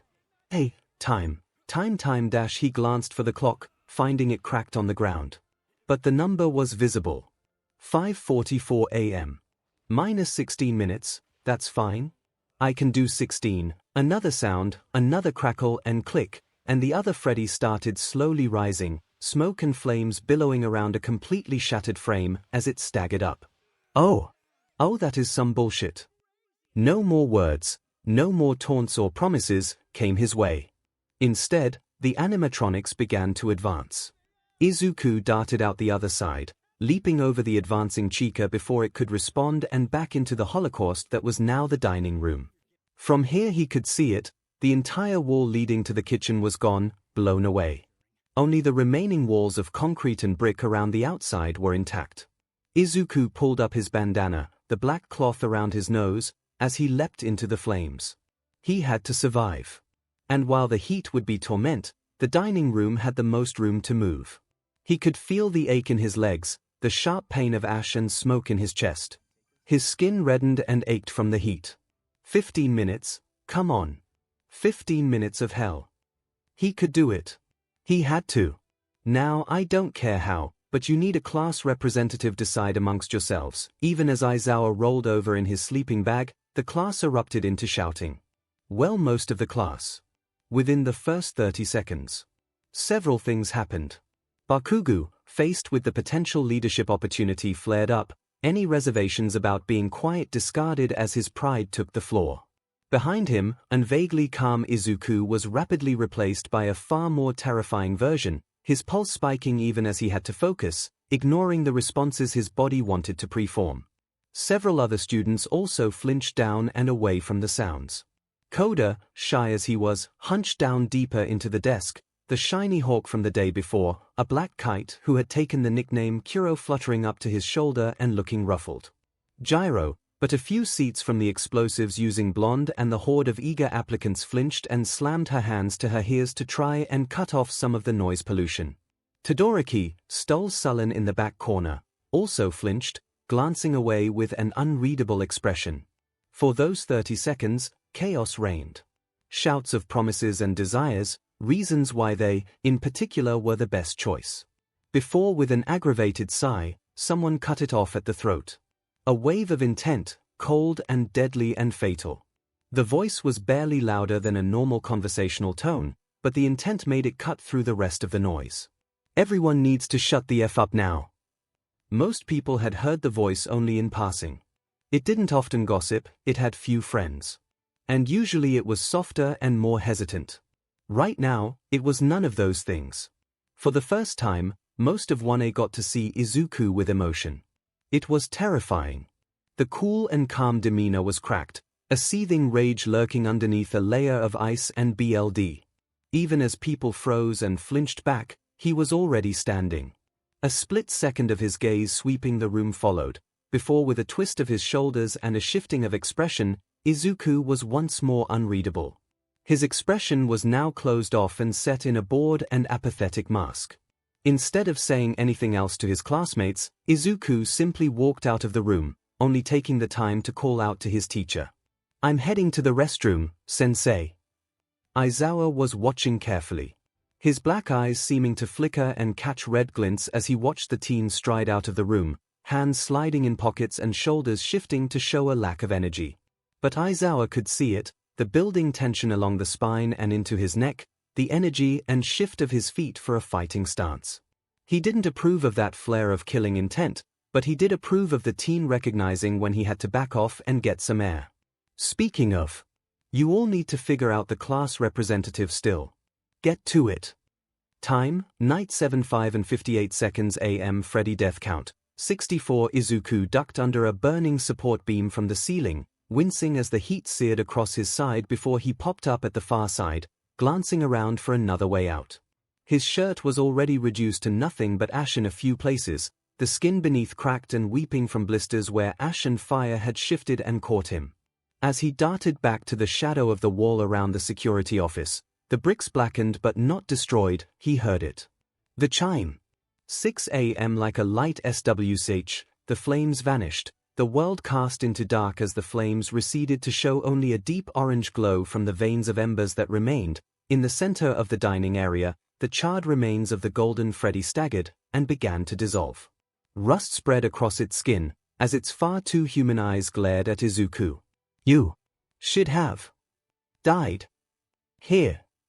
With those last words, the form began to collapse into dust under its own weight, before the rest of the world around him faded out to black. With a jolt, Izuku blinked, finding himself laying on the podium. On the screen, a new message had appeared.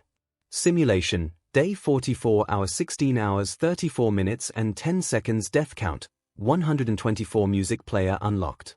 Izuku ignored that for a moment, and scrolled to the side, focusing on the new game. What is Outlast? Now Izuku took a long shuddering breath, closing the door to the restroom behind him as he paced up to the sink, running his hands under the water of the tap. He ignored his reflection. Experience told him that it would have something in it that wasn't real.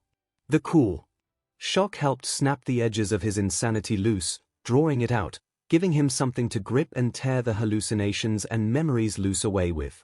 His heart rate was slowing, thankfully, but the sheer chaos of the classroom, the overarching conversations. Izuku sighed and glanced down, frowning to see the faintest tinge of red to the water. Pulling his hands out, he glanced and hissed in annoyance at the sight of a long red rip across his palm. He had clenched it for a sword, hadn't he? It seems his flinching had dragged a nail across his skin. Clenching his hand, he breathed deep and began to slowly flex and twist, beads of red that seemed to darken as they bloomed from his skin. From a bright murderous crimson to a more faded, muted red. Looking at the newly formed scab over his palm, he sighed and ran it under the sink once more, rinsing the last of the blood away to show only the dark line of what most would guess was a few hours old scab. Wiping his hands off, he left the restroom. He felt better. The injury was a suitable hook to draw his focus. He winced at that thought. The context of self-harm, of any variety, being a way to deal with his problems was a slippery slope. The fact he knew he had the capability to hurt himself if he needed to, it was better to not dwell on it. The fact remains, injury and pain was not something he could rely on. His mind wandered to other vices to draw his attention, and one came to mind easily, if not being something he could acquire legally. He sighed and slid his hands into his pockets, walking back to class, a small wistful whine drifting behind him as he cursed his luck. God, I wish I could have a smoke right now. Shaking his head to clear his thoughts, he reached up and carded his fingers through his hair, and set about dropping his heart rate. Is Hunter Human angry? Koji glanced up from the conversations of the rest of the class. The hawk, who had taken the name Kuro after some discussion, had shown up on his shoulder just inside the gates, and hitched a ride into the class for now. He had cleared it with Aizawa as training a possible animal companion for class exercises, and gotten the okay to bring the raptor with him through classes. Glancing at Kuro, he took in its dark feathered coat, and the way its head was focused on the door where Midoriya had left. The bird had been quiet for most of the morning, though attentive as Koji explained things to it in his soft undertones. Speaking softly, Koji let his quirk fill his voice, translating it to the bird. I think he's just annoyed. Lots of noise probably hurt his head. Kuro tilted his head and glanced down at Koji. Is this not his territory? Is he not the strongest of the human? Koji hummed as he considered how to explain, before nodding as he figured it out. New territory for all, Midoriya is. New to area. Unsure. Kuro seemed to ponder this, and at the front of the class, the votes were being tallied up. Koji glanced at the few people that had more than one vote. Bakugo, 2 Ida, 2 Yorozu, 3. While Yorozu seemed to be surprised at her success, Ida and Bakugo had gotten up and were both clearly discontent with the tie. If Koda was focused on the conversation. He may have not noticed it, but behind him, a shifting sound, so faint it was nearly imperceptible. Koji glanced back, and his eyes widened as behind the tall and broad-shouldered teen that sat behind him, Koda could see the lean frame of Midoriya leaning against the wall with his cold and blank mask on tight. A flicker of motion, and Kuro swooped from his shoulder down and then up, the green-haired teen only barely raising his arm in time to provide a perch. For a moment, Midoriya's expression was one of faint bewilderment, before he reached up and slowly preened the hawk's feathers. Koda turned back to the front of the class with a feeling of relief, only to catch sight of Gyro also glancing back with a curiously. The rest of the class was still focused forwards, as the tension between Bakugo and Ida began to rise. We can clearly debate this in private or share the duty. There's no need for us to further compli-dash, like hell am I sharing a job with you. I should be the shitty vice president. Language. I'm seriously enough. Both of you. We'll do another vote then. All 3 of us. Winner gets president, second get vice, third get secretary. Does that work for you? Yorozu managed to break it up, and the class once more began scrawling down votes. As they were passed forwards, Koda blinked as Kuro landed on his shoulder once more, a slip of paper in its beak. Adding Midoriya's vote to the pile, it was passed forwards once more. As the students began to tally up the points, Koda saw a flicker of green movement, tracked by Kuro's head as it twitched, and with a strange ease of motion, Midoriya was once more sat in his seat, silhouetted by the window beyond him. Koda frowned and focused on scratching Kuro's head. Hopefully his friend had found some calm with his departure. Katsuki glared at the final tally on the board. 11 points to the rich girl made sense. She had stood up and seemed on top of her SHT, unlike most of the extras. But the issue was the scores between him and the high-class butt. 5 for Ida, and only 4 for Katsuki. Snarling at the insult, Katsuki turned, about to open his mouth, before snapping his jaw shut tight and hissing out a tight breath, before speaking. "Fine, I'm the secretary." Ida nodded and shifted his glasses, an expression of mild surprise and confusion in his red eyes. "Yes, of course. A pleasure to work with you, Bakugo. And a pleasure to work with both of you too." The refined tone made both of them glance to the side where Yorozu had already cleaned the board. Finished, she stepped between both teens and addressed the class. "Thank you, everyone, for your support and assistance in choosing for us." A variety of mild cheers and smiles greeted them, and Katsuki had to admit, rich girl had some skills with the people. He glanced around and met a pair of focused green eyes, and lips which twitched into the faintest proud smirk, before smoothing away. To cool indifference. Bakugo felt his heart clench. The two of them were on unstable ground, on shifting sand in a storm, but the fact that Izuku approved of him was something he wasn't used to. Nor was he in the habit of looking for it. As the cheers faded, Yorozu spoke up once more. "We should sit, it is sensei's hour, and we've wasted plenty of time." She shoved both of them gently, and the three teens broke to find their way to their desks. With that, Aizawa seemed to wake up, and the class began. Simulation, Day 45, hour 7 hours 3 minutes and 11 seconds. Death count, 124. Izuku laid down, and waited for the simulation chair to open the menu. He had spent a day or so simply sleeping and messing with his new music feature. The sheer fact that he had the music menu was weird.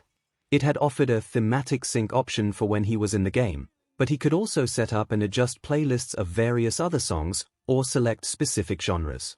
He had it set to a low jazzy soundtrack right now, but it was set to be thematic when he entered the game. Focusing, he spoke the words. "Outlast." He felt the now familiar rush of a world around him fading to be replaced. He blinked, and suddenly he was sitting in the driver's seat of a jeep, the darkness of an early evening covering the sky, while before him a gate and a looming complex sat, ominous in the dark. He stared at it, and reached down to turn on the jeep. And of course it didn't start. Welp. Izuku glanced around, eyeing the press pass badge hanging from the rearview mirror that had his face and name with a measure of curiosity, before moving on. On the passenger seat, a file and a video recorder sat waiting, along with a half-empty pack of AA batteries. Izuku picked up the video recorder, giving it a cursory investigation before setting it down to check the papers. The first was a set of Google directions, showing a round from the Colorado airport to a place called Mount Massive Asylum for the Criminally Insane. Just that alone was enough to make Izuku roll his eyes in exasperation. Fine, asylum, crazy inmates, what else? The third and fourth pages were short biographies about the asylum and its current parent corporation. The asylum had been opened mid-1900s, then closed after a series of deaths. It was reopened in 2009, which Izuku was betting was not far before his current in-game timeline. The company in charge, on the other hand, was looking to be an issue. Murkoff, an international company specializing in military research, weapons and tech development, and surprise psychiatric care. He flipped to the last page, and his eyebrows shot up. Someone blew the whistle. He summoned his own notebook and started marking down terms to investigate. First off, he needed to keep an eye out for Murkoff and any files on them. Follow up with looking into the psychiatric testing, hunt down where the computers are and see if Izuku could find the whistleblower, or if not him, then whatever he left behind. Beyond that, Izuku was curious what his job was here. There wasn't a simple survive or die test, but he got the implication it was implied. Glancing around the rest of the car, he noticed he had a watch on, one with a touch screen. Tapping it, he quickly found he had a message. And on it, his mission. Investigate Mount Massive Asylum. Well, That was unhelpfully vague. Grabbing the camera, he slid the files into his notebook, the loose pages seamlessly fusing into the leather spine, the information just one more page. Sending the notebook away, he focused on searching the rest of the Jeep. Everything from penning the glove box and glancing through papers there, to bending down and looking under the seats in the rest of the Jeep, he found a shoulder bag and a variety of assorted junk. 2 packs of gum, both mint. A small kit of bandages and disinfectant. A pen light. A bottle of half-drunk water. Annoyingly, no mechanics tools. No wheel kit either. Stashing all his bits and bobs away, he stepped out and glanced over the camera, fiddling with it to open the menu and its options. Record, memory, battery meter, that'll be fun, and an infrared option. He held it up to see how night vision looked through the scope, and frowned. That was all but useless. Unless there was absolutely no light, he would be able to see without it. Regardless. He slid the camera into his pocket, and glanced around the little gated entrance he was standing in. A glance in the guard post revealed that the computer was password protected. Regardless, he rifled through the desk and glanced around, finding another AA battery, several pencils he shoved in his bag, and more rolls of bandages. Taking one last attempt at the computer and restarting it, didn't get him past the password. Well, no way to go but onwards. Hiking the bag up, he jogged lightly up the last of the drive to the gate, a gentle shove swinging the wrought iron door to the side wide open. Glancing around now that his eyes were adjusting, he saw something that gave him pause. Military-grade vehicles, all 3 of them bearing the Murkoff logo, and no military personnel.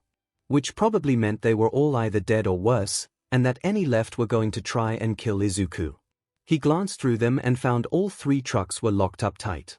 Rolling his eyes at the lack of supplies he could grab, Izuku turned back and looked over the building, walking up to try and open the front door. Locked. Great.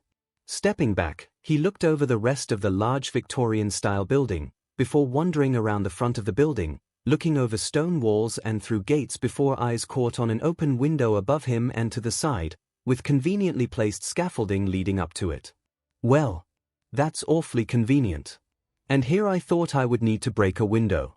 Glancing around the front garden once more, Izuku jogged over to the gate, eyes narrowing as he found the lower half of one of the wrought iron entrances was twisted back, leaving an opening. Yeah, rule 1 is gonna be don't use those. He stepped back to get some speed and lunged up the wall, running shoes gripping granite and mortar to send his body up, where his fingers found a grip. A tug, a swing, and he perched on the wall, looking down into the next courtyard. Glancing around still showed no actual people, so he gently dropped down and moved through the area. Started climbing the scaffolding. As he did, he blinked, noticing that the music he had been listening to had changed to a very soft, very quiet piano track. The music was so soft that at first, he had barely been able to hear it, but as he got closer, the music got steadily more and more ominous and vaguely discordant. Getting up the scaffold was easy, and at the top he pulled himself in the broken window, getting a clear view of broken furniture, scattered chairs, and a massive bloodstain. And on cue, the light flickered and died, casting the room into darkness. Oh, F you. Now Izuku was absolutely fine with not being a class officer. He was having a hard time adapting to be a student, thank you. Regardless, as the classes wore on, Izuku got to see Hiro's teaching once more. The first class, Cementos's literature class, went by peacefully. The construction hero was relaxed and non-judgmental, and had gone over his class syllabus with clear instructions. They would have some essays and such throughout the year, but most of the homework would be reading and a few questions.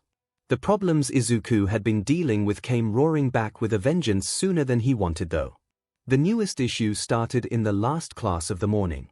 English with present MIC. Izuku had been prepared for this, had realized that some of his teachers would be loud, and excited, and vocal. But by the gods he wanted to cut present MIC's head off in under 20 minutes. The man would not shut up. He talked. Loud and fast. A rapid mix of Japanese followed by a rolling storm of English as he asked questions and wrote answers about what people would learn. By the time class had come to a close, Izuku was all but shaking with the effort of keeping his pulse low.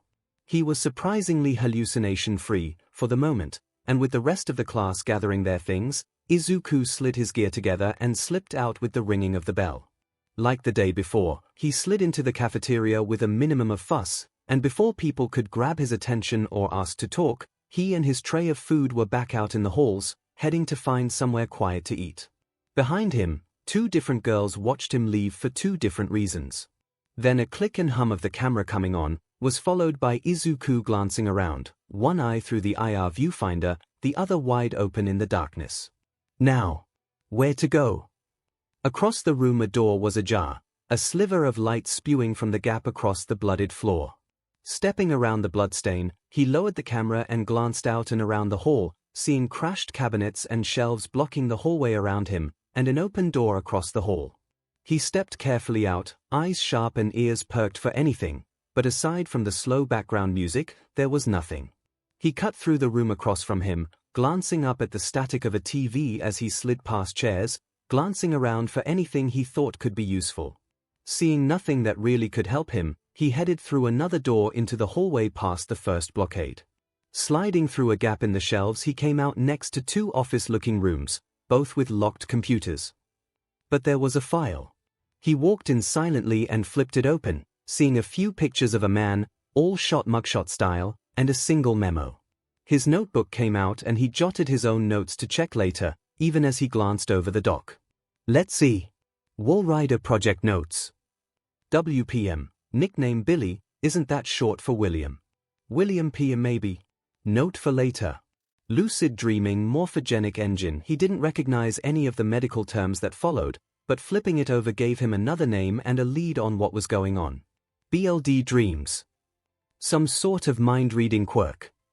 Richard Traeger, Murkoff exec, sliding the docs into his notebook and vanishing it back to the system, 𝐒𝐿 rummaged through the offices, finding only a battery to add to his growing collection of AAs. He headed further down the hall, towards a door out towards the main entrance hall he had circled from the outside, and froze as a door to the restroom closed to his left. He stepped slow and quiet, tense to move, eyes glancing in the room across from the bathroom to note a large vent and bloodstains, in the midst of what must be a break room kitchen of some variety. He glanced around, and then froze as shouting and running came his way from the glass door.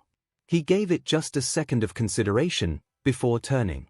A foot off the crash table, fingers rapping on cool rough metal, and a smooth twist, and he was crouched in the vent, feet spread to lessen his weight as he slid through the ductwork. As the door banged open, glass shattering over the hall, he froze, looking through a half-closed grate as a figure with a shaved head slammed into the break room, glancing around before growling something unintelligible, slamming the door behind them as they left.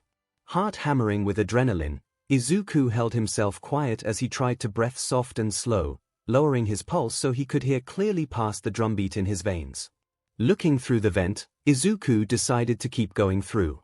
This would lead down towards the main door, and that was where he would hopefully find some more clues. Now 𝐒𝐿 spun his chopsticks absent-mindedly as he sat, sprawled across a windowsill up on his class's floor. The heroics classroom floor was rarely used outside of homeroom and the actual heroics classes themselves. Most of the other classes were on the floors below, with the general education students' classrooms and homerooms below that. He was looking out over the campus behind UA, the sprawling fields and groves of trees, and the distant testing grounds that stood in the distance. As such, his first warning something had gone wrong was the sudden ring of an emergency siren through the hall. The sound was familiar, yet different, to those he had heard before, but as he stood up, hands sliding into his pocket and food forgotten, his body remembered how to respond. His pulse began to rise, rushes of chemicals through his body chasing the lingering ache to vanish as muscles began to tense and shift. His eyes dilating to take in more light, the world seems to become oversaturated as he let his attention wander. And then, one of the doors opened and a figure in a hoodie strode out. That's the 1A heroics classroom. Thingbots are so easy to trick, came a soft scratchy chuckle. 𝐒𝐿 narrowed his eyes and his balisong came sliding loose from his back pocket. Apparently that was enough of a sound though, even with the loud sirens that echoed through the building. A spin and backstep and the figure was facing 𝐒𝐿, half-crouched and hands held out low and wide. What do we have here? An NPC wandered into the mission. Face to face, 𝐒𝐭𝐚𝐲 could gauge his new opponent. Sharp red eyes stared out from under loose strands of silvery blue hair, and a medical mask covered the rest of the face. From his posture, voice, and size, 𝐒𝐭𝐚𝐲 was guessing that this was an older teen, maybe early 20s. "I don't think you're supposed to be here," 𝐒𝐭𝐴 called out, hand flipping the balisong around and swinging it open to rest comfortably as he slowly strode towards the intruder, who slowly stepped back in pace, eyes narrowed. "You know, this is a surprise. I never thought of all people that the simulation killer would show up in UA." 𝐒𝐭𝐴 stiffened, twitching with the longing to strike at that name. The name that reporters had coined for him when he left the simulation. "I think you need to surrender." 𝐒𝐿 picked up the pace, even as the other guy stopped, seemingly satisfied with his position. "I don't know. I think I'd rather finish the mission. Gotta get that completion rate dash." 𝐒𝐿 moved at the last word. A jerking rapid motion that drew him close, knife held up at his shoulder and ped for a jab as he got close. As the blade twitched to begin, they both blurred into high-speed action. The point of the blade, and 𝐒𝐿 himself, rushed for the intruder, swiping for the chest before flicking towards the legs, and then a rapid frenzy of focused and debilitating strikes. The brunette dodged or deflected every last one, before with a twitch he reached up and slid his hand along the blade as it passed him by. In a second, the blade had vanished, leaving dust in its wake even as the two disengaged, both quietly catching their breath. Sparing a glance, 𝐒𝐿 scowled to see that the few fragments of blade he had left were cracked and rusted. The metal had seemed to dissolve under the other man's grip, and even now was slowly flaking away. Dropping the now useless handle, he looked up and saw red eyes. "Nice quirk. Disintegration. Considering how you grabbed it, let's say a 5-point touch." 𝐒𝐿 reached back and wrapped his fingers around the hilt of the sword strapped at his side. The shake of the older teen's shoulders was a muffled laugh, but his eyes gleamed with intensity. "I gotta say, player, you always were fast on the grab." Behind the other teen, a coiling portal of black smoke spun into existence, slowly flickering and drawing in the light. 𝐒𝐿 narrowed, as the words made things clearer. This person was one of the watchers. He had watched the livestream. 𝐒𝐿 could only take a step, sword coming sliding up several inches from the sheath, before the brunette stepped through the portal, his parting words echoing back. "See you around, gamer." 𝐒𝐿 watched as the portal closed, his free hand's fingers clenched over the back of his belt where his throwing knives or gun would have been, if he hadn't kept them in his hero uniform the day before. Breathing deep and slow, he let his pulse stagger and drop. But in his chest, a familiar feeling was growing. This was the start of something big. Something dangerous. The click of his sword settling back in the sheath echoed even as he turned to his food, grabbing the tray. He headed down towards the cafeteria, ignoring the echoes of sirens as he considered his next step. He would let Sensei know, and then, he would spend some time in the shop. He needed to get ready for things to go wrong. Behind him, the handle of the balisong slowly turned to dust. Someone with a disintegration quirk just got inside the building. Aizawa stared at the teen with wide eyes. To be fair, he wasn't expecting the kid to track him down just as he headed out of the teacher's lounge, and with a look that said he was 30 seconds from starting a fight. Then the words clicked and his eyes narrowed. "What happened?" The green eyes glanced up with piercing energy that had been undirected before now. Less than a minute after the alarm went down, a teen came out of the 1A homeroom. He was probably early 20s at maximum, red eyes and pale blue, silver hair. His skin was rough, but he had a face mask so I couldn't tell if he had scarring or something else. He mentioned that it was easy to cause a distraction. I confronted him. Aizawa fought back the instinctive beratement for that. Despite his age, he knew the teen in front of him was skilled and seasoned enough to pass most heroes when they graduated. His skill in combat wasn't the question. The intruder recognized me from the simulation live streams, made some comments. I tried to stab him with a blade before he managed to use his quirk.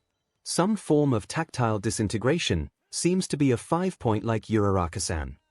Aizawa filed the information away, even as the severity of the situation slowly rose in his thoughts. Where is he now? How did he escape? At this, Midoriya scowled slightly. A warp gate quirk, Looks like a cloud of swirling black smoke. Someone else must have been assisting him. He left me with a parting comment about how he would see me around, and left. Aizawa breathed in deep and exhaled. First things first, did you check the room? No. I'm not trained for crime scene investigation and decided priority was searching for you or another teacher who was calm and collected. Aizawa raised an eyebrow, getting a deadpan stare back. All right. Step 1. Classes are currently suspended until we can get the students outside accounted for. Go join them. I'm going to Nedzu. Is there anything else you have for me? Midoriya paused even as he started to turn away, before speaking soft and clear. I can feel a tension, like things are going to get violent fast and soon. His expression sharpened. I'd be ready for a fight in the next few days. Aizawa watched as the teen walked off, and rubbed his eyes. God, I'm too tired for this bullshit. And with that, he headed off to try and find Nedzu. Koda glanced nervously around the field as the various classes grouped up. The siren had been shocking and the crush and thriving mass of people had freaked him and Kuro out. Even now, the hawk was circling high above, gliding around campus. The quiet teen glanced over at where Bakugo, Ida, and Momo stood conversing quietly, the dark-haired girl looking uneasy while a clipboard in her hand held a quickly sketched class roster. He could remember very clearly how Ida and Bakugo had dealt with the panic. The flare of explosions that stunned the crowds, before Ida had stood on a table and shouted orders and information. Bakugo shouting expletives when groups started shouting back, letting Ida get control. Momo had formed an air horn and was helping direct traffic down the hall at that point. Now, outside, it seemed her nerves were getting the better of her as she was looking for the last member of her class. And then, as Kuro swooped down and came in for a landing, the missing member was suddenly there. And something about him was setting Koda on edge. It wasn't the usual vibe that Koda had come to recognize as something similar to a wild predator, nor was it the uneasy vibe of tension that class had sparked earlier this morning. No, something about Izuku Midoriya was waiting. Koda's thoughts got cut off as the new class secretary turned and narrowed in on him. Deku, where the F were you? Bakugo's shout caught the gaze of half the class where they were milling around. A glance and Izuku shifted his path from the general shuffle of his class to the three officers. He came to rest facing the three teens with his arms crossed, his sword slung low, and Kuro perched on his shoulder. I was enjoying some quiet. Had to talk to Aizawa, as well. Momo nodded, even as Bakugo bit back a comment. Of course, Midoriya-san. We should be returning to class soon enough. Midoriya nodded and strode past them, one hand gently caressing the hawk on his shoulder's nape. Koda nodded as Midoriya stood next to him. It seems you left quite the impression on Kuro. A blink, and a slight twitch of the lips, before hands came up. Kuro. You named the black kite Kuro. A flush across rocky skin. He liked it. And it's simple. It's fine, he's happy. Izuku's eyes were curious, and somewhat haunted, his fingers, hesitant to ask the question. Yep.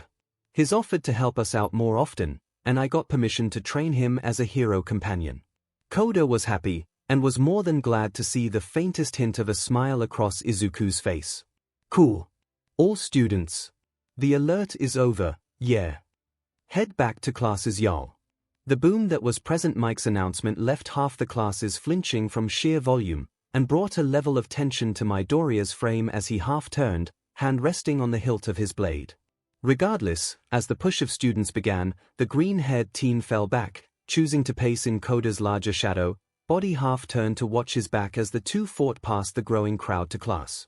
Then Izuku dropped from the vent to land gently on the upper level of the entry hall. The upper floor hall was ringed and looked down on the desks and computers that sat below.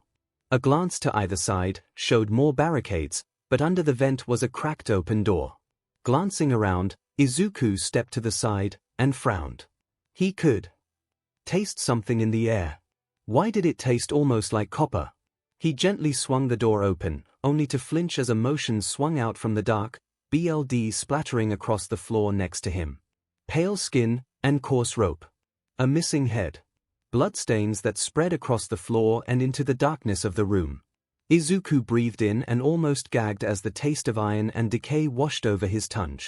Gah, what the F? Glancing around the room, he saw that shelves lined the walls, filled with books.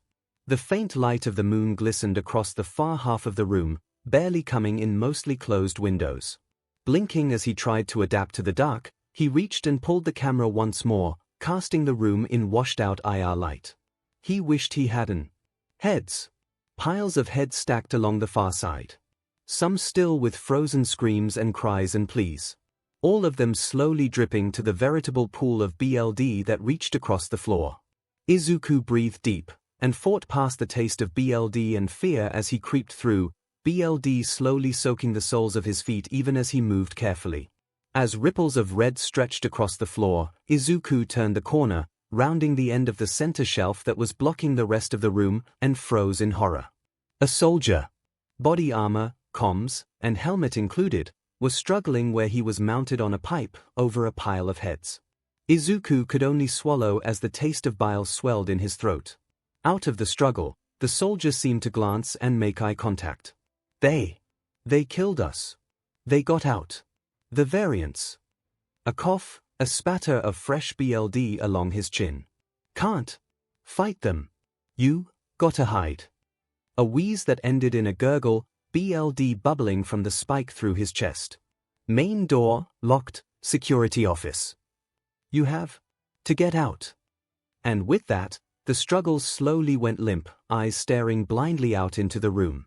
𝐒𝐭𝐴 breathed deep and gagged, spitting bile out on the ground as he watched, for the first time, another human die. It didn't matter, it was a simulation. Or that somewhere 𝐒𝐭𝐴 knew this was fake. It looked real. It felt real.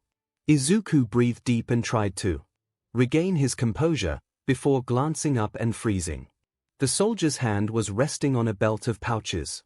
𝐒𝐭𝐴 swallowed as his throat, still burning with bile, seemed to catch. Breathing deeply and exhaling slowly, he pushed off from the bookshelves to stand up straight, stepping around heads to reach out and begin his search.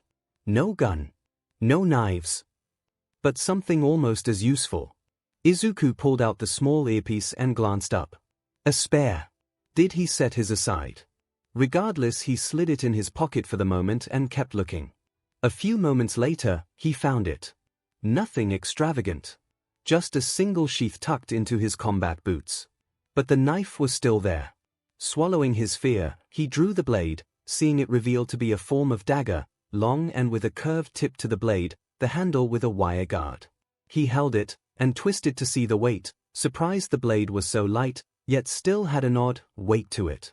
Grimacing, he tightened his grip, before slipping the sheath free of the boot, looking up and biting back an oath at the limp soldier's body. Sheathing the blade, 𝐒𝐭𝐴 paused, before sliding it into his breaths, clipping the sheath to the inside of his belt. Now somewhat armed, but feeling even more uneasy at his future, 𝐒𝐿 crept to the next door, cracking it open to show he was past the barrier that he had seen earlier, and that the next bit of the hallway was clear. He walked slowly and carefully, glancing around even as he had to vault a table in his path, landing with the faintest of thumps. He walked on. The stairs were in the corner by the door, and if he could get there, then he could move down and get to work investigating some more. He was halfway there when a door creaked and he froze, glancing with held breath for any sort of movement. For several seconds, there was nothing. Resuming his creeping, he turned sideways, preparing the shimmy through the last barrier to the stairs. A hand, larger than his head, clamped on his shoulder, squeezing tight as it lifted and dragged, 𝐒𝐿 shouting in surprise and fear as he was held and twisted to see a scarred and mutilated face. The body attached to said face was massive, easily twice 𝐒𝐿's height, and probably 5 times his weight. The face sneered, and without warning, 𝐒𝐿 was thrown through the glass window overlooking the lower floor, the shock of pain breaking him from his fear just in time for him to land back first on the floor, the pain blowing the breath from his lungs and making his vision blurs and sway with black. He saw black and seemed to blink and gasp as a face leaned over him. An older man, balding, who wore ragged-looking church robes and spoke in a dreamy, somewhat awestruck voice. The words echoed through his head, even as he barely held on to consciousness. He could barely hear the harsh whispers as his eyes closed. Just for a moment. Just until the spinning stops. I I see. Merciful God, you have sent me an apostle. Guard your life, son, you have a calling. Now class passed by fast, or perhaps Izuku perceived it that way. He was distracted, not physically. He still listened, took notes and remembered things. But part of him was focused inwards. Focused on the growing instinct that was wreathing his bones, making his control falter and flicker slightly. His heartbeat had been slowly spiking and settling for the last few hours, some part of him fighting to be ready to hunt for the threat. To be proactive. His hands were cramping from white-knuckle grips. If you do not hunt, then you are hunted. But he kept the instincts reined in. As the last class of the day ended, the students began to disperse, drifting out of the last teacher, Snipe-sensei's class. Izuku closed his eyes and let the rest leave, while he focused on untensioning his fists and shoulders. He let himself drift from the world, and let his attention fold into himself. He could feel it. The phantom pains that sparked across the intricate network of neural tissue in his body. The spark of pains that flared up as memories of wounds he didn't have haunted him. The way his sense of his body was heightened. With a graceful sway of his body, Izuku stood and walked to the window, bracing his arms against the frame as across his back his spins slowly stretched taller, each joint popping and loosening as the muscles under his shirt rippled with slow, deliberate pressure. His eyes were focused out and across the city, the first hints of sunset setting the edges of the world with the colors of fire. He breathed in and exhaled as the last of the muscles tensed and then relaxed. Shoving off, he headed for the support department. He needed something with a little more kick than paintball rounds for the next few days. And he needed to finish his new knives. Then Izuku blinked awake, groaning in pain as the muscles across his back seemed to decide he was stupid and needed to suffer. His memories rang back loud and clear. The soldier's last words, getting thrown out the window, a priest. He twisted and pushed himself off, rubbing his shoulder and hissing as he felt a fragment of glass that was shoved into the muscle. A JRK and it came loose. A second to check revealed that was the only shard he could find that was still embedded in him, though his clothes were covered in gashes. Thank God for leather jackets and denim jeans. Pulling his bag up from where it lay, he checked it to see that it was still okay, and that the fall hadn't broken anything. Slinging it over his shoulders, hissing as the movement pulled at his fresh cut, Izuku glanced around. Desks lined the area, and several computers were on and locked. Regardless, he set to work. He had a mystery to solve. The office of Nedzu. Now Nedzu sipped at his tea, his once polite expression now steeled and focused. And the classrooms? How did your check go? Aizawa sighed and mulled his answer over. As far as we know, nothing was stolen. Nothing was destroyed, or even touched. The computer was never touched, the papers were where we left them, the desks were intact, the room has no bugs or bombs or markings. If not for the fact I trust my Doria not to lie, I'd never know they had been there. And was there any proof? One of the kids' knives was turned to dust. I found the remains in the hall. It looks exactly like the effect that took down the front gate. Aizawa downed the last of his tea with a swift motion, before finishing. And with a warp quirk, it makes sense. Decay the door, step away and warp up, and while we all respond to the breach, they are farther past us. Misdirection at its most basic. Nedzu nodded, a pensive look crossing his face. We can't call in a task force for a single sighting, not when our source is only Midoriya. Be on your guard. I'll assign another teacher to join you for the USJ trip tomorrow, and have the rest of the faculty on high alert. That's the best I can do for now. Aizawa sighed, but he understood. Thing political bullshit. Kamino. A bar now Tomura Shigaraki paced. His hands, fingertips taped and half-ripped gloves covering the rest, kept his destructive quirk in control. His room, once dark and closed off, had been expanded this last year. The wall to the next room over had been removed with careful application of his quirk, giving him room to move and think. Taking a note out of the gamer playbook, he had whiteboards and a pinboard up across the 3 walls beyond his original room. Across them were notes, pictures, and files for each confirmed teacher he had heard of. Present MIC, Midnight, Cementos, Snipe, Eraserhead, Nedzu, Powerloader, Hound Dog. In the center was All Might himself. Before today, he had considered this to be his true opposition. The peak of his raid's opposition. But now, he had a new one. Hanging at the bottom of the board, a single picture.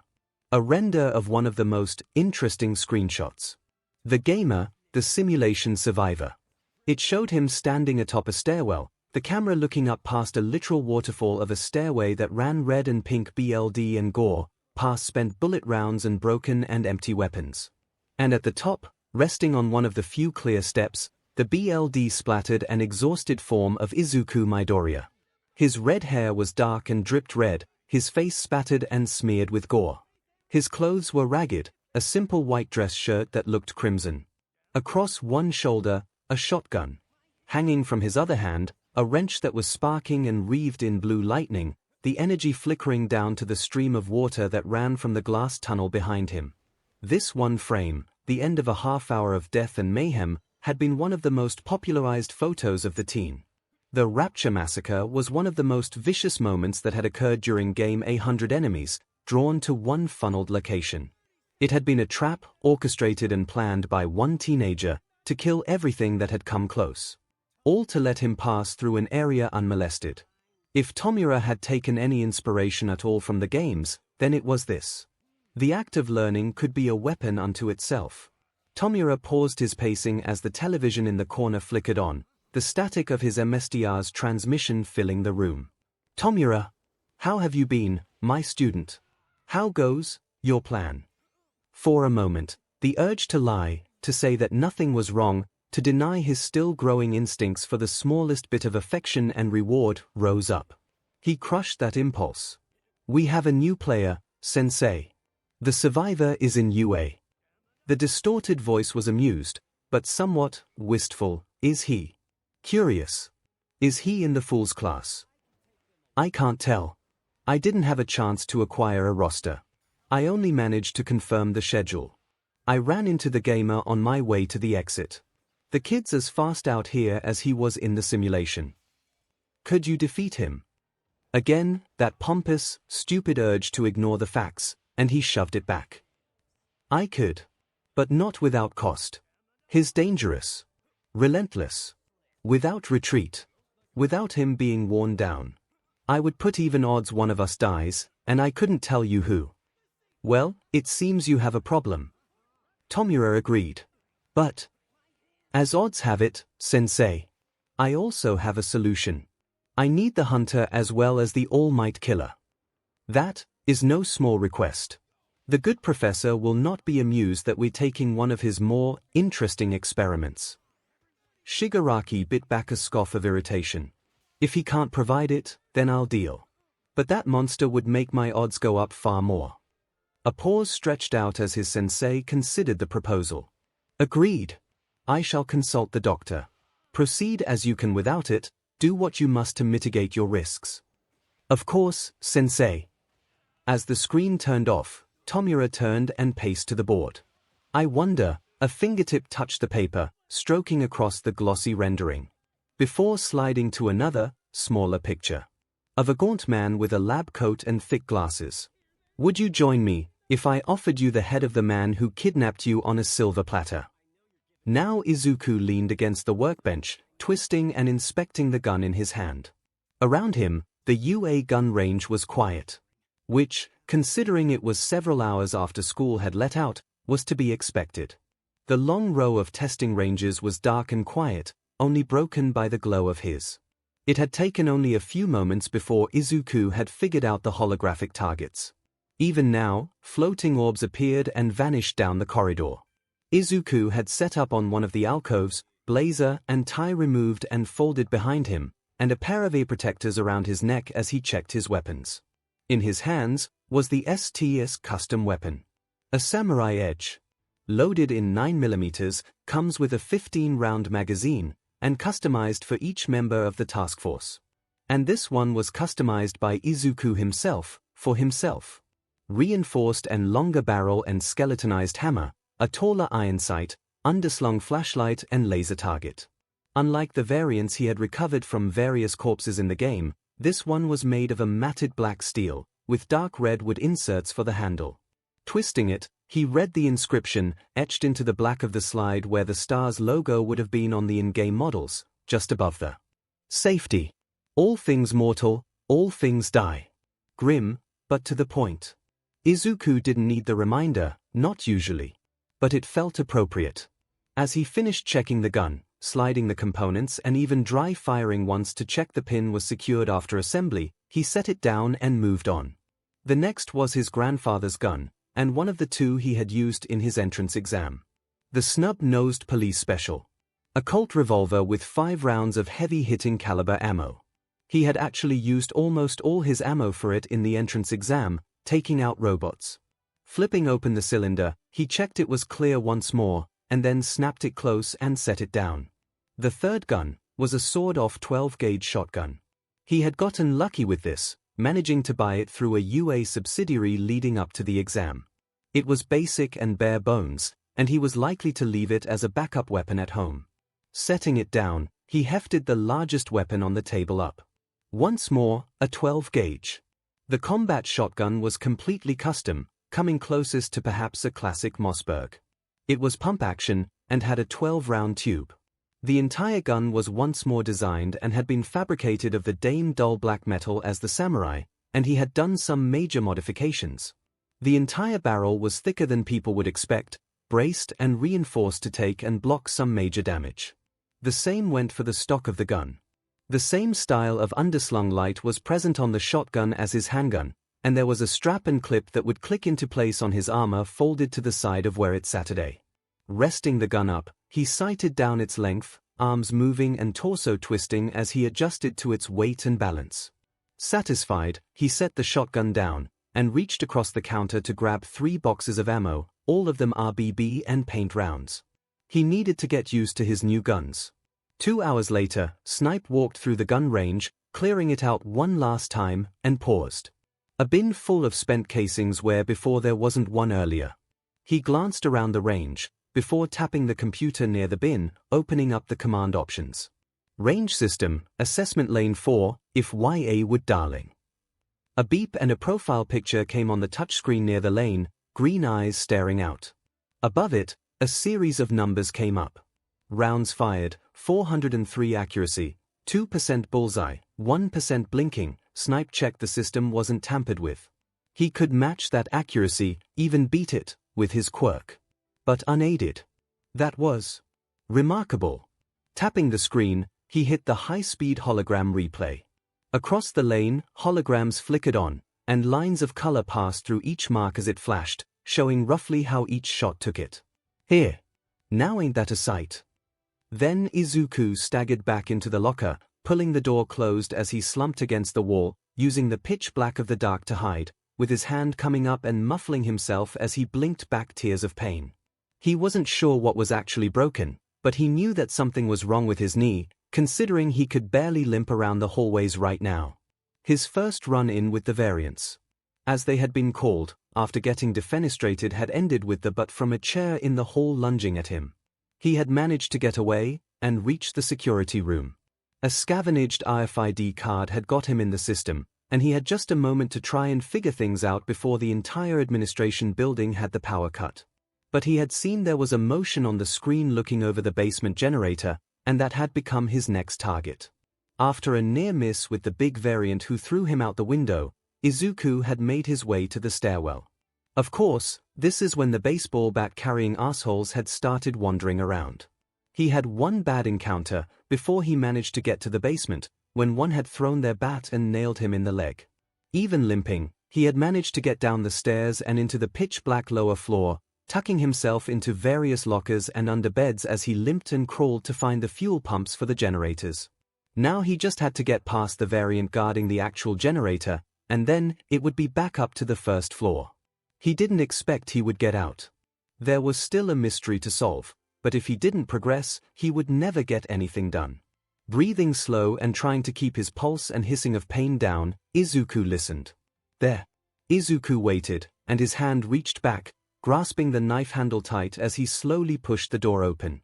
The basement was nearly pitch black, but Izuku had adapted. His eyes dilated wide to catch any fragments of light, His ears perked to listen to echoes and his skin tingling with the sensation of the air flowing through from the vents. His steps were staggered and slow, every other step sending a surge of pain rushing up his leg and across his spine. He could sense the variant. It was only a few feet away, and judging by the sound and the way the voice echoed as it rambled, it was looking at the generators. Izuku tightened his grip and moved. It was brutal. It was messy. He had to jump, sloppily and off balance, to get high enough. The cut was jagged, a combination of no leverage and the variant thrashing in his hold. But when it was done, Izuku vomited to the side, bile spilling from between his teeth as he snarled at the taste of BLD.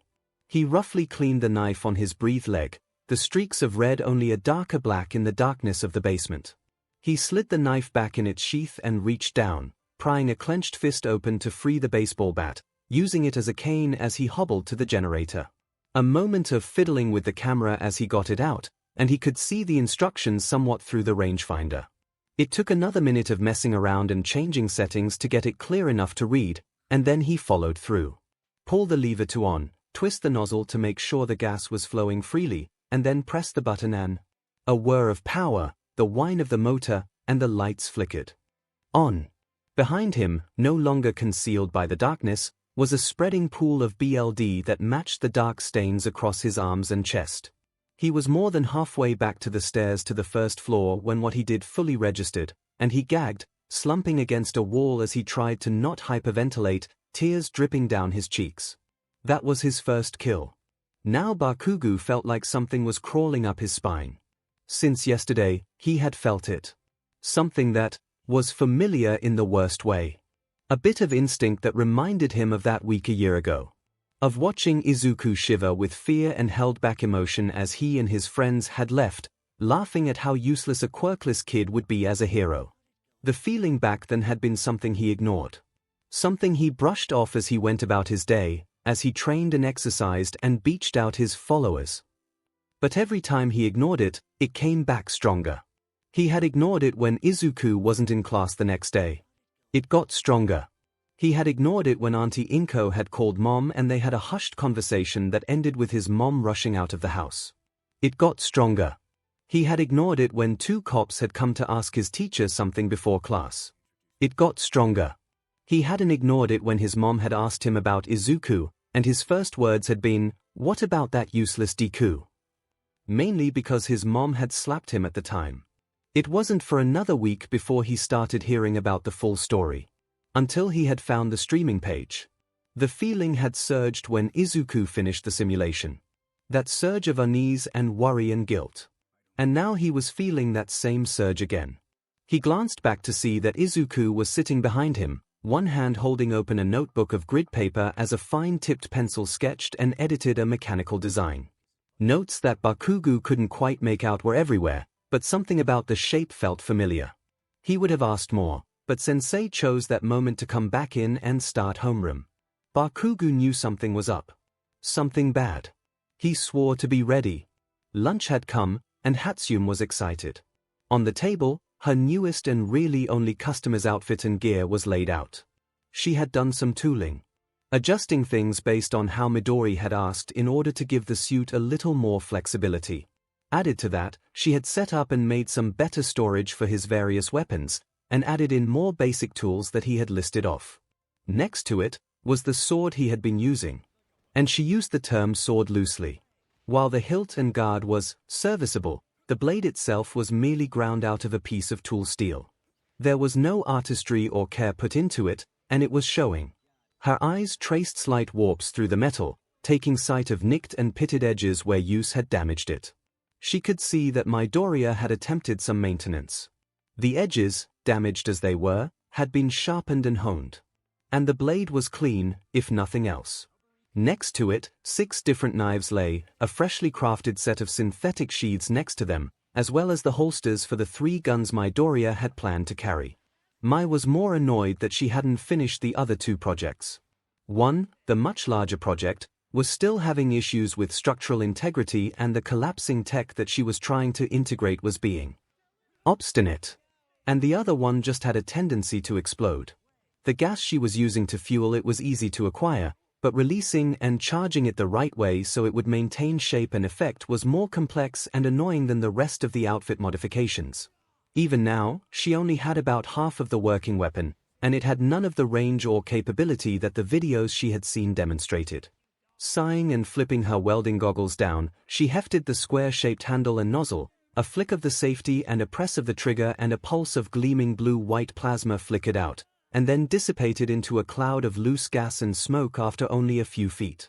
Electromagnetic channels giving you an issue. Mai held back a yelp of surprise, glancing over to see the form of Izuku slouched against the wall, arms crossed. Yeah.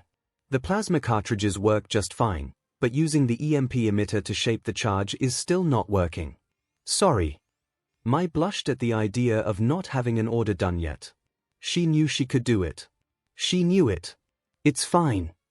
The green-eyed teen glanced across the table as he strode closer, hands ghosting over some of the armor as his eyes narrowed. Everything finished over here. Everything prepped and assembled except the plasma cutter and the axe. Oh, and your real sword is still being forged by Sensei's contact. Mai explained, setting the half-assembled weapon back on the workbench. Shoving her goggles back up, she rubbed at her eyes, closing them to try and ease the ache of her quirk. When she glanced up, Izuku was staring at her with a curious tilt to his head. What? Do I have grease on my face again, 𝐂𝐸𝐲? When's the last time you slept? Or ate anything? His voice was curious, and somewhat flippant. Who has time for an arm around her waist? What are you? A shift and she was held over his shoulder, arms hanging loose as Izuku calmly walked off, the mechanic over his shoulder. Hey, let me go.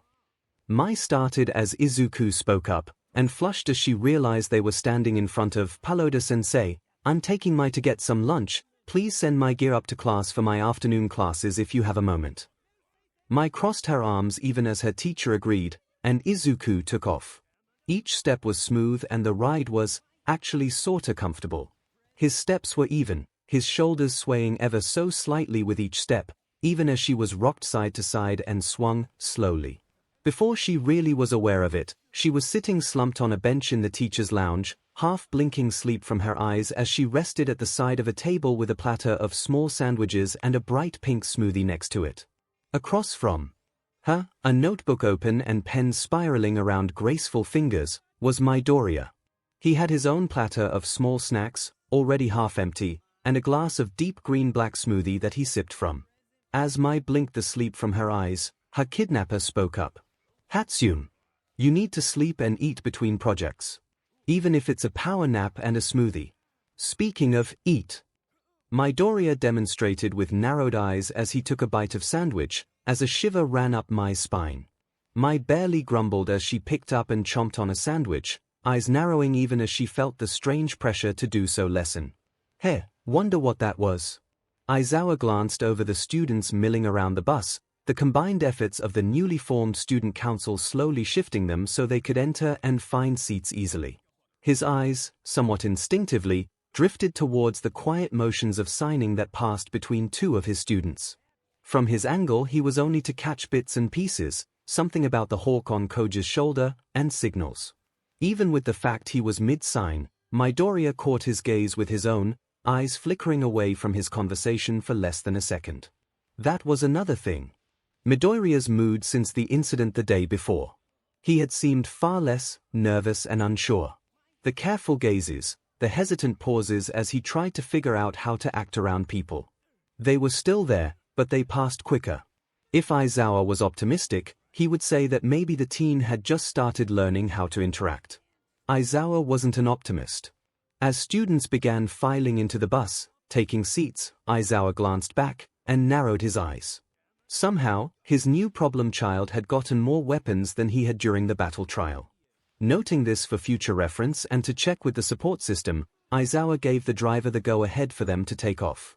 The USJ awaits, and he didn't want to make 13 wait for him too long. Tsuyu glanced behind her, seeing the form of Midoriya sitting in the back corner of the bus, holding up a small squared-off canister and what looked almost like a drill or some sort of hand tool, if you had stripped the front half off. She ignored the curiosity of what it was, to actually speak to the person who had been confusing her for the last few days. Midoriya. Eyes darting up, even as the squared canister was slid into a slot and hissed into place. Yes, Asui. Call me Zoo. I've noticed that you don't talk or like people. And that you've never shown off your quirk. By now more people were taking note of this conversation, from the somewhat stoic Todoroki who sat in the corner across from Midoriya, to the red spiky-haired Kirishima who was turning back to look, joined by Kaminari and Zero. Ashido leaned over another seat at the idea of gossip, pushing until she was balancing over the calm and focused form of Bakugo, who was listening with a smirk. In fact, Bakugo claimed you don't have a quirk. A second of silence, as Midoriya held Tsuyu's gaze. Well, he's correct. I don't quite see how that matters, however. Are you kidding me? How the hell did a powerless kid like you even get into the school? What the hell? Mineta shouted, eyes wide. As murmuring and comments passed around, that singular comment stood out. It was crude and disrespectful, and the sheer thought that it was enough to make him reconsider his path in life was downright ridiculous. So ridiculous was it that it actually prompted a deep, growling chuckle from the green-eyed teen. A chuckle which was so distorted and sarcastic that it stole the murmurs from the others' throats. Izuku hooked the tool he had been fiddling with under his cloak somewhere and stood, pushing forwards to lean over the seat that was in front of him, directly above both Jiru and Toru. His eyes focused only on the purple bald head of the person who drew his ire. Your name is Minoru, right? The words, innocent as they sounded, were backed by a wave of intent that made several students shudder. Why yeah. What's it to you? Just checking. Anyway, I've got let's call it a curiosity. Are you implying that you need a quirk? Some sort of combat applicable ability to be a hero? Mineta quivered with a bit of fear, and then rallied to support his argument. Yes. If you don't have a quirk you shouldn't be a hero. Izuku nodded, his eyes half closed and lips quirked, as he slowly curved his spine into a distinctly feline-looking stretch. Glad to hear that. Now, let's elaborate. His eyes still half closed, he crossed his arms, stepping out into the main aisle of the bus and walking with slow steps, body swaying counter and balanced with the bumps of the road. I presume, going by your definition, that you would assume heroes must have something combative as a quirk. Such as Bakugo or Todoroki. Something dangerous, destructive. Or perhaps like Kirishima, whose durability lets him ignore damage to a point. Some of the class was nodding along nervously, looking almost nervous at the way this was making sense, while Aizawa blearily peeked out from his bundled sleeping bag at the front. Good. They sensed the trap even if oh so few could see it. Izuku would have grinned if it wouldn't ruin the web he wove, his steps taking him towards the front of the bus as he paced and spoke. And you are correct. The quirks we associate with heroics, with these large fights and flashy costumes, those are loud and combative. Izuku grinned. But how does that explain my battle trial? A collective flinch, a shift of motion as everyone listening realized that he had already proven his point. Sorry, that's a bit biased. Instead, consider Sir Night Eye, perhaps. I mean, one of the few who could claim being a sidekick to the legendary All Might, but his quirk is a form of foresight, which doesn't make him a fighter. No. That would be skill and experience. Or perhaps, our sensei, the mythical Eraserhead, would be a better example. He's practically quirkless. His only power is to nullify other quirks. At this, Izuku waved a head forwards, now standing near his teacher, with the class behind him. Gasps of realization from several of his classmates as they apparently connected some dots actually make Izuku pause, turning and blinking out at the sea of faces still focused on him. Didn't you all know that? Our sensei makes people fight quirkless, which is where his training and skill are superior. As the murmuring rose, he spoke up once more, twisting slowly as he drew attention back. I have one more, let's say close-at-hand example. He shifted his gaze from the bulk of the crowd to a specific person, who, by his design, was now seated across the open center seats of the bus from Izuku's position. Our class president. Momo blinked and flinched. Izuku, however, despite his eyes focused on Momo, was paying attention to Mineta, whose eyes had widened with lust and a sudden surge of opportunistic instinct, as he kept up to stand on his seat, leveling his gaze with Izuku's. Hook. Hey! How dare you insinuate the president is quirkless like you? Line. Really?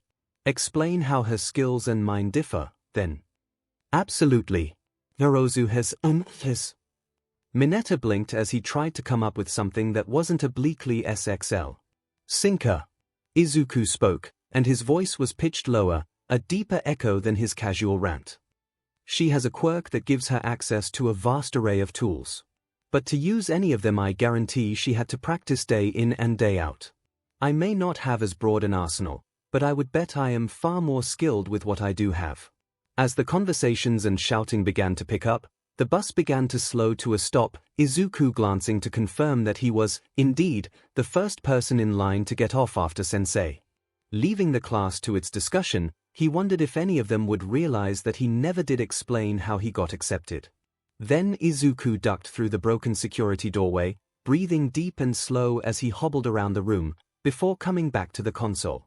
He started tabbing through files and system, before finding an option to send a backup of the files to a secure location. Blinking, he fumbled for the notebook and found what he needed. The email that the first message was sent to.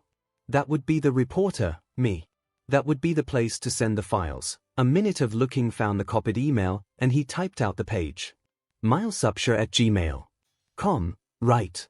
Now on to the next part.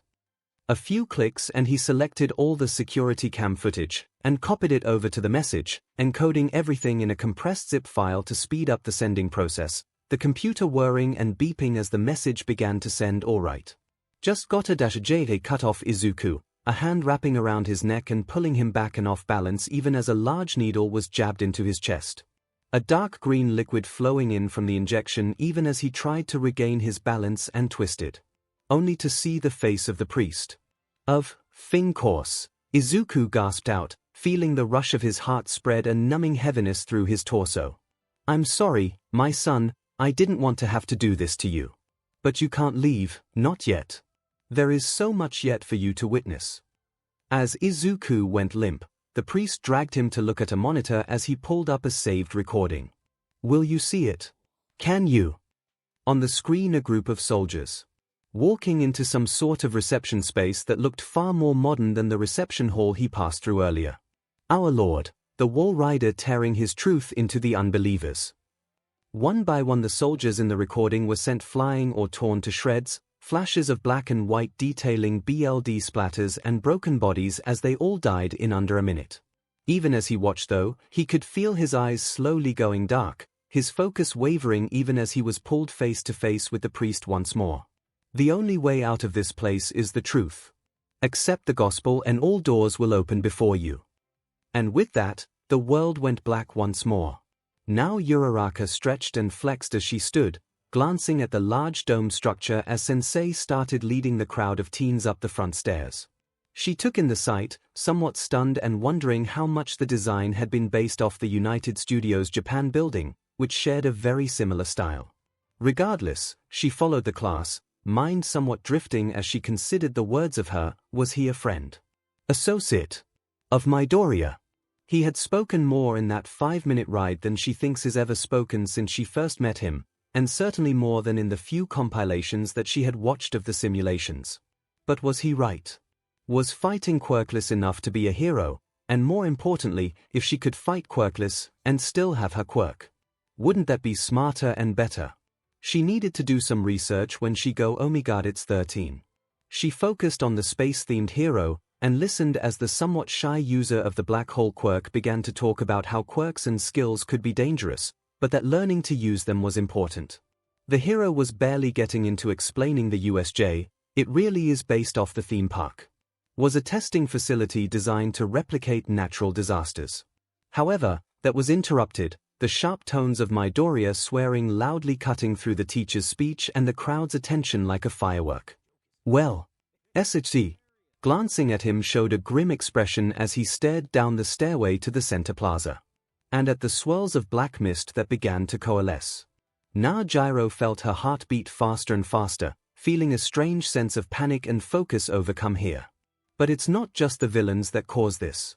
The swarm of them had gathered down below, and the doors behind them all were now locked, proof that somehow the USJ had been locked down. But she kept glancing from the villains to the thing that's really throwing her off. Thump thump, thump thump, thump thump. She knew music, knew the speed and pacing, and was good at figuring out BPM. Hell, she used her own pulse and heartbeat to fire off sonic blasts. She could read heart rates to see when people were panicking or lying, or angry. But there had been a nearly constant tune throughout the last 3 days. Only flickering and speeding up when something interesting was happening, and immediately slowing down afterward. It had been easy to see, and was slow, inevitable, a waltz playing in the middle of a rave. And right now, Izuku Midoriya's pulse was speeding up.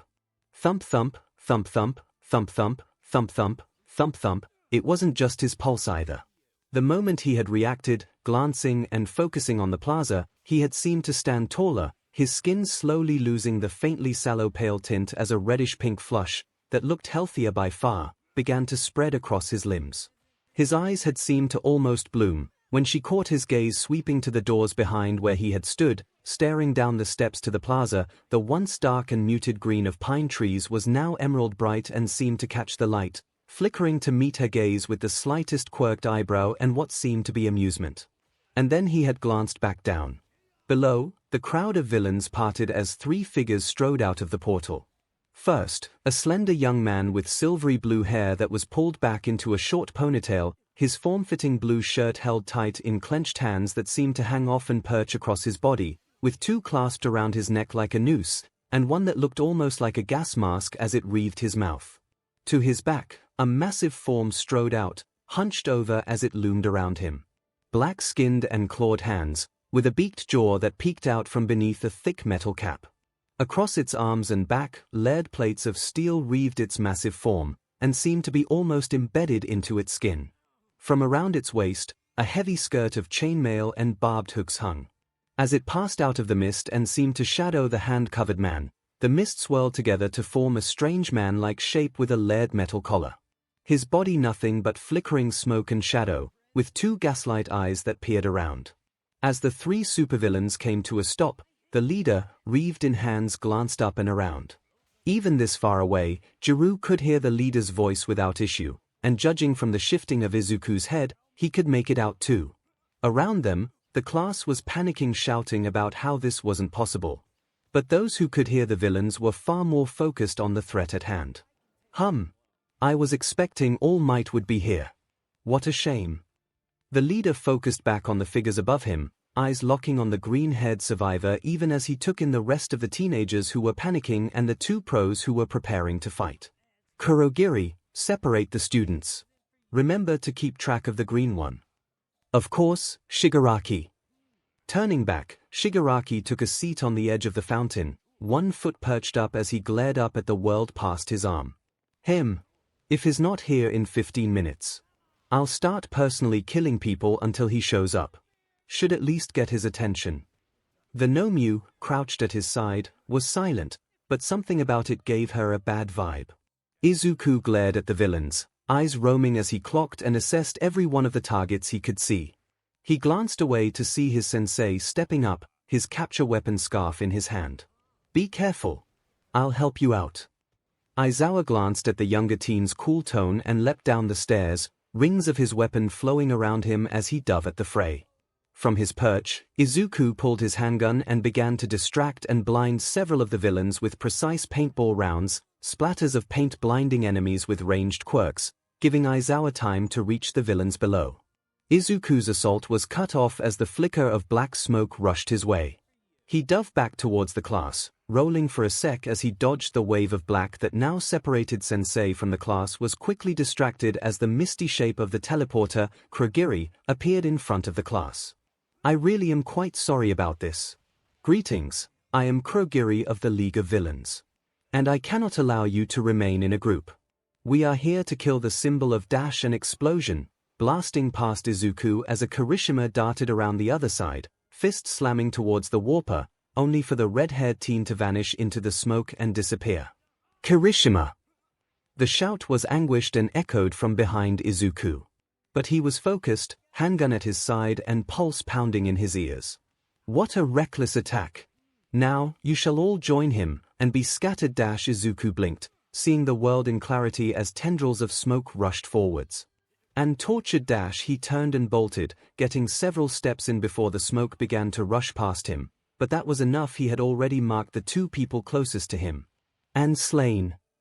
He lunged, each arm wrapping a different waist even as the world was engulfed in darkness. Thing warpers.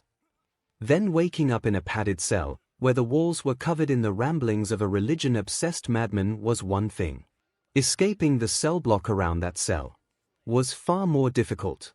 Izuku ducked around another corner and ran, the long hall before him lit by only the moonlight passing through each window to his left. Behind him, the footsteps, the laughs, and jeers of one of two fed-up cannibalistic assholes who clearly didn't get the memo that Izuku was off the menu. Izuku cursed loudly when he saw the other one down the next hall. Even if he had time, he wasn't sure Hiku window. Broken. Time to bluff. F you, I refuse to be a meal. And leap. Hands ripped open as the glass shards embedded in the window still sliced open his fingers, but he gritted his teeth past the screams, and caught the bar beneath the window, hanging out of sight but letting his body slam heavily against the wall. It hurt, and his grip almost slipped, but as he slowly shimmied down the length of the hall, fingers bleeding, he heard it. Wait, did he jump? Din, I was hoping to get his liver. He looked tasty. Indeed. What a waste of fresh meat. Izuku snarled to himself. His lungs were burning, his BLD pumping so hard it hurt. And then, his grip slipped and he cried out, the rain following as he fell down, and landed in a pool of BLD and corpses. As he wheezed, he could make out the sign on the door next to him. Vocational block. Now Izuku rolled with the drop, taking the impact as he let his two companions sprawl across the sand and dirt. He took a second to stand, stretching even as he took in the half-buried buildings and uneven rubble and dry sand that layered the world around him. He patted himself down, his cloak had cushioned the blow, the shimmering metallic cloth shaking the dust off easily as the team glanced around, a single eyebrow raising as he took in dozens of villains scattered about the landslide zone, most of whom were now looking at his direction and beginning to head his way.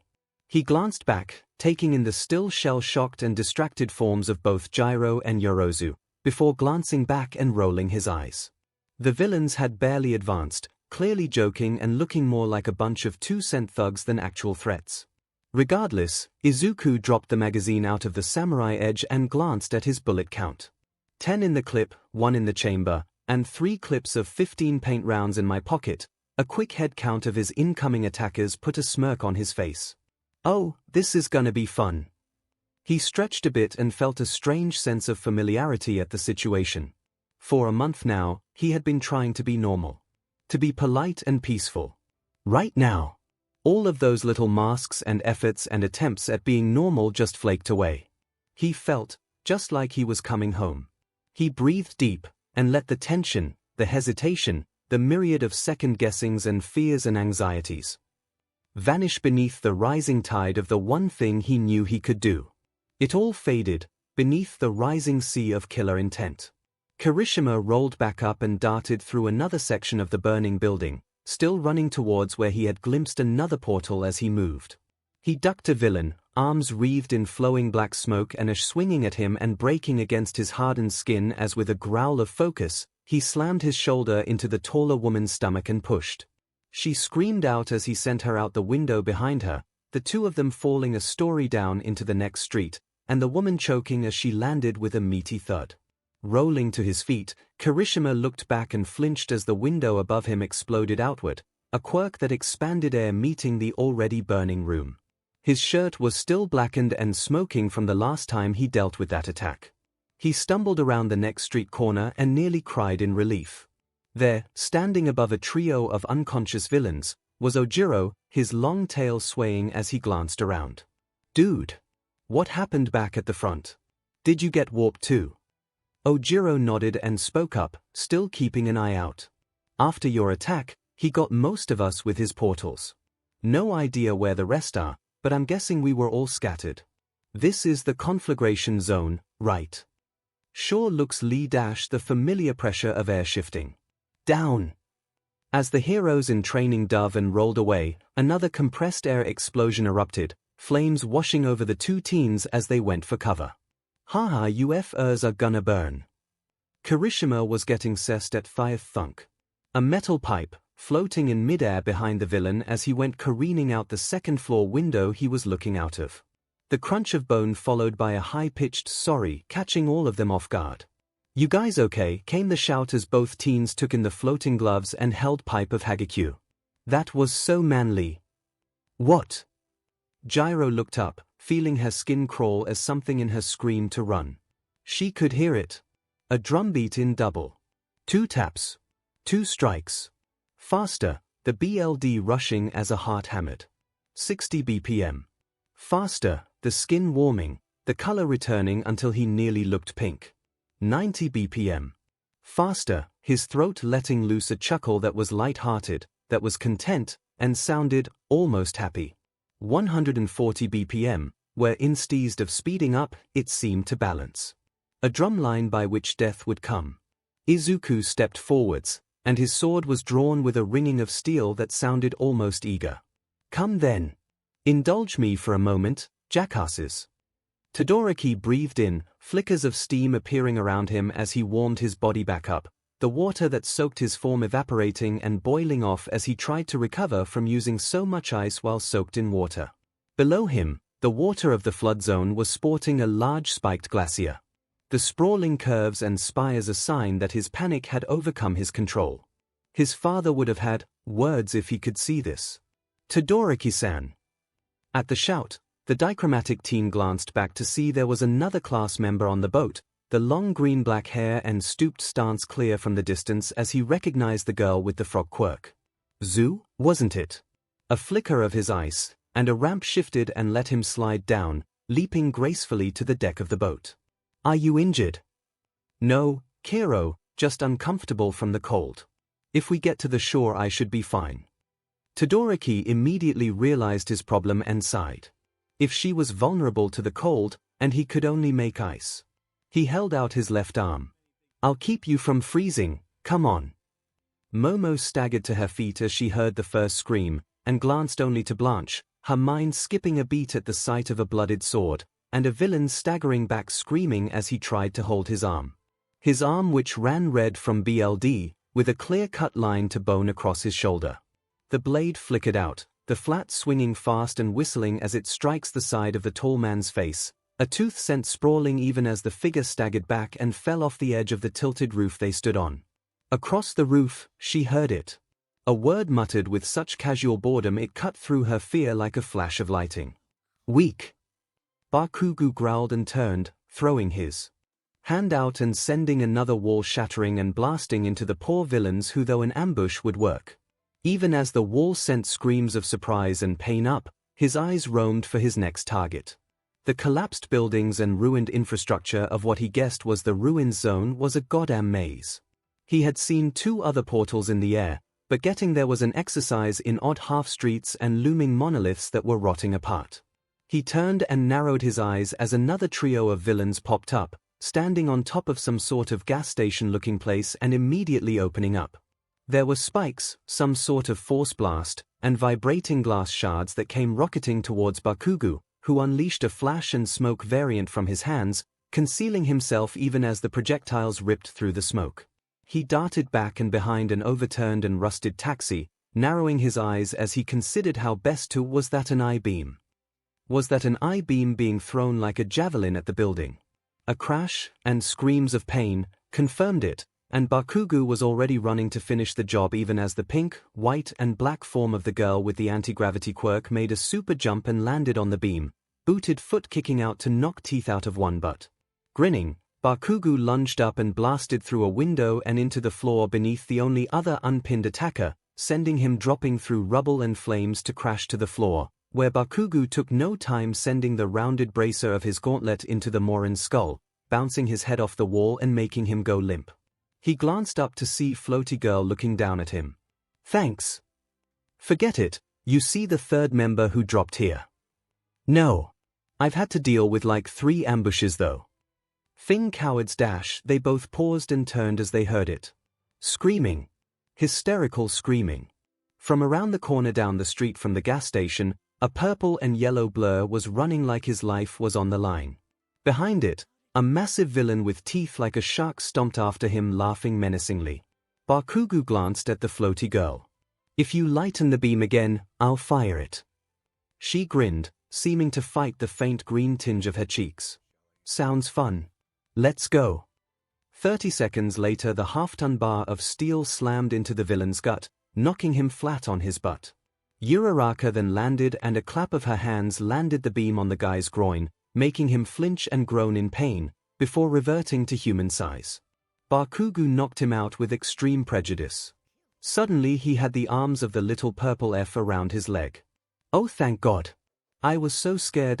F this. You hurt jackass." More tears. More whining. "I could have died, shut it." Bakugo turned away from the diaper kid, shoving him off his thigh with a shove. "Floaty, let's go. The faster we get back to the front door, the sooner I can make sure Deku isn't to the point he's murdering people." Blinking, Uraraka nodded. Sure." The two started jogging towards the atrium, the Mineta following in a panicked scurry. Bakugo's feeling of unease was back. And it was getting worse. A crack of a broken sound barrier, but not the iconic bang of a bullet. But the whistle of air and a cracking sound more akin to a WHP strike. When it hit, a splash of blue and purple hues. But against an unprotected eye, it might even be more debilitating. The swift slash of the sword that hamstrung someone definitely was, and his screams joined the chorus as Izuku once more kicked the assaulting villain who tried to close in, sending him stumbling back off the roof of the half-buried building. As Jiru pushed herself to her feet, she took in the way that, despite its speed, Izuku's heart rate didn't change. If anything, it evened out. Every pull of the trigger sent another scream up, and Jiru snarled at her skinned knees and palms from her rough landing. She knew it would have been worse. That fall was to injure. 40 feet onto concrete. And yet Izuku barely flinched from it. She glanced to see if he was injured, but couldn't see any sort of wounds. Only the shift of the gun as another villain screamed in pain. Tokoyami scowled. The rain falling around him was distracting, and the screams of terror from the villains around them merely made him scoff. It wasn't like Dark Shadow was rampaging or something. He was still able to guide the shadow as it ripped through trees and tore up the earth. Behind him, legs splintered and being supported by the multi-armed form of Shuji, Emma glanced around. "Messi, but perhaps we should focus on reaching the atrium." Shuji shook his head, even as a mouth opened to explain. "I'm still listening to the sounds of a fight over that way, and you are injured. You'll be a liability if they come for us, and Tokoyami is already getting winded controlling his quirk." Tokoyami nodded, glancing back. "It's true. Despite Dark Shadow's power in this rainfall, he requires some effort to keep tame. The sooner we get free and I can rest somewhat, the better." The three of them ignored the high-pitched squeal as another would-be slasher villain got sent ragdolling above the tree line. "Lead on, my feathered friend." Tokoyami scoffed, and Dark Shadow threw a tree at another villain. "Wow. They really did choose the worst place to put me. Ida, run." The door was open, and the gleam of sunlight called for him. Glancing back, Ida growled before darting forwards. Soto and Ashido's work had weakened the doors enough to let them be ripped open. He dodged one, then the other, of the portals, and leaped over a third that nearly tripped him, before rolling through the gap and coming back up running. He had to get to the main campus, some 3 miles away. He had to move. In the back of his mind, a voice whispered, cold and focused. "So, hero, what's your play?" Ida ran. Koda glanced around nervously, Kuro perched on his shoulder as he wandered to the peak of the mountain zone. Farther down the slopes, a dozen or so villains were shouting and trying to climb after him, with little success. Koda was surprised. About that. Maybe it was the fact he had climbed and camped on Mount Fuji with his uncle almost every summer and winter break for the last 5 years, in order to train his quirk in the wilderness. This wasn't even that tough of a climb, though he should have his uniform adjusted to deal with snow. It was sorta cold up here. As he reached the top of the peak, He glanced down and saw two villains with leg-based mutations had pulled ahead of the pack. He glanced at the cliffs behind him, where layers upon layers of snow had been built up, and then the big red button labeled Avalanche Test. 𝐂𝐐𝐲 gave a sly grin, and walked over to it, flipping the plastic cover off the button and looking up. "What does this do?" 𝐂𝐻𝐽 chirped, eyes flickering between the button and his perch. Avalanche. He hit the button, and with a roar that sounded like a tsunami, the large cliff next to him was revealed to be a deep snow-filled hole, backed by a hydraulic press. He barely saw the surprised expressions of the two villains who leapt over the ledge, before they were consumed by the wall of white and cold. It took a moment for the flow of snow to stop, but when it did he slowly crept to the edge and looked down. Aside from the occasional foot or hand reaching out from the snow, the cliffside was now free of villains. 𝐂𝐻𝐽 nodded, and then looked out at the rest of the USJ below him. 𝐂𝐻𝐽, find the hunter, guide him towards the doors, got it. A flap of wings, and a lunging dive, and 𝐂𝐻𝐽 took off, catching the heat of the nearby conflagration zone as it rose. Before circling above the USJ to find Midoriya. Kurogiri reformed with a sigh and looked to his leader. The students have all been scattered, though, as we planned, some did manage to break the door down, and a third escaped. With 13 guarding the entrance, they should have a place to regroup. As you requested, I've kept track of your special target. Shigaraki didn't speak, eyes locked on the fight before him, at Eraserhead smashing through the horde of 2-bit chumps he had gathered. Perfect. The bait is set. Prepare to call in the second wave. The first of our buffer is soon to fall, and call in the hunter. I can hear the gunshots from here, and the survivor needs to be weakened before stage 2. Of course, Tomura. Izuku was feeling peaceful, and disappointed, and sorta relieved. His blade slashed out in a quick lunge, the steel edge catching one of the last few villains who hadn't ducked from his paint rounds for cover in the knee, a twist of the blade's tip ripping and dislocating the damaged joint as he stepped into the aborted attack, blade twisting free as he spun, armored elbow striking the staggered villain in the jaw hard enough Izuku could hear it crack, and letting him bring the blade around to skate off the bone spikes of the mutant quirked villain who was trying to rip him apart. But really, the sword flickered out, twisting so the flat slammed a bone spike off course, before it lanced forwards between bone plates into a shoulder to a scream of pain. Izuku was sorta bored. Here he is, really, truly, awake for the first time in almost a month, working with a blade that feels like he yanked it off one of the undead in the burg, with no actual bullets in his gun, and with no healing.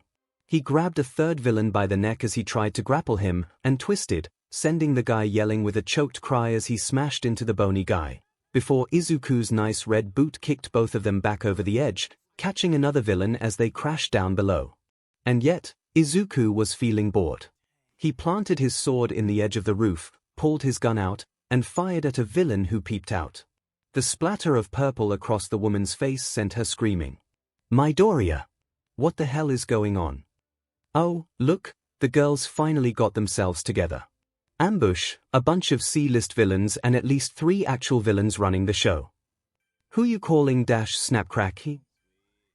Izuku frowned at the screaming villain who was trying to claw the paint out of his eyes, who had tried creeping closer while he was distracted by the girls. Hey, can't you see I'm talking here?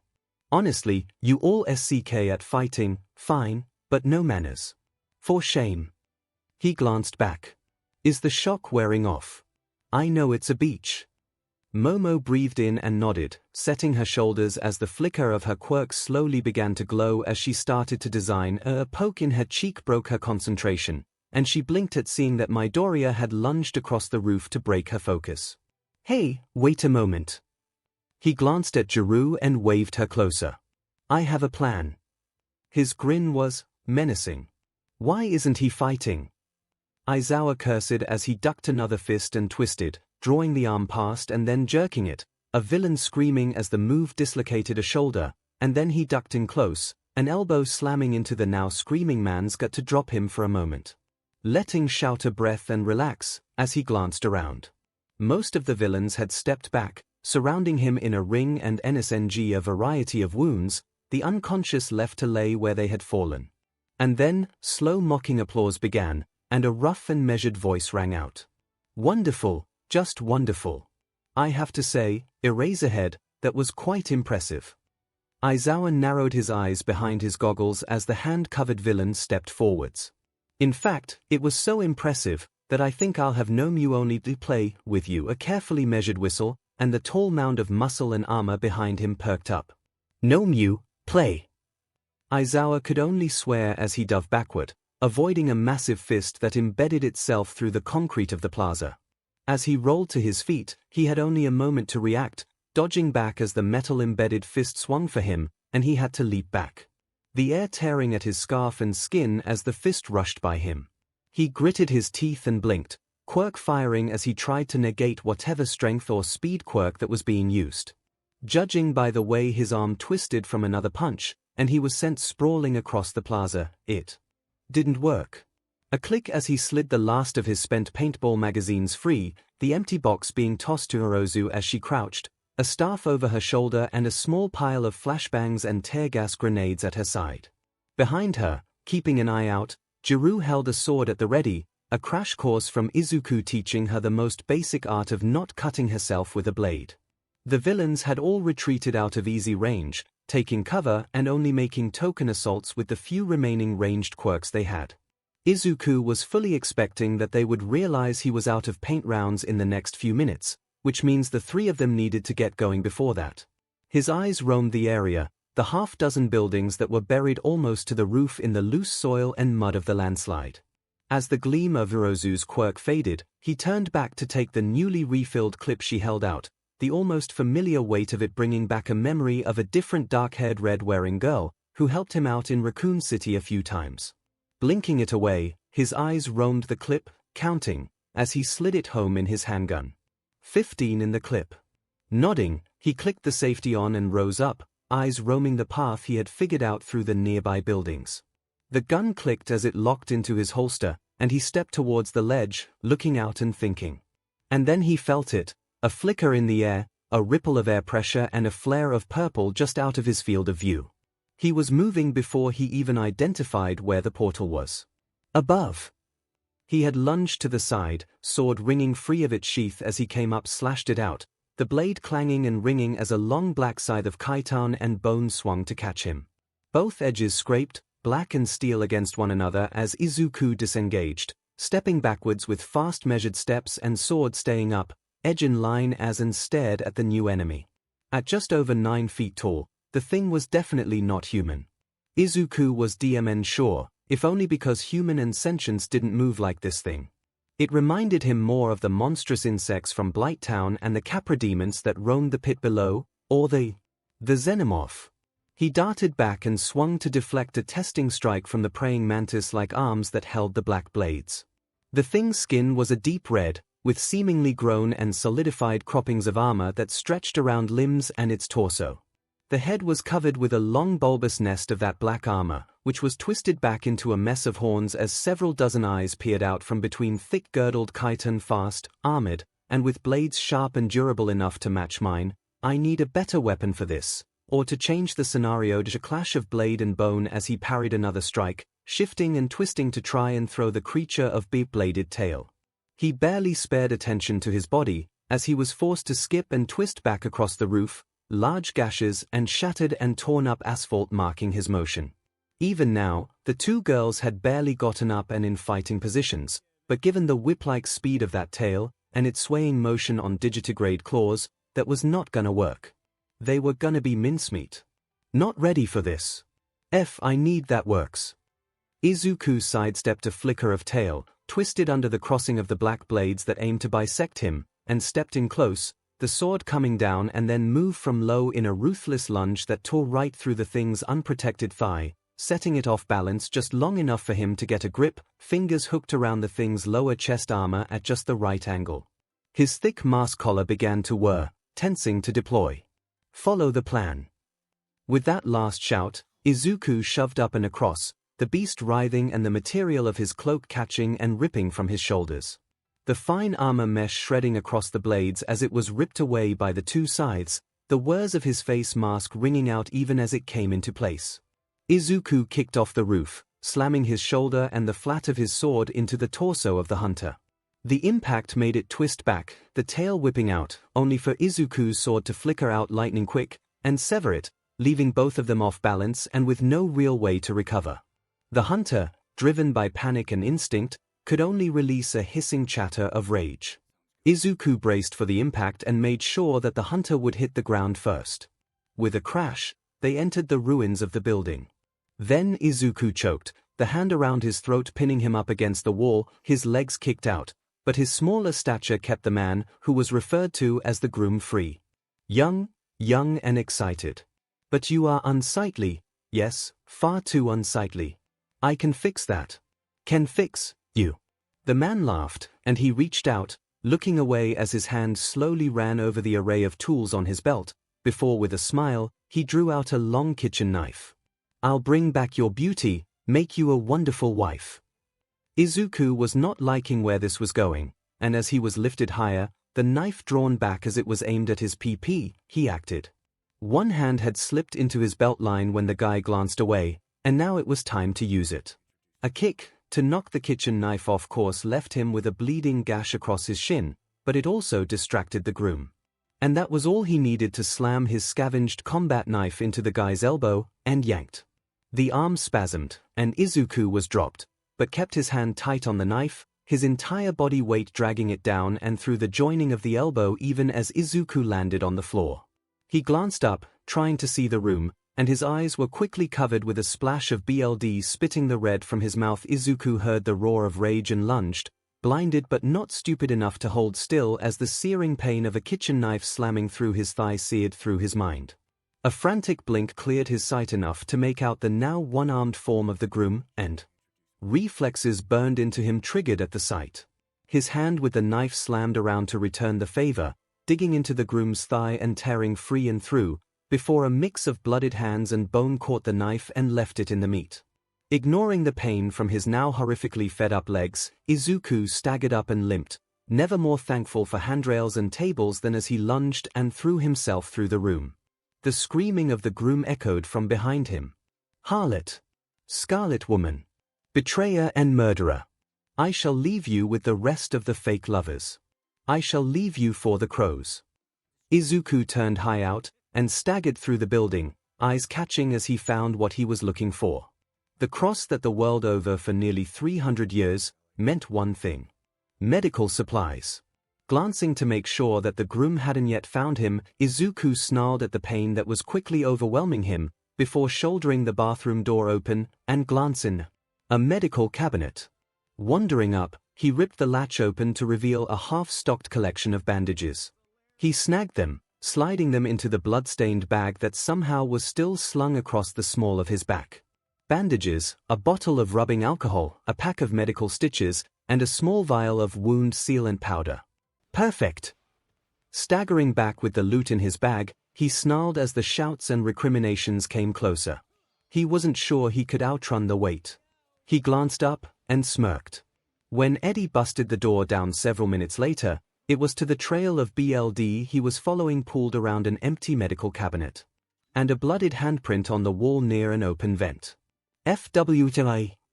Izuku was in darkness.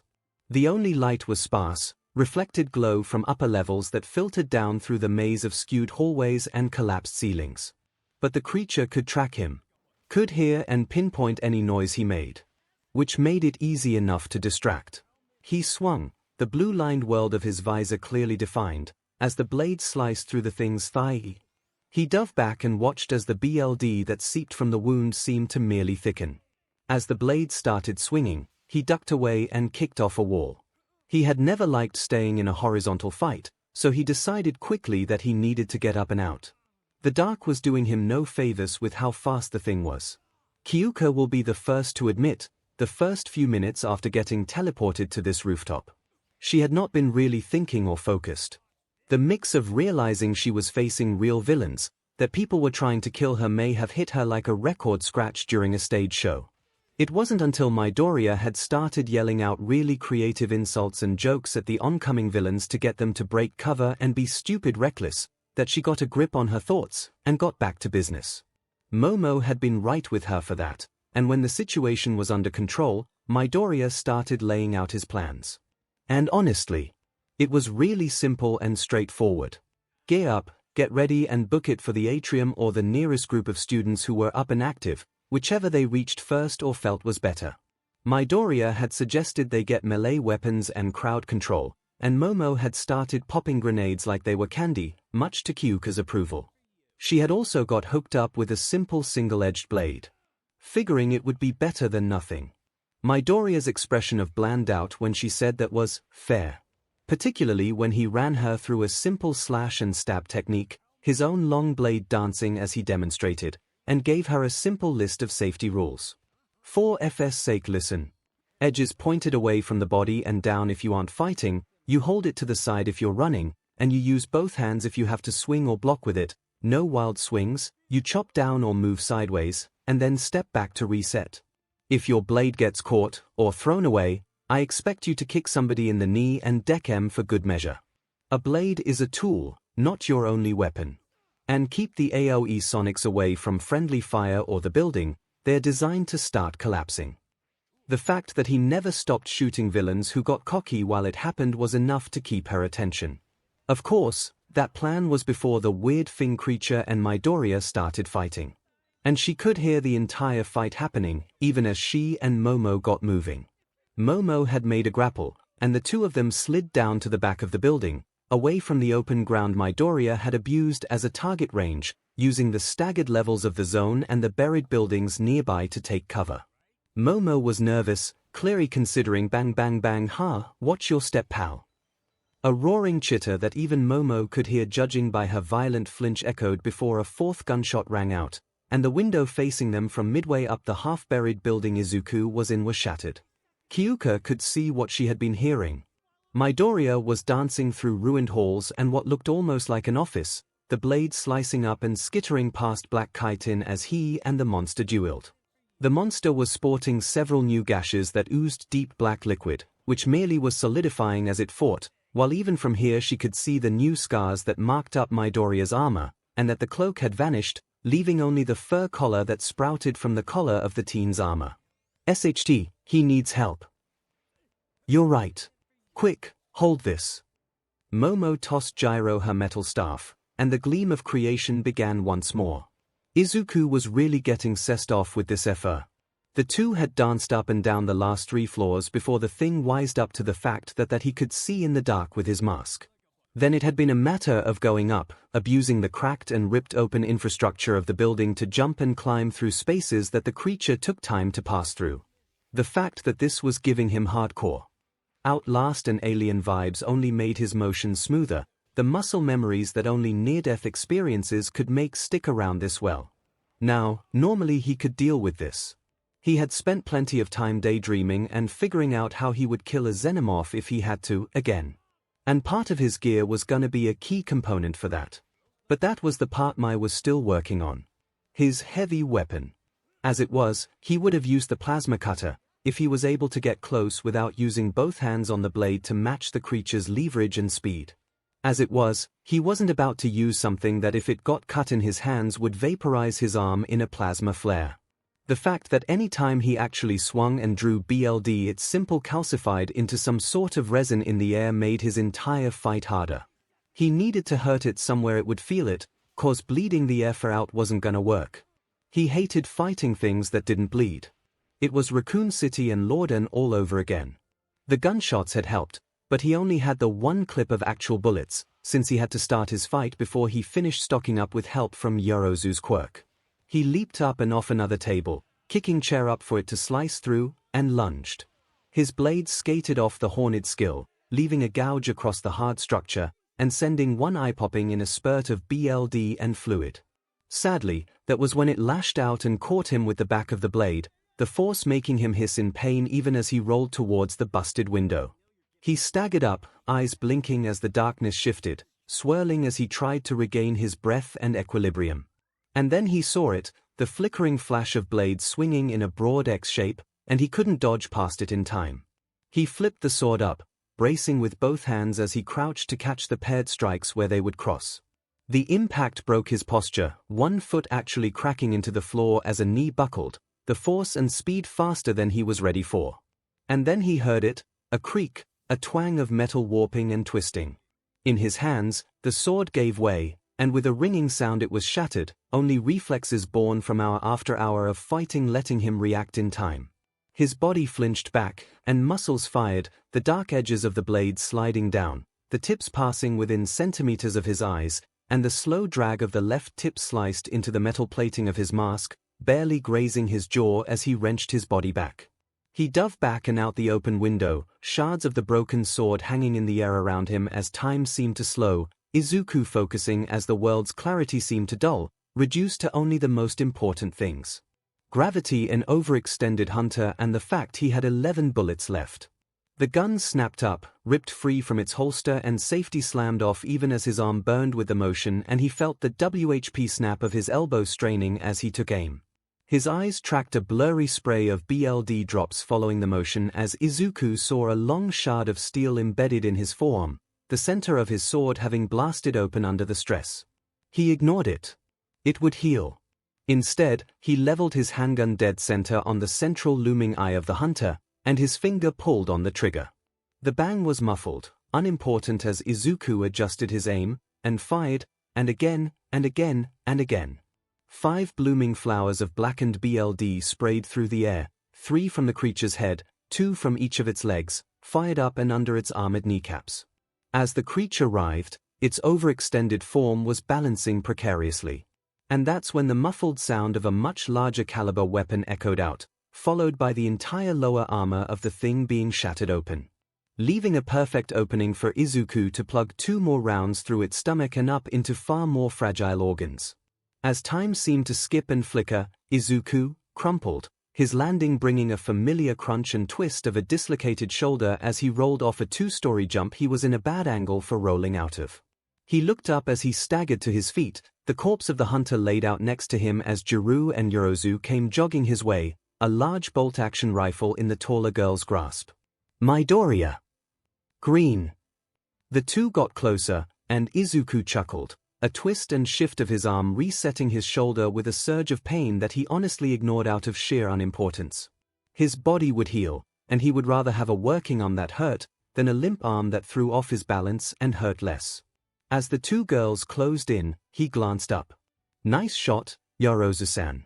Took it clean through the chest. Momo blanched and looked over, face tinged green as she took in the armored form and its pooling BLD next to them. Yes. I did. Relax, the thing's not a person. Trust me, it was all instinct and animal thoughts. He glanced down, and frowned. The BLD was still pumping. Nope. His gun came up, still held tight in his hand, and 3 bullets blew the spine and back half of the head, where it was free of horns, apart, even as it twisted and spasmed, much to the shock of his allies. Gah! Holy F! Sorry, wasn't quite dead, he commented, and flicked the safety of his gun back on, holstering it even as he kicked the corpse over, taking a moment to inspect the body and how its various abilities seemed to connect. He ignored the gagging sound of Yorozu as she glanced away from the gore that was a missing chest. He also avoided reacting as he saw what he was looking for, hidden under the very edges of the various claws and armor. Surgical scars. He wasn't lying. The thing hadn't been a person, no sapience in its eyes remained when he fought it. But it had been human at some point. Before someone got creative. Joy. Bioweapons. Thing umbrella all over again. Izuku choked the snarl of anger he wanted to let loose deep in his chest and kicked the corpse back face down.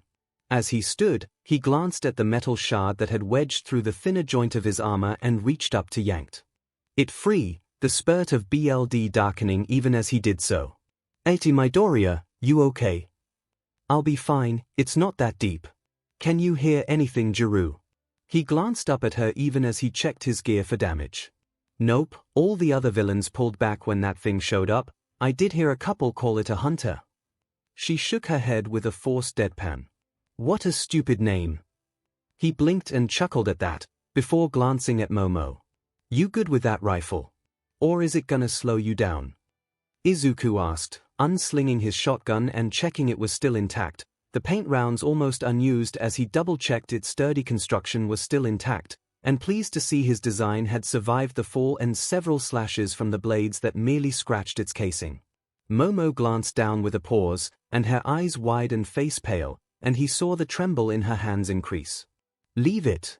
You don't like firing at people, and teaching you the composition of my paint rounds will take too long and waste resources. He snagged the rifle with a gentle motion, and a glance was all he needed for Jiru to toss him the stave. Besides, he squeezed a concealed lever in the staff center, the glowing blue flicker of sparks off the end flaring and drawing the still shocked teen's eyes. I do want to see how good you are with your spark stick here. Come on, rich girl, you gonna lag on us? Her eyes cleared, the glossy sheen of shock fading as she nodded, a glint of frustration and spite in her eyes blooming. Izuku also swore there was something a bit more bitter in there, and he resolved to remember to address that when they got out alive. Izuku glanced at the rifle, and noted how it was a single-shot bolt action, and made a note. Teach Yorozu how to make magazine weapons sooner or later, 'cause she's a DMN good shot. Dropping it on the corpse, Izuku hefted the shotgun, and glanced up. Alright, back to the plan. Let's move. Yeah, let's blow this gig. I'm not in the mood for an encore anytime soon with this thing.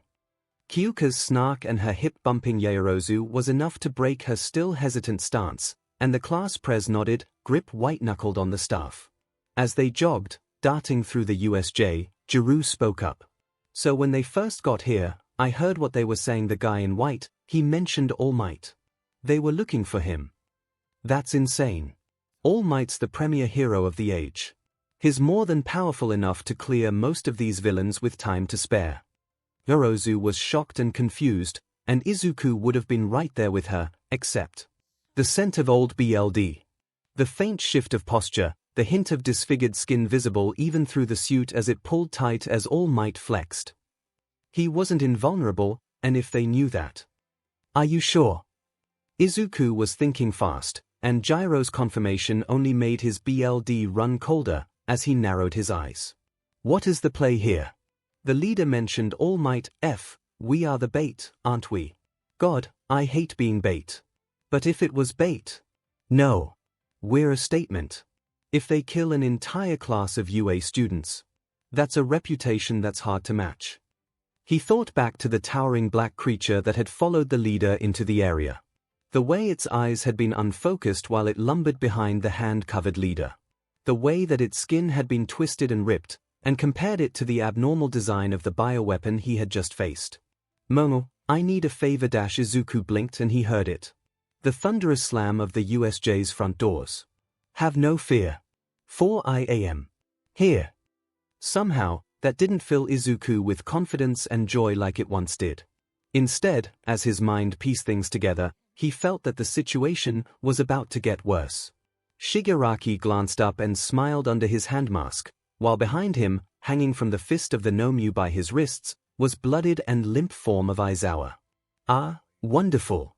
Now, we can start on stage. Kurogiri, call in the high-leveled players, and let them keep the trash away. I want this to be uninterrupted. Shigaraki stretched as he rose from a crouch to his full height, twisting as he loosened up his torso. Of course, Tomura. On the road outside the USJ, looking back towards UA's main building, 7 portals appeared. Then Izuku hissed as he lay in the vents, one arm over his eyes as he focused past the pain, before looking back down, twisted awkwardly to see his work, as the stitches pulled tight across his wound, a warped and uneven look to it that he was sure was wrong, as he snarled. FFF. He snarled and pulled the needle through once more, and the last of the gaping wound where the knife had been pulled tight. He had almost blacked out when he had poured the cauterizing powder in earlier, the thick powder burning like acid as it stopped the bleeding. The stitches closing it was just the icing on the cake of pain. As he pulled the last messy stitch close, he knotted the string, before he snipped the needle loose. Slowly relaxing, he hissed in pain and fumbled for a roll of bandages, to match the one around both his swollen knee and the other gash across his shin, which was far shallower. Breathing deeply, he glanced around and shifted to go down through another vent, dragging himself further through the pipe, until he could see a new grate, with light past it. He paused. Who the hell is that? Below, the unconscious form of Wayland Park lay still. Now Toshinori Yagi had faced plenty of dangerous fights, had seen hundreds of people hurt and threatened by villains. None had ever caused him such sheer, unbridled rage. He focused and moved, gathering his students he could see around the stairs down, leaving dazed and unconscious villains as he passed. In seconds he had almost half the class gathered. Todoroki and Tsuyu were both deathly cold, while Tokoyami, Shuji, and Aomar were likewise drenched in mud and rain. The 5 students barely had a chance to blink and comment, standing at the entrance landing, before All Might vanished. And then he rushed forwards and tackled the larger black-skinned villain, grunting even as the figure barely stepped back. But it did let Aizawa go, and that was all he required. He flickered back to the top of the stairs with a series of bounding leaps, setting down and leaving his injured comrade for the rest of the UA staff to assist while he took care of the villains. As he leapt back down, he landed heavily on the plaza tile, glaring at a slow-clapping villain with black clothes covered in hands. "Bravo! Behold, the conquering hero, the pillar of peace." The voice was condensed spite and disdain. But All Might only felt more anger. Was this why his students were injured? Some poorly thought-out attempt at him. "I don't know who the hell you think you are." His voice boomed as his muscles tensed and tightened. "But you've threatened my students." The ground beneath him cracked as he braced for his attack. "And that means I am going to take you in." The shattering of concrete, the kick of air and pressure, the shockwave of his fist flying forwards, and a massive torso taking the blow.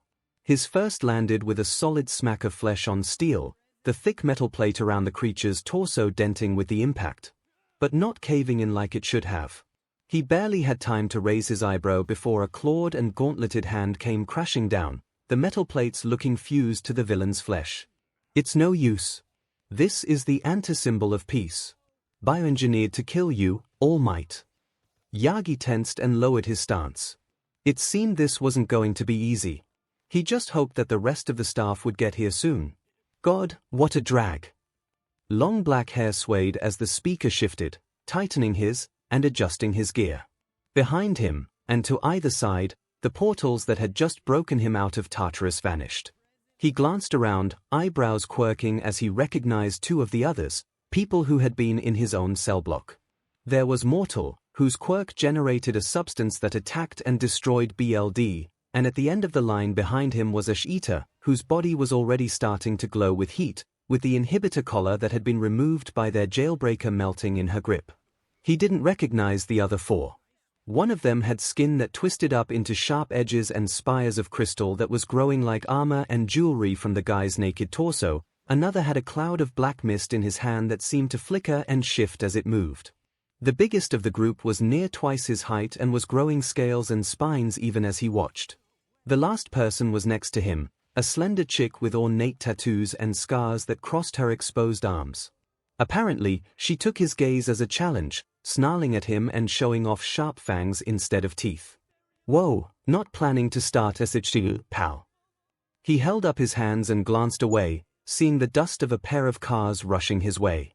"Besides, it seems we have an actual fight to deal with." He gestured with a scowl, and the chick took off, flickering as she moved with feral grace towards the cars.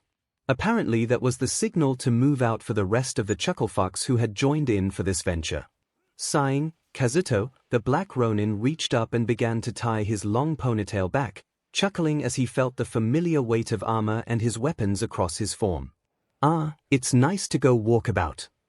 He finished his ponytail and reached for his side, pulling the Dato Shoto pair with familiarity, even as his quirk began to pulse through him, electrical energy and plasma slowly tracing lines that hung around his arms and armor. As the rest of the villains crashed into the melee of the heroes with roars and brutal attacks, Kazuto paced behind them with a sharp grin and his black eyes gleaming. "Let's see if I can actually add to my high score." He wanted to break the count of 200 killed by his blades before he got locked back up, after all. "Then so, what you're telling me is that you know what that monster on the loose is," came Izuku's low voice, glancing at the black-haired man with him. "More than a monster. It's a weapon. Some sort of nanobot swarm called the War Rider.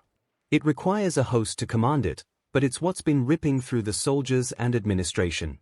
The fact that it messes with people's minds and drives them insane is just a messed up side effect of how they're controlling it." "Great. Exactly what we needed." Izuku snarked, glancing around the next corner.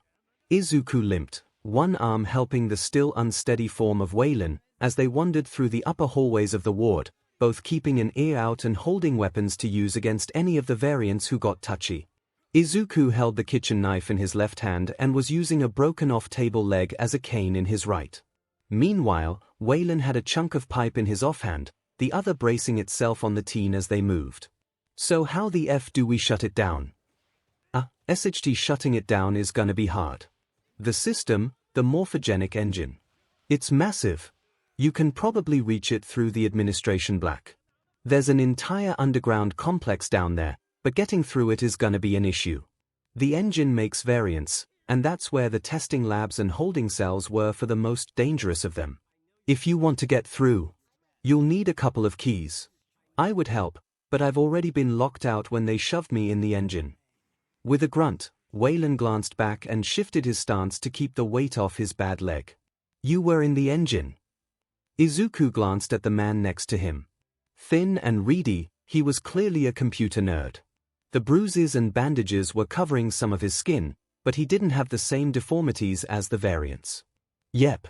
Sent a message out to a reporter a few weeks ago. Hope they get someone to come to deal with this 𝐻T.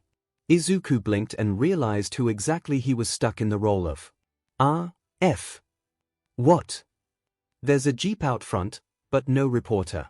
What do you think the odds are he got killed? Izuku deadpanned even as he shifted, glancing up the next hallway as the duo moved on. As the two stepped around the next door, they froze. There, down the hallway, was the groom. Wes. In a show of sheer exasperation, both Waylon and Izuku glanced at each other and spoke in unison. Oh, this cocksucker.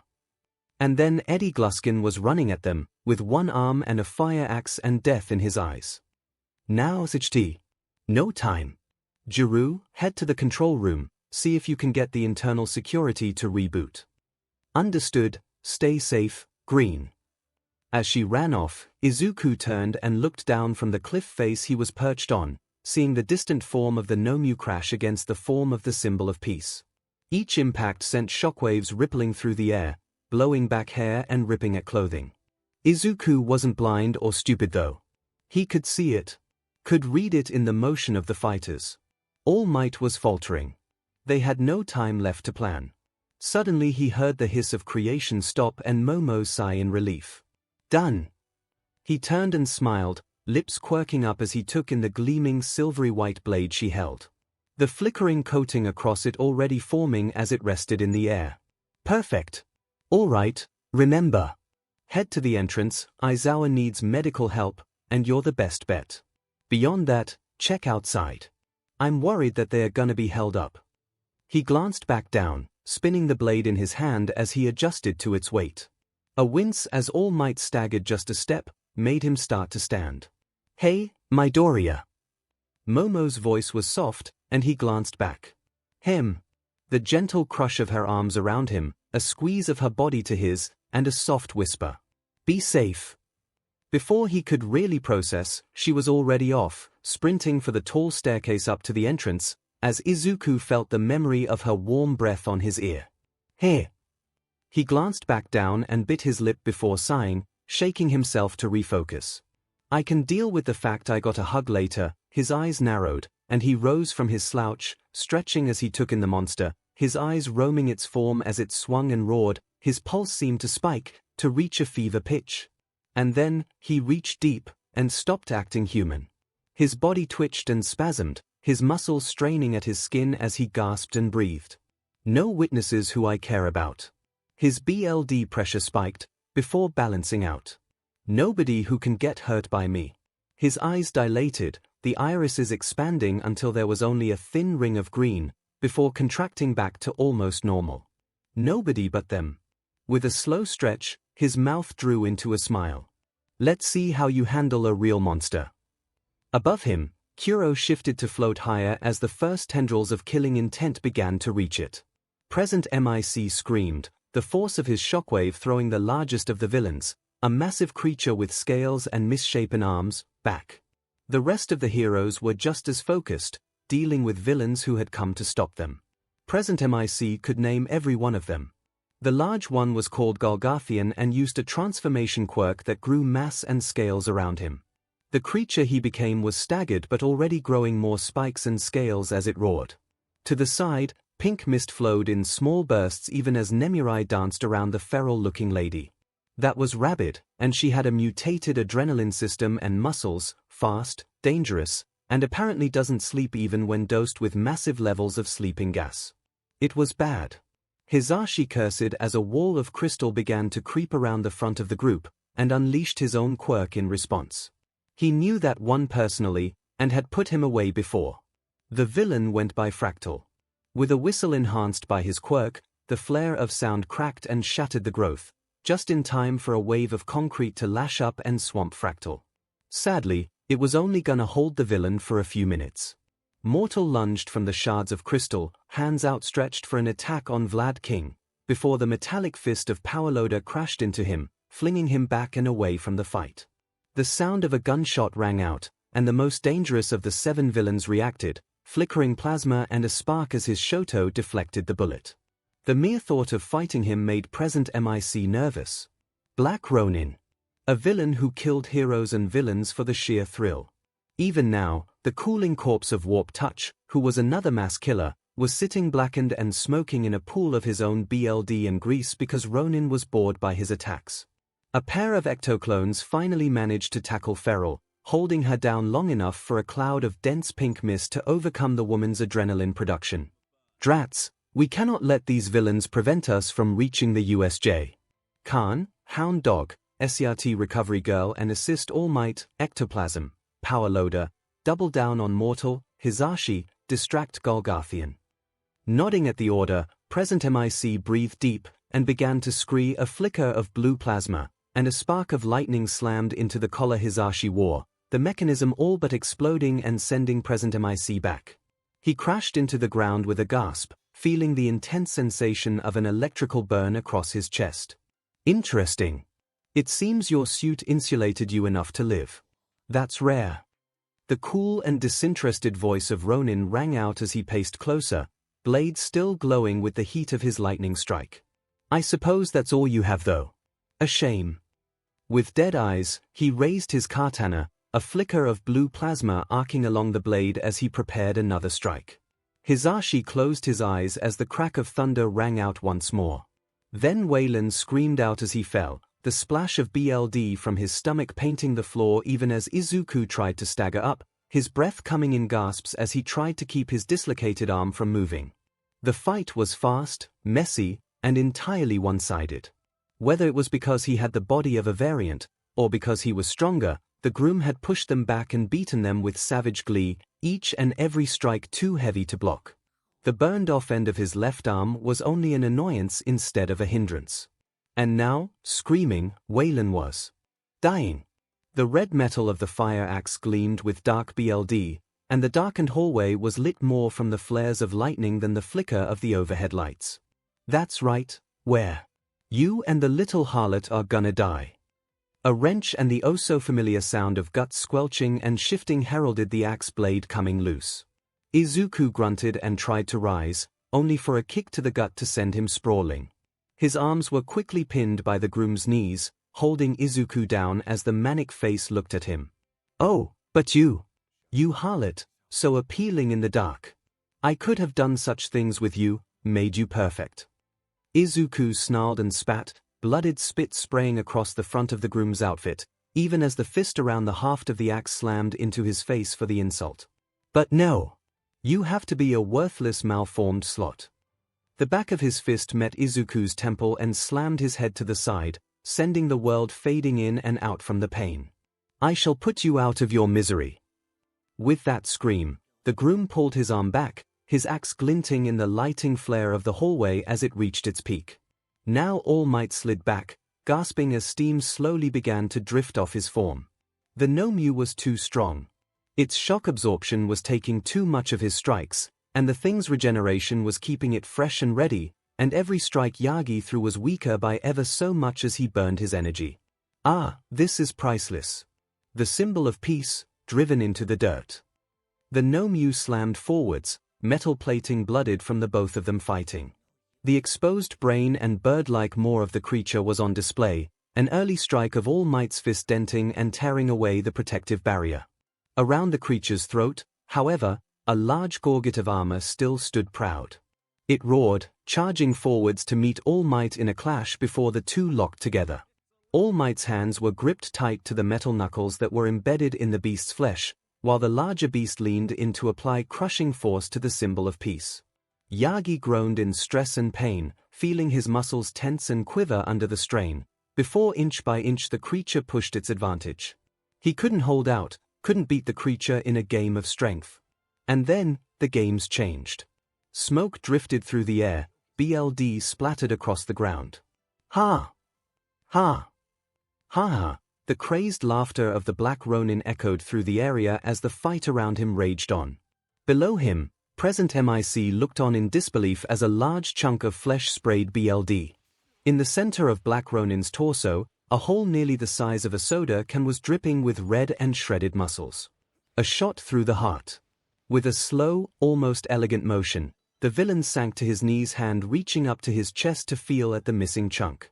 Heh, nice shot. And with that, the Black Ronin closed his eyes. Behind them, through the entirety of the battle that still raged, Snipe breathed a sigh of relief that his comrade had lived, before turning to shoot once more at the form of mortal, firing to make the villain retreat from attempting to kill an exhausted Midnight, even as Power Loader and the ectoclones rushed the villain. God DMN. We need to finish this SHT up before it's too late.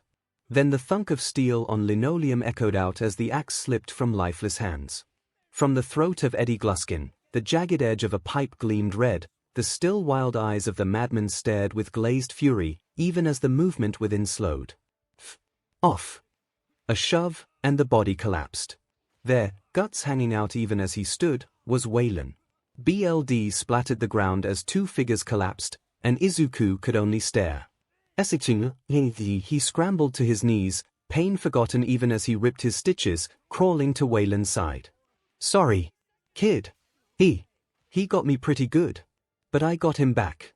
The wheeze was wet and thick, and in the exposed chunk of the man's chest, a bubble popped as lungs tried to push air in too many ways.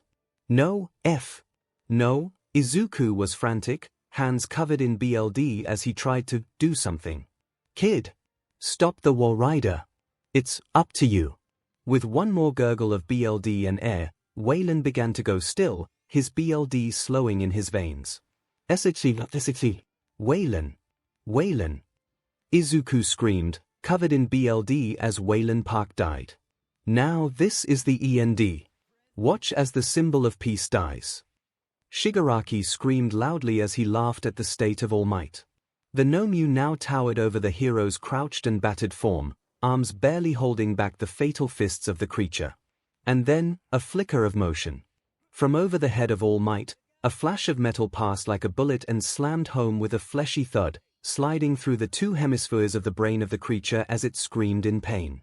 All Might staggered as the pressure left, leaving him off balance and heaving for breath on one knee. Which meant he was the same height as the black and green wraith that swayed past him at a sprint, one foot kicking off the ground as another caught on the knee of the roaring beast. The white of a fur collar contrasted starkly against the dark, ragged skin of the Nomu, even as the new fighter leaped up, one knee at the creature's neck and a hand wrapping tightly on the hilt of the weapon embedded in the Nomu's skull. Nomu! The beast's scream choked off as it staggered back, off balance and frenzied by the new threat. Shut the F- a tensed movement and the blade slid deeper. With a choked cry, the creature collapsed to its back, leaving a kneeling form over its head. As he rose, the weapon came into view. A spear, the blade buried in the head of the Nomu, its long reaching to the sky like a banner. But as he rose, All Might did not feel safe or rescued. No. The smooth motion of the teen as he rose up, the casual air as his fingers remained around the spear's haft, and the scarred armor and mask that protected young Midoriya's face, made a young man into a faceless being of casual death. The fact he was already splattered in blooded marks only emphasized his state. Wreathing him was something that carried more weight than his appearance. A killing intent seemed to flow like the tide around him, sending shivers up All Might's spine and making the leader of the villains take a step back. For a moment, there was silence. Before Midoriya spoke, his voice layered as it leaked through both his ruined mask and his still intact voice changer. "I suppose that your classic boast would work right now, Sensei, but I feel like I have a more accurate statement to make." A wrench of the spear, the gleaming white of the blade snapping off to remain embedded in the brainstem of the Nomu, leaving Izuku with a long black metal stave in his grip, and his head tilt at an almost jaunty angle. "You should be very afraid. For I am here." The gleaming blue of Izuku's visored mask was merciless, and Shigaraki could only shiver in anticipation. Stage 3 has begun. Now Midoriya Izuku. Pleasure to meet you again. Even having taken a step back, the blue-haired villain slowly flexed and loosened his muscles. Izuku gave him a look and shifted, glancing over his shoulder at the form of the Pillar of Peace. "All Might, go save the rest." The sound of the hero trying to speak started, but Izuku was already dismissing him, his focus narrowing and his body tensing. Shigaraki opened his mouth to say something. Izuku didn't give him a chance to talk. He stepped in and twisted, body shifting so the in his hand whipped through the air. Swinging up as he let the mass slide through his fingers, the jagged metal end from where he had snapped the blade darted forwards like a snake as it slammed into the raised cross of the villain's arms. There was the clear ringing of metal on metal and the flash of broken shards as the last of the blade shattered, tearing the long flowing sleeves of the villain's clothes apart to reveal layered metal braces under the grip of the hands along his arms. Izuku stepped in, the rebounding from the block just past him, and with a shift he twisted it back, bracing the stave across his arm to redirect it, even as, with a flash of his hand, the villain caressed the end of the stave as it left his reach. As Izuku dragged it back, he saw the billowing dust from the end of the 4-foot spear, as it began to fall apart under its own weight, the disintegration quirk tearing it apart. As he completed the start of his spin, he took a half step back to All Might, who was now billowing steam and vanished. Izuku was still paying attention to his surroundings, even as he took in the steaming hero and the shift of pink, and he was feeling the weight of the air current as the villain swiped at his spine and missed by inches from his step away. The staff was already down to a mere 3.5 feet, and getting shorter, so he decided to use it now.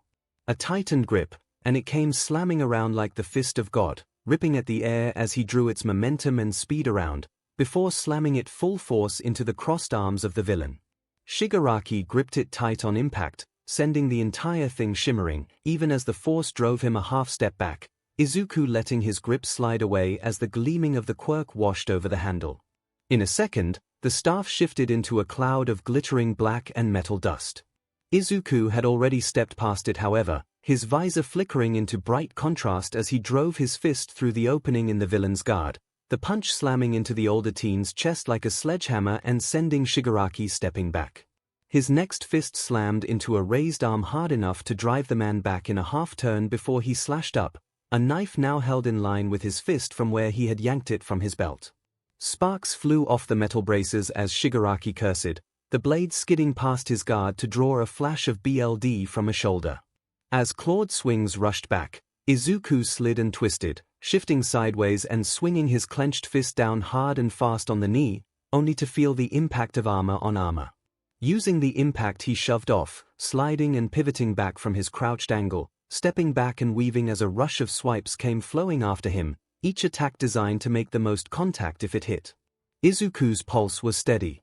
He snapped a kick out low, digging in the dust as Shigaraki stepped back, both pausing to assess. As the two broke apart, Izuku hissed out from his mask, "Close."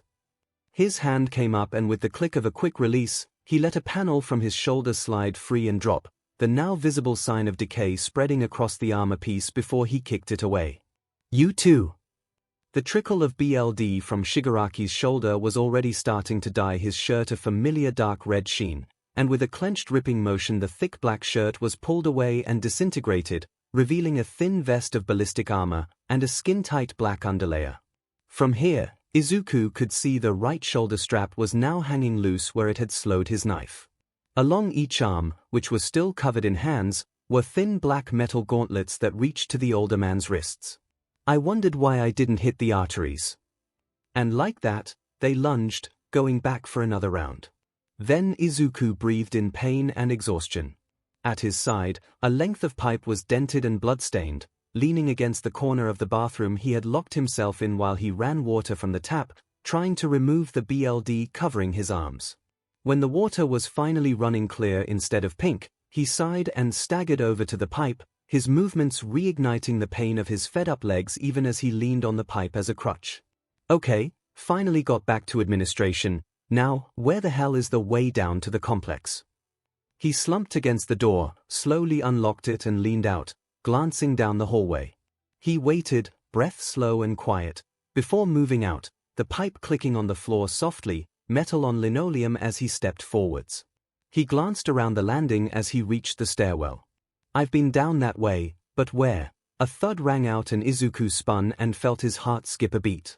Massive, blooded, and smiling. Chris Walker stared at him from the door down the hall. Well, the chase that followed was not much of one. Even fully healed and free to move, Walker had been able to keep up with Izuku at a full sprint. Maimed. It wasn't even a competition. As the impact of Walker's fist slammed him through a desk, Izuku gasped out, spit and BLD spraying as something in his chest snapped. I can't breath, can't breathe. He wasn't able to focus, to think past the pain in his chest as he tried desperately to SCK in air, the world seeming to flare and flicker as he fought to another piggy trophy. The feeling in his chest was joined by a crushing pressure on his neck, and a twist, and he sat up in the simulation room, breathing long gasping breaths. He reached up, touching at his neck and chest as he hyperventilated, feeling the stress slowly start to fade, before he shifted and staggered to his feet, the blanket of the bed left behind as he stumbled to the bathroom. He needed a long, scalding hot shower. He needed to feel. Now Ghidorah crouched and glanced around the corner, listening as she picked up the buzz of electronics and the faint heartbeat of the villain who had taken over the USJ's security computers. Can't allow someone with my personal history into UA, thing assholes. See how you like me now. The tall woman sitting at the computer bank wore a geeky shirt and had large glasses, and her fingers clacked across the keyboard with frantic energy. Gyro breathed slowly and crept around the door, her blade held out and low.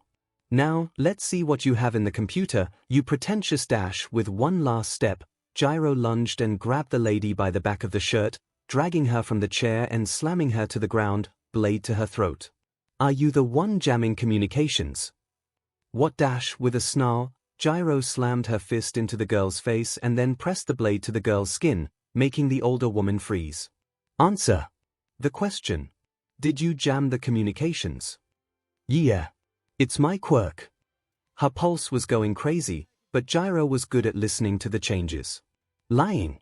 She slammed her fist back into the girl's face, BLD splattering the floor as her nose cracked. Don't bullshit me. What's jamming the signal? A gasp and heavy breathing, only broken when Gyro started to put the faint pressure of the blade down. It's the box over there. Truth. Thanks. Drawing the blade back, she slammed the pommel into the woman's temple, and her body went limp. Moving up and over, she opened the box the girl had gestured towards, finding a mess of wires and transmitters. Looking, she found a car battery that must have been powering it, and with a quick yank, pulled the wires to it, the entire bundle dying without its power. With that done, she glanced at the computer console and moved to it, remembering her goal, as Izuku explained while they moved from the landslide zone. We need someone coordinating the people. There's speakers across the dome, which means there's either a sound system or an intercom. You could use either one. Get people moving in the same direction and get them safe. The faster we reinforce one location, the longer we can hold out. She glanced over the various screens. There were camera feeds, plenty of them showing villains who had been knocked out, but she eventually found the ones she needed. Now she just needed to get them moving. There. A click as she slid her earjack home, before flipping familiar sliders and sound mixers across a new screen, and selecting the full arena audio. Wait, SCT. If I shout then everyone will know. I just need them to get there. She paused, and then an idea came to mind. Quickly, she started opening and flipping through the maps and locations of the speakers, until she found the right one. the speakers directly above the entrance. "Come on, Jimmy, help a girl out." She selected the right speakers and flipped the volume all the way up. She hit play and moved to tie up the woman who was still unconscious on the floor, even as the first riffs began to ring out. Hopefully the others would get the DMN message. "There must be some kind of way out of here, said the Joker to the thief. Bakugo glanced up as he stepped out of the last streets of the ruined zone, hearing the thrum of music echoing from the entrance to USJ, and paused. Someone has a plan. He glanced back, the other members of his impromptu team following his lead. Uraraka blinked. "Is that Hendrix?" "Hell yeah, it is round face. And he's calling us back to the rest of the class, let's go." Hey, no reason to get excited. The thief he kindly spoke. Shuji ignored the sound of music as he focused instead on the life or death fight down below him, a rays of eyes focused solely on the two slender figures. The fight that was leagues above anything he had ever seen before. Gleaming black metal and hands that destroyed all they held lashed out, a rapid and manic energy fueling them as he lunged and clawed after the death of his enemy. And against him, a wraith in green and grey, fighting back with a level of speed and style that seemed feral. Even looking on from a distance, something about it made his skin crawl and his hair stand up in fear. The knife the teen was using was already tinted red, and it flickered and flashed like an angry viper, always warding or striking at just the right time. He could also track the passing of All Might, the flare of color and downed villains leaving a clear trail. He glanced as the form of the class president came rushing past him, already making a beeline for the limp form of 13 Sensei. He was drawn back to the fight below as it seemed to slow, the two fighters separating, even more panels of Midoriya's armor dropping to the floor, along with the now disintegrating mask he had worn. All along the watchtower princes kept the view. Izuku breathed out slowly, feeling the familiar burn of acid in his BLD, of stress in his muscles and heat under his skin. In the distance, the sound of guitars only made the moment feel more surreal and oversaturated. It felt like living. It felt like life. Across from him, the blue-haired leader of the villains was dripping BLD, bright red streaks that wept from the long shallow slashes across his shoulders and hands. Attempts at getting in and disabling that had been met with the ever-present threat of those hands, which had already taken and affected most of the armor across his right side, which was now dust sitting across the plaza. Even his mask had suffered a hit, but at the cost of a large gash that ran along Shigaraki's jaw. As he paced, he listened, hearing the slow scratching and squelching behind him, and the deep slow breaths of Shigaraki. It was gonna happen any minute now, and he could feel it, the tension, as Shigaraki bought himself just a bit more time by talking. "Why do you even want this system to stay intact? Why do you even fight, survivor?"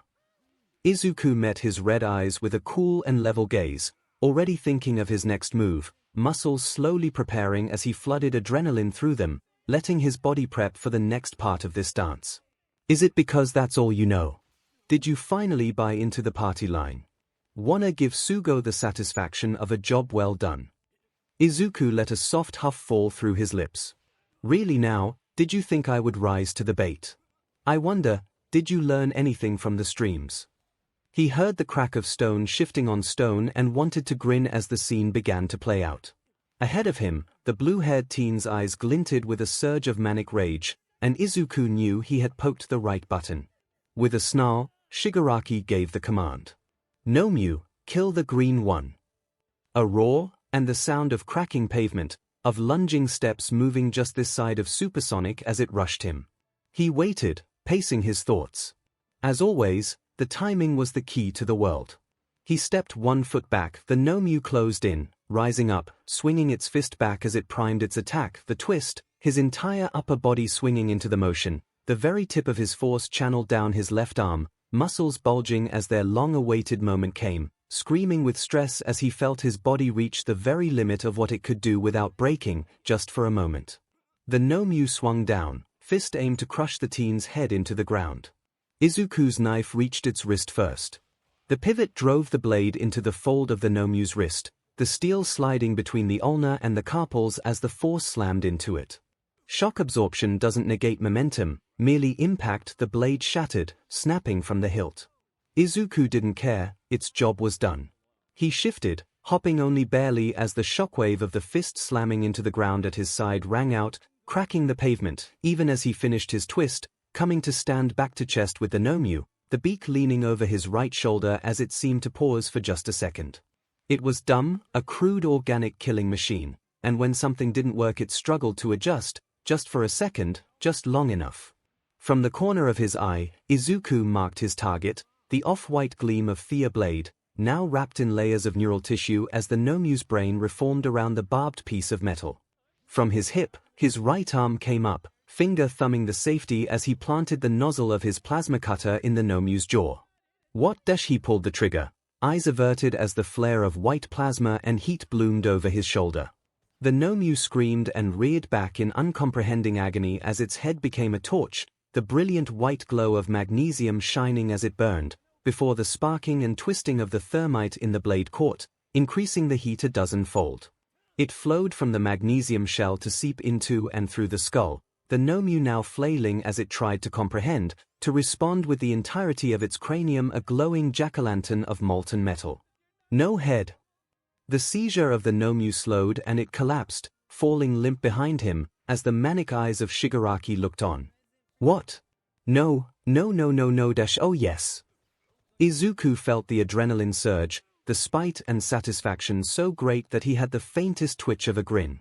He dropped the now empty plasma cutter, letting it clatter to the ground as he took one slow step forward, not bothering to draw another knife as he watched Shigaraki's body like a bug pinned to the exam table.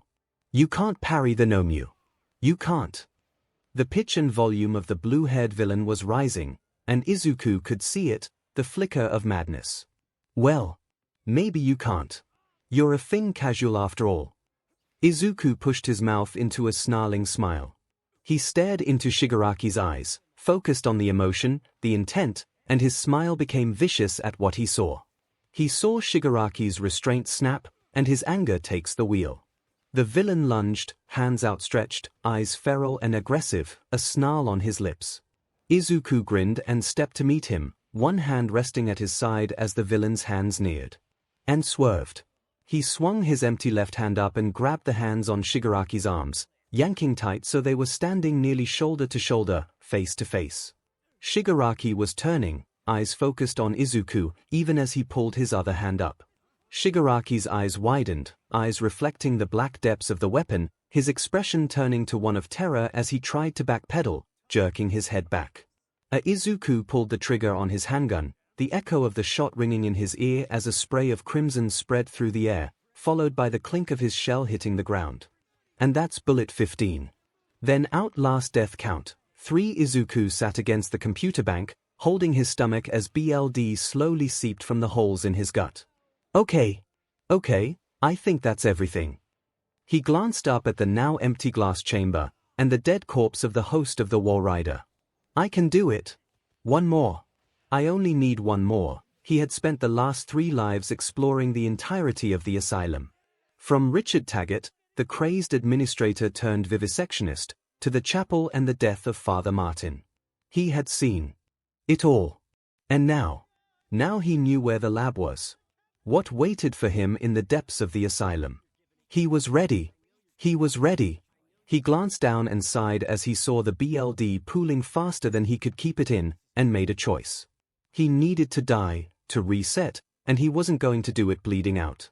Been there, done that, ruined the t-shirt for it too. He breathed deep and forced the familiar hesitation down before reaching up and grabbing his jaw and temple. Snap! The world went black, and moments later Izuku sat up in his bed. One more time. Now the gunshot had gotten All Might's attention, and with a curse he rushed to the scene. Worried about the safety of his young student, he skidded to a stop as he eyed the scene. There, sitting in a growing pit of disintegrated and decayed concrete, was the writhing form of the villain who had commanded the beast, the body of which sat, smoking from an empty skull, only a few meters away. Standing at the edge of the pit, Midoriya-san paced, eyes intent like a wolf waiting for its prey. All Might was approaching when Shigaraki snapped his gaze up, and couldn't help the flicker of bile from rising up his throat.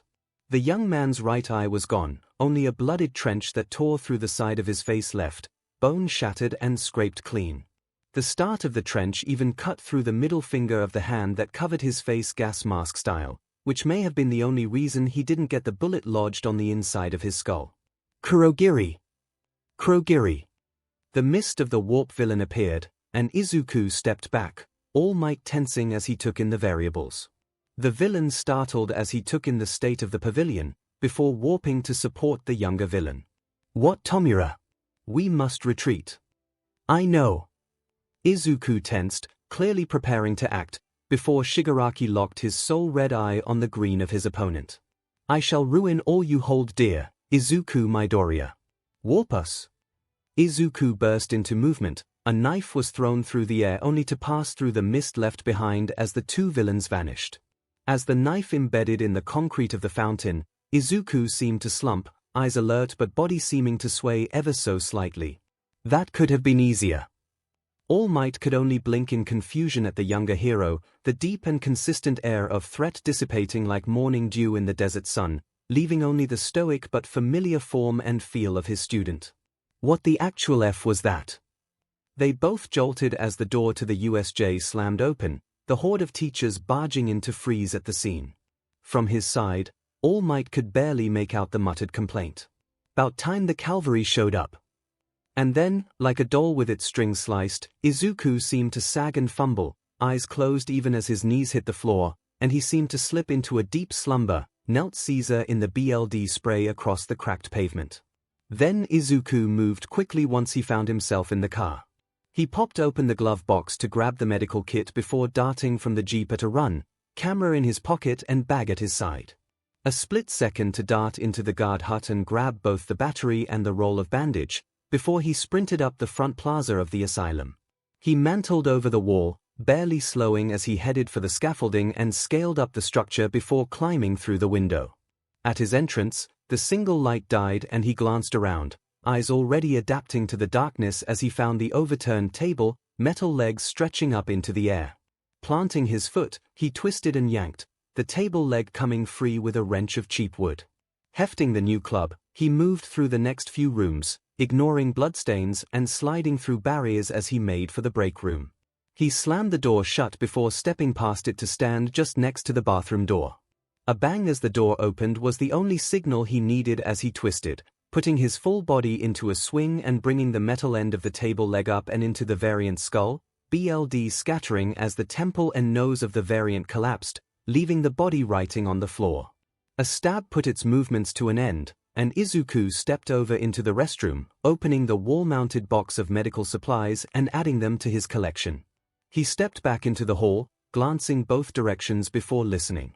There you are. It was distant, far off and muted, but he could hear the heavy footfalls of Chris. He couldn't kill the much larger variant. Not with the supplies he had. That could wait. He ducked into the break room, snagging a can of soda from the vending machine with a smash of his club, before climbing into the vents. The short passage dropped him back onto the upper level of the entry hall, and fast steps lead him to the library, where the head sat, and the dying form of the sergeant gave his warning, pleading with him to run. To escape. Izuku waited out the words, head bowed as he let the soldier finish dying. And then he grabbed the man's knife and his walkie-talkie. He tucked the earpiece into his collar, where he could hear it when the soldiers finally arrived, and set off. Instead of letting Chris get the jump on him, a simple smash through the window gave Izuku a clear leap to the ground floor, a desk shattering as he rolled through the fall with a grunt. Then he glanced up to see the surprised form of Father Martin. Izuku stood up and gave a soft chuckle. Rejoice, Father, for I have come to drive your nails in. And then, with a swing of the club, the priest died. Sadly, you must let your God sort it out. The bleeding form of Father Martin lay slumped on the ground. Crouching near him, Izuku reached forwards and rummaged through his cloak, pulling out a lighter and a syringe. I've got a long night. He slung the metal bar across his shoulder and tucked the syringe in next to the knife at his waist. Let's go clear the roster. Now Izuku let his body slump, eyes half closed as he fought down his pulse, letting his breathing settle. After a month of quiet, of maddening peace and stiffness. He could feel it. The way his muscles felt like there was tension behind them. The deep sense of awareness that let him feel the world, see the intent that flowed off the heroes now on the scene. He didn't even feel winded, so much as unprepared. He could feel the old rush, the well-known signs in his movements as the twitch and heat of adrenaline that had flooded his body began to recede, broken down and processed as its job finished. Hey! Addicted to adrenaline. What a surprise to absolutely no one. He let his mind wander to the pain across his joints, to the ache of strain through his limbs. It was familiar, and almost pleasant. The feeling of growth. He glanced up, all might having vanished as the heroes grew closer. Izuku took a long and slow shuddering breath in, letting the elation fade and the fire of his longing, as twisted as it was, be banked and replaced by the calm shroud of professionalism and apathy he felt creeping back across his features.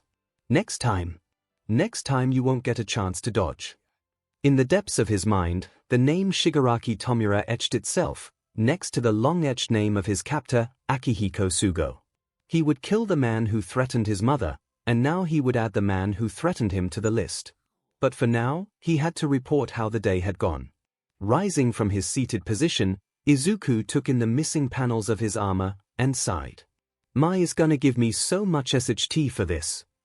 Then Richard Traeger blinked as he slowly woke, before jerking at the weight of straps holding his arms and legs to a chair. He blinked, slowly, behind the shattered glasses he wore.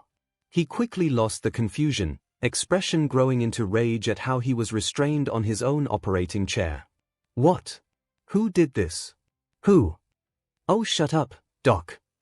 The soft voice was young, male, and Traeger glanced around at the sound of it, the programming that drove him emulating his response even as the entity finally focused on the teen who leaned against the far wall, his hands holding a long wicked-looking bone saw. You. A mere child. Izuku glanced up and scowled, his soft features, slowly growing sharper with each day that passed, narrowing. His pale skin and the deep bags around his eyes contrasted with the vibrant mess that was his hair. Yeah, I don't have time to humor you. Izuku stepped forwards and set the saw down, before reaching for a large scalpel. Tell me, Rick. The teen crouched so he was face to face with Traeger. What's your old computer password for the asylum?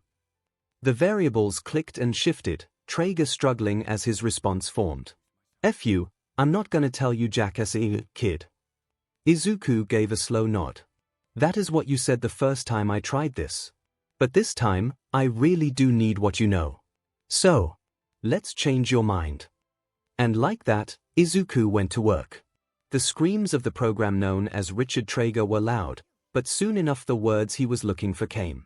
As Izuku finished, hands up to the elbow covered in BLD and stomach empty of even bile at the acts he had done, he let the lifeless corpse of Traeger slump to the ground. All right. Next, Eddie. Now Todoroki was confused. No, more than that, he was disturbed. His rescue of the frog-quirked girl had gotten complicated when the cold had affected her to the point where she was shivering and unconscious. He had been forced to find shelter in one of the supply huts, using the bare minimum of his father's power to heat the room until she stopped trembling. He couldn't just leave her like that either, the half-dozen rescue and safety courses he had been grilled on made that clear. But from his position, with the door cracked, he could still see the plaza. And he was unable to process what had occurred. What awful killing intent, what sort of person Midoriya must be. The feral posture, the aggressive and animalistic fighting style, and the final blow. Why are you in UA, Midoriya Izuku?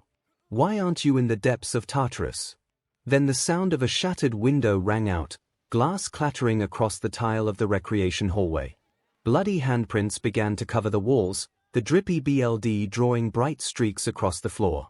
Eddie's snarl morphed into a smile when he saw it. Laughing, he began to follow the bloody path. More and more the BLD lessened, the marks less obvious, but Eddie was already following the route laid out for him. As he walked into the gymnasium, he glanced around curiously, ignoring the myriad of bodies he had hung, worse and ugly beaches all of them. He snarled. Where are you, honey? I just want to look at you. Stitch you up and fix you. He glanced around once more, his programming emulating what he could see and hear. It's why he never noticed the slowly lowering form behind him until the loop of a rope snagged around his neck and pulled. He snarled and thrashed, but with a JRK and shift his feet left the floor, leaving him breathless as the rope bit into the structure of his neck. As he continued to JRK violently, he saw a glint of BLD, a dismembered arm sitting against a wall, still dripping BLD from its shoulder. The last thing the program registered was green eyes staring at it before dropping from the ceiling. Now Uraraka finished giving her statement to the kind officer with the cat head who had pulled her aside. Her eyes roamed the clustered police vans, ambulances, and even fire trucks that had pulled up and around the entrance to USJ. To her relief, it seemed like no one in class had been killed, though both Aizawa-sensei and 13-sensei had been driven back to UA proper for medical treatment and observation. All Might had vanished as well, though a tall, thin man introducing himself as Toshinori-san had stepped up, mentioning he had left to finish securing villains and check the far reaches of the campus for any more intrusions. The gravity-defying girl finally had a chance to breathe. She blinked at the sight of the tall and usually elegant form of the class president sitting on the back of an ambulance, a bright red shock blanket over her shoulders and a steaming paper cup of hot chocolate in her grasp. Moving up, Okiko perched at Yorozu's side. "Everything okay, Inku?" She pitched her voice low, seeing as Yorozu flinched slightly, clearly distracted by something. "Heh! Some rep I am. I barely did anything but dash." With a flinch, she cut herself off and glanced away. "But what? You helped stabilize 13, didn't you?" Uraraka asked, feeling worried. She had only seen Yorozu at the end of the incident, when she was forming plates that sealed up and wrapped around 13's breached suit, clamping onto the sections that had been ripped open. Me, Jiru, and Midoriya were dropped together. With a mirthless chuckle, Momo wiped at her eyes. "I was useless. For a solid 5 minutes. I couldn't process what had happened. I couldn't even think. And then I looked up, and Midoriya was so casual." Uraraka flinched at that. She had seen the fight for a moment before All Might had moved her, Bakugo, and Mineta up to the stairwell. She bit her lip, wondering if it was her secret to tell even as Yorozu continued. Was that how a hero should react? With absolute calm under pressure. With no hesitation. Even our plan, both me providing support and Jiru leaving to deal with the security office, it was all Midoriya's guidance. I didn't even do anything but make him tools. Uraraka winced and decided Momo needed to know. Midoriya didn't react because it was burned out of him in this last year. As Yorozu glanced up, eyes wide, Uraraka began to tell her what she knew. He was trapped by a villain in a death game. I only caught some of the streams, and the occasional compilation, but he didn't have a nice time. Eventually, the pair fell silent, tears staining their cheeks and Momo's coffee turned cold in the evening air. "So, what now?"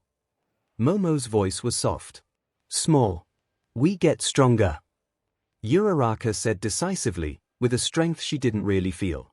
"We get better, and we try and keep our crazy classmate from going psycho, I guess." "Then what are we going to do? I mean, to even get into the facility will be hell, but trying to shut down the War Rider program is going to be even more difficult. Hell, I'm already fed up from this." With a gasp, Waylon waved at the bandaged mess that was his left leg. "That's why you aren't going into the labs. I am. You're gonna lock yourself in the jeep at the gates and walk me through it." But Dash, I know my way in. I just need you to guide me through the steps to handle things." Waylon gave him a worried look, but let it pass as they limped through the plaza towards the entrance. "Here." Digging through his satchel, Izuku pulled another earpiece from his pocket, handing it over with a radio. "I'll do what I can to keep it on." Waylon gave a contemplative look even as he shuffled into the guard shack. "If I had the administrative code I could activate the security foot dash. I have one."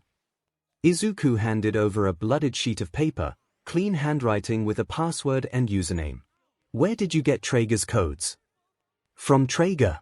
See what you can access, I'm off."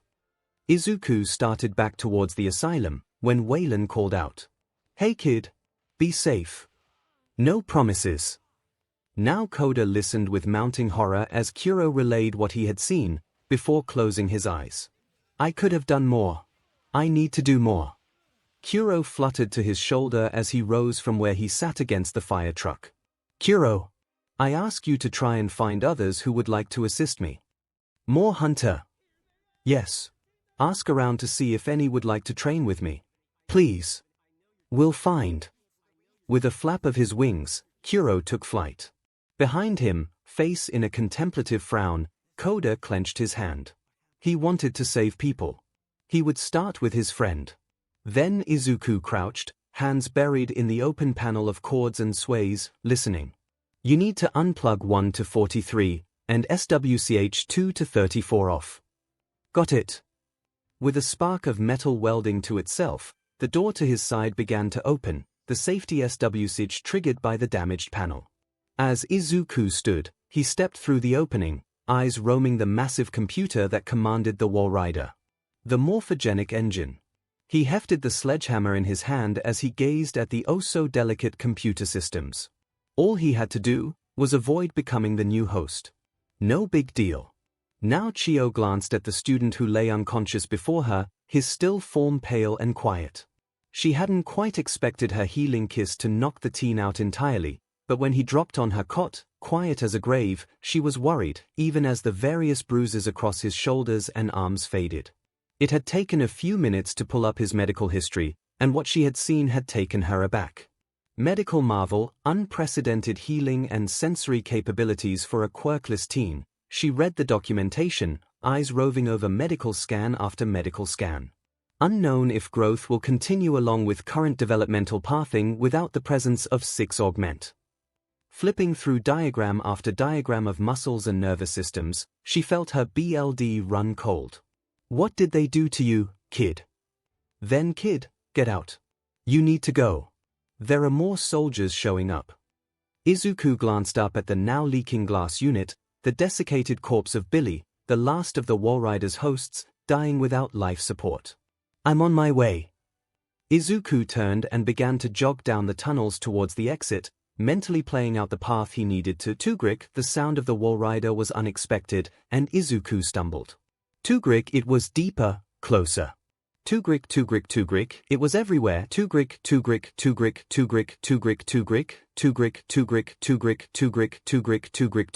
Deafening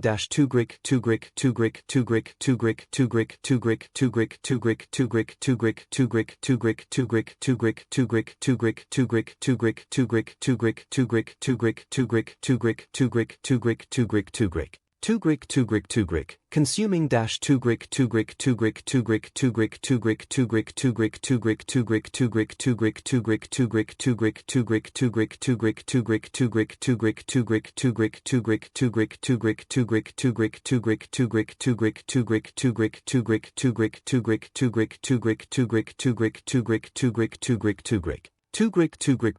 reaching up to cover his ears, screaming in pain as the words consumed his thoughts.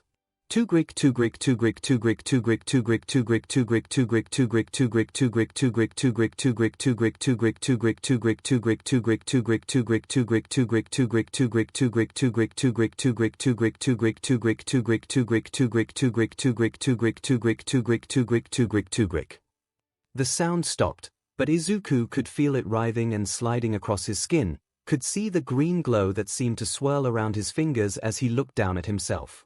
And then he lifted his head, slowly, to see the silhouette of the Walrider, its hand reaching out even as Izuku stood frozen, paralyzed with fear and confusion. And the word that echoed from the nanits became clear. Host! And then everything was a blur. Now screams echoed through the bar. Guttural and crude, every word a curse, a vow. Shigaraki was strapped down to the counter, hands pinned as the portly form of Sensei's doctor cleaned out the debris in his skull, tweezers reaching down and shifting through nerves and shattered bone as he drew them from the ruined mess of his orbital socket. After several hours, the counter was slick with flecks of BLD, and Shigaraki lay still, exhausted but quiet. His socket was clean, but not yet sealed or wrapped, leaving the gaping mass of bone and flesh clear for the world to see. As he slowly climbed to his feet, staggering from pain, he stood fully, shaking. Sensei! Sensei! I have failed you. The television across the room flickered on as Sensei showed he was listening. Shigaraki took a step, and thudded to his knees in remorse, tears welling in his left eye as he shook and shuddered with fear, with anger. With absolute, unending fury. All Might still lives. For a moment there was silence, before a slow breath slithered into the room. Tomura! Look at me! Shaking, Shigaraki did as he was told, his soul eye wide as it locked onto the screen as the shadowed form of his sensei shifted, bandages doing nothing to hide his sly grin. Your failure did not leave us with nothing. Shigaraki felt his pulse beat. How had he forgotten? Stage 3 was a success. He stared at the screen with a wide eye, before snapping his face to the silent form of Kurogiri, who had used his portals to pin Shigaraki during the surgery. It was. You succeeded. Kurogiri nodded, and spoke. All the bodies have been recovered. Tartarus was breached without complications. And I recovered the man you wished for. Shigaraki let loose a laugh, choked and desperate before Sensei cut him off. Tomura! I have a gift for your service, a thank you for such valuable assets you acquired for us. Suddenly, the bedridden form of All for One reached forwards, and a black circle of mist opened between his hand and the ruined face of Shigaraki Tomura. Kurogiri's portal opening a way for him. I command you to see the world in a new way, my dearest son. His hand came down, resting against the cavity of Tomura's eye. And then, Tomura knew only pain. Then Izuku staggered, the world spinning, things didn't make sense. Gunshots, impacts, pain, death, healing, death. He was fading, seeing mere fragments of reality, just shadows of familiar things. Of hallways, of variants and soldiers. Fire. That's right. I lit the asylum kitchen on fire, more soldiers, a series of commands. None of them matter. A large room. A door. Light. Bright light. His feet scraped the floor and he tripped, the sensation dragging him out of his stupor for just a second to hear it, a word. Kid, the slam of flesh on metal, the impact as a heavy car slammed through the metal gates. Wayan, where was Wayan? Dripping from a ragged neck. The leg was bandaged. The jeep was idling before him, and like the stop at the bottom of a cliff. Izuku was back.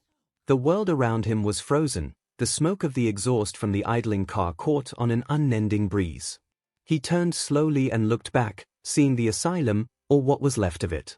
Flames engulfed the entire upper half, and one of the armored APCs was embedded through the front wall, granting a clear view of the entrance hall, now utterly decimated.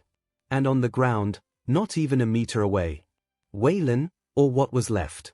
Izuku's breath caught, and he glanced around to see the frozen glow of the wall rider, floating above the jeep. And ahead of the figure, a text box. Outlast complete. As the world began to dissolve, Izuku collapsed to his knees. He completed the game. But he didn't win. Not really.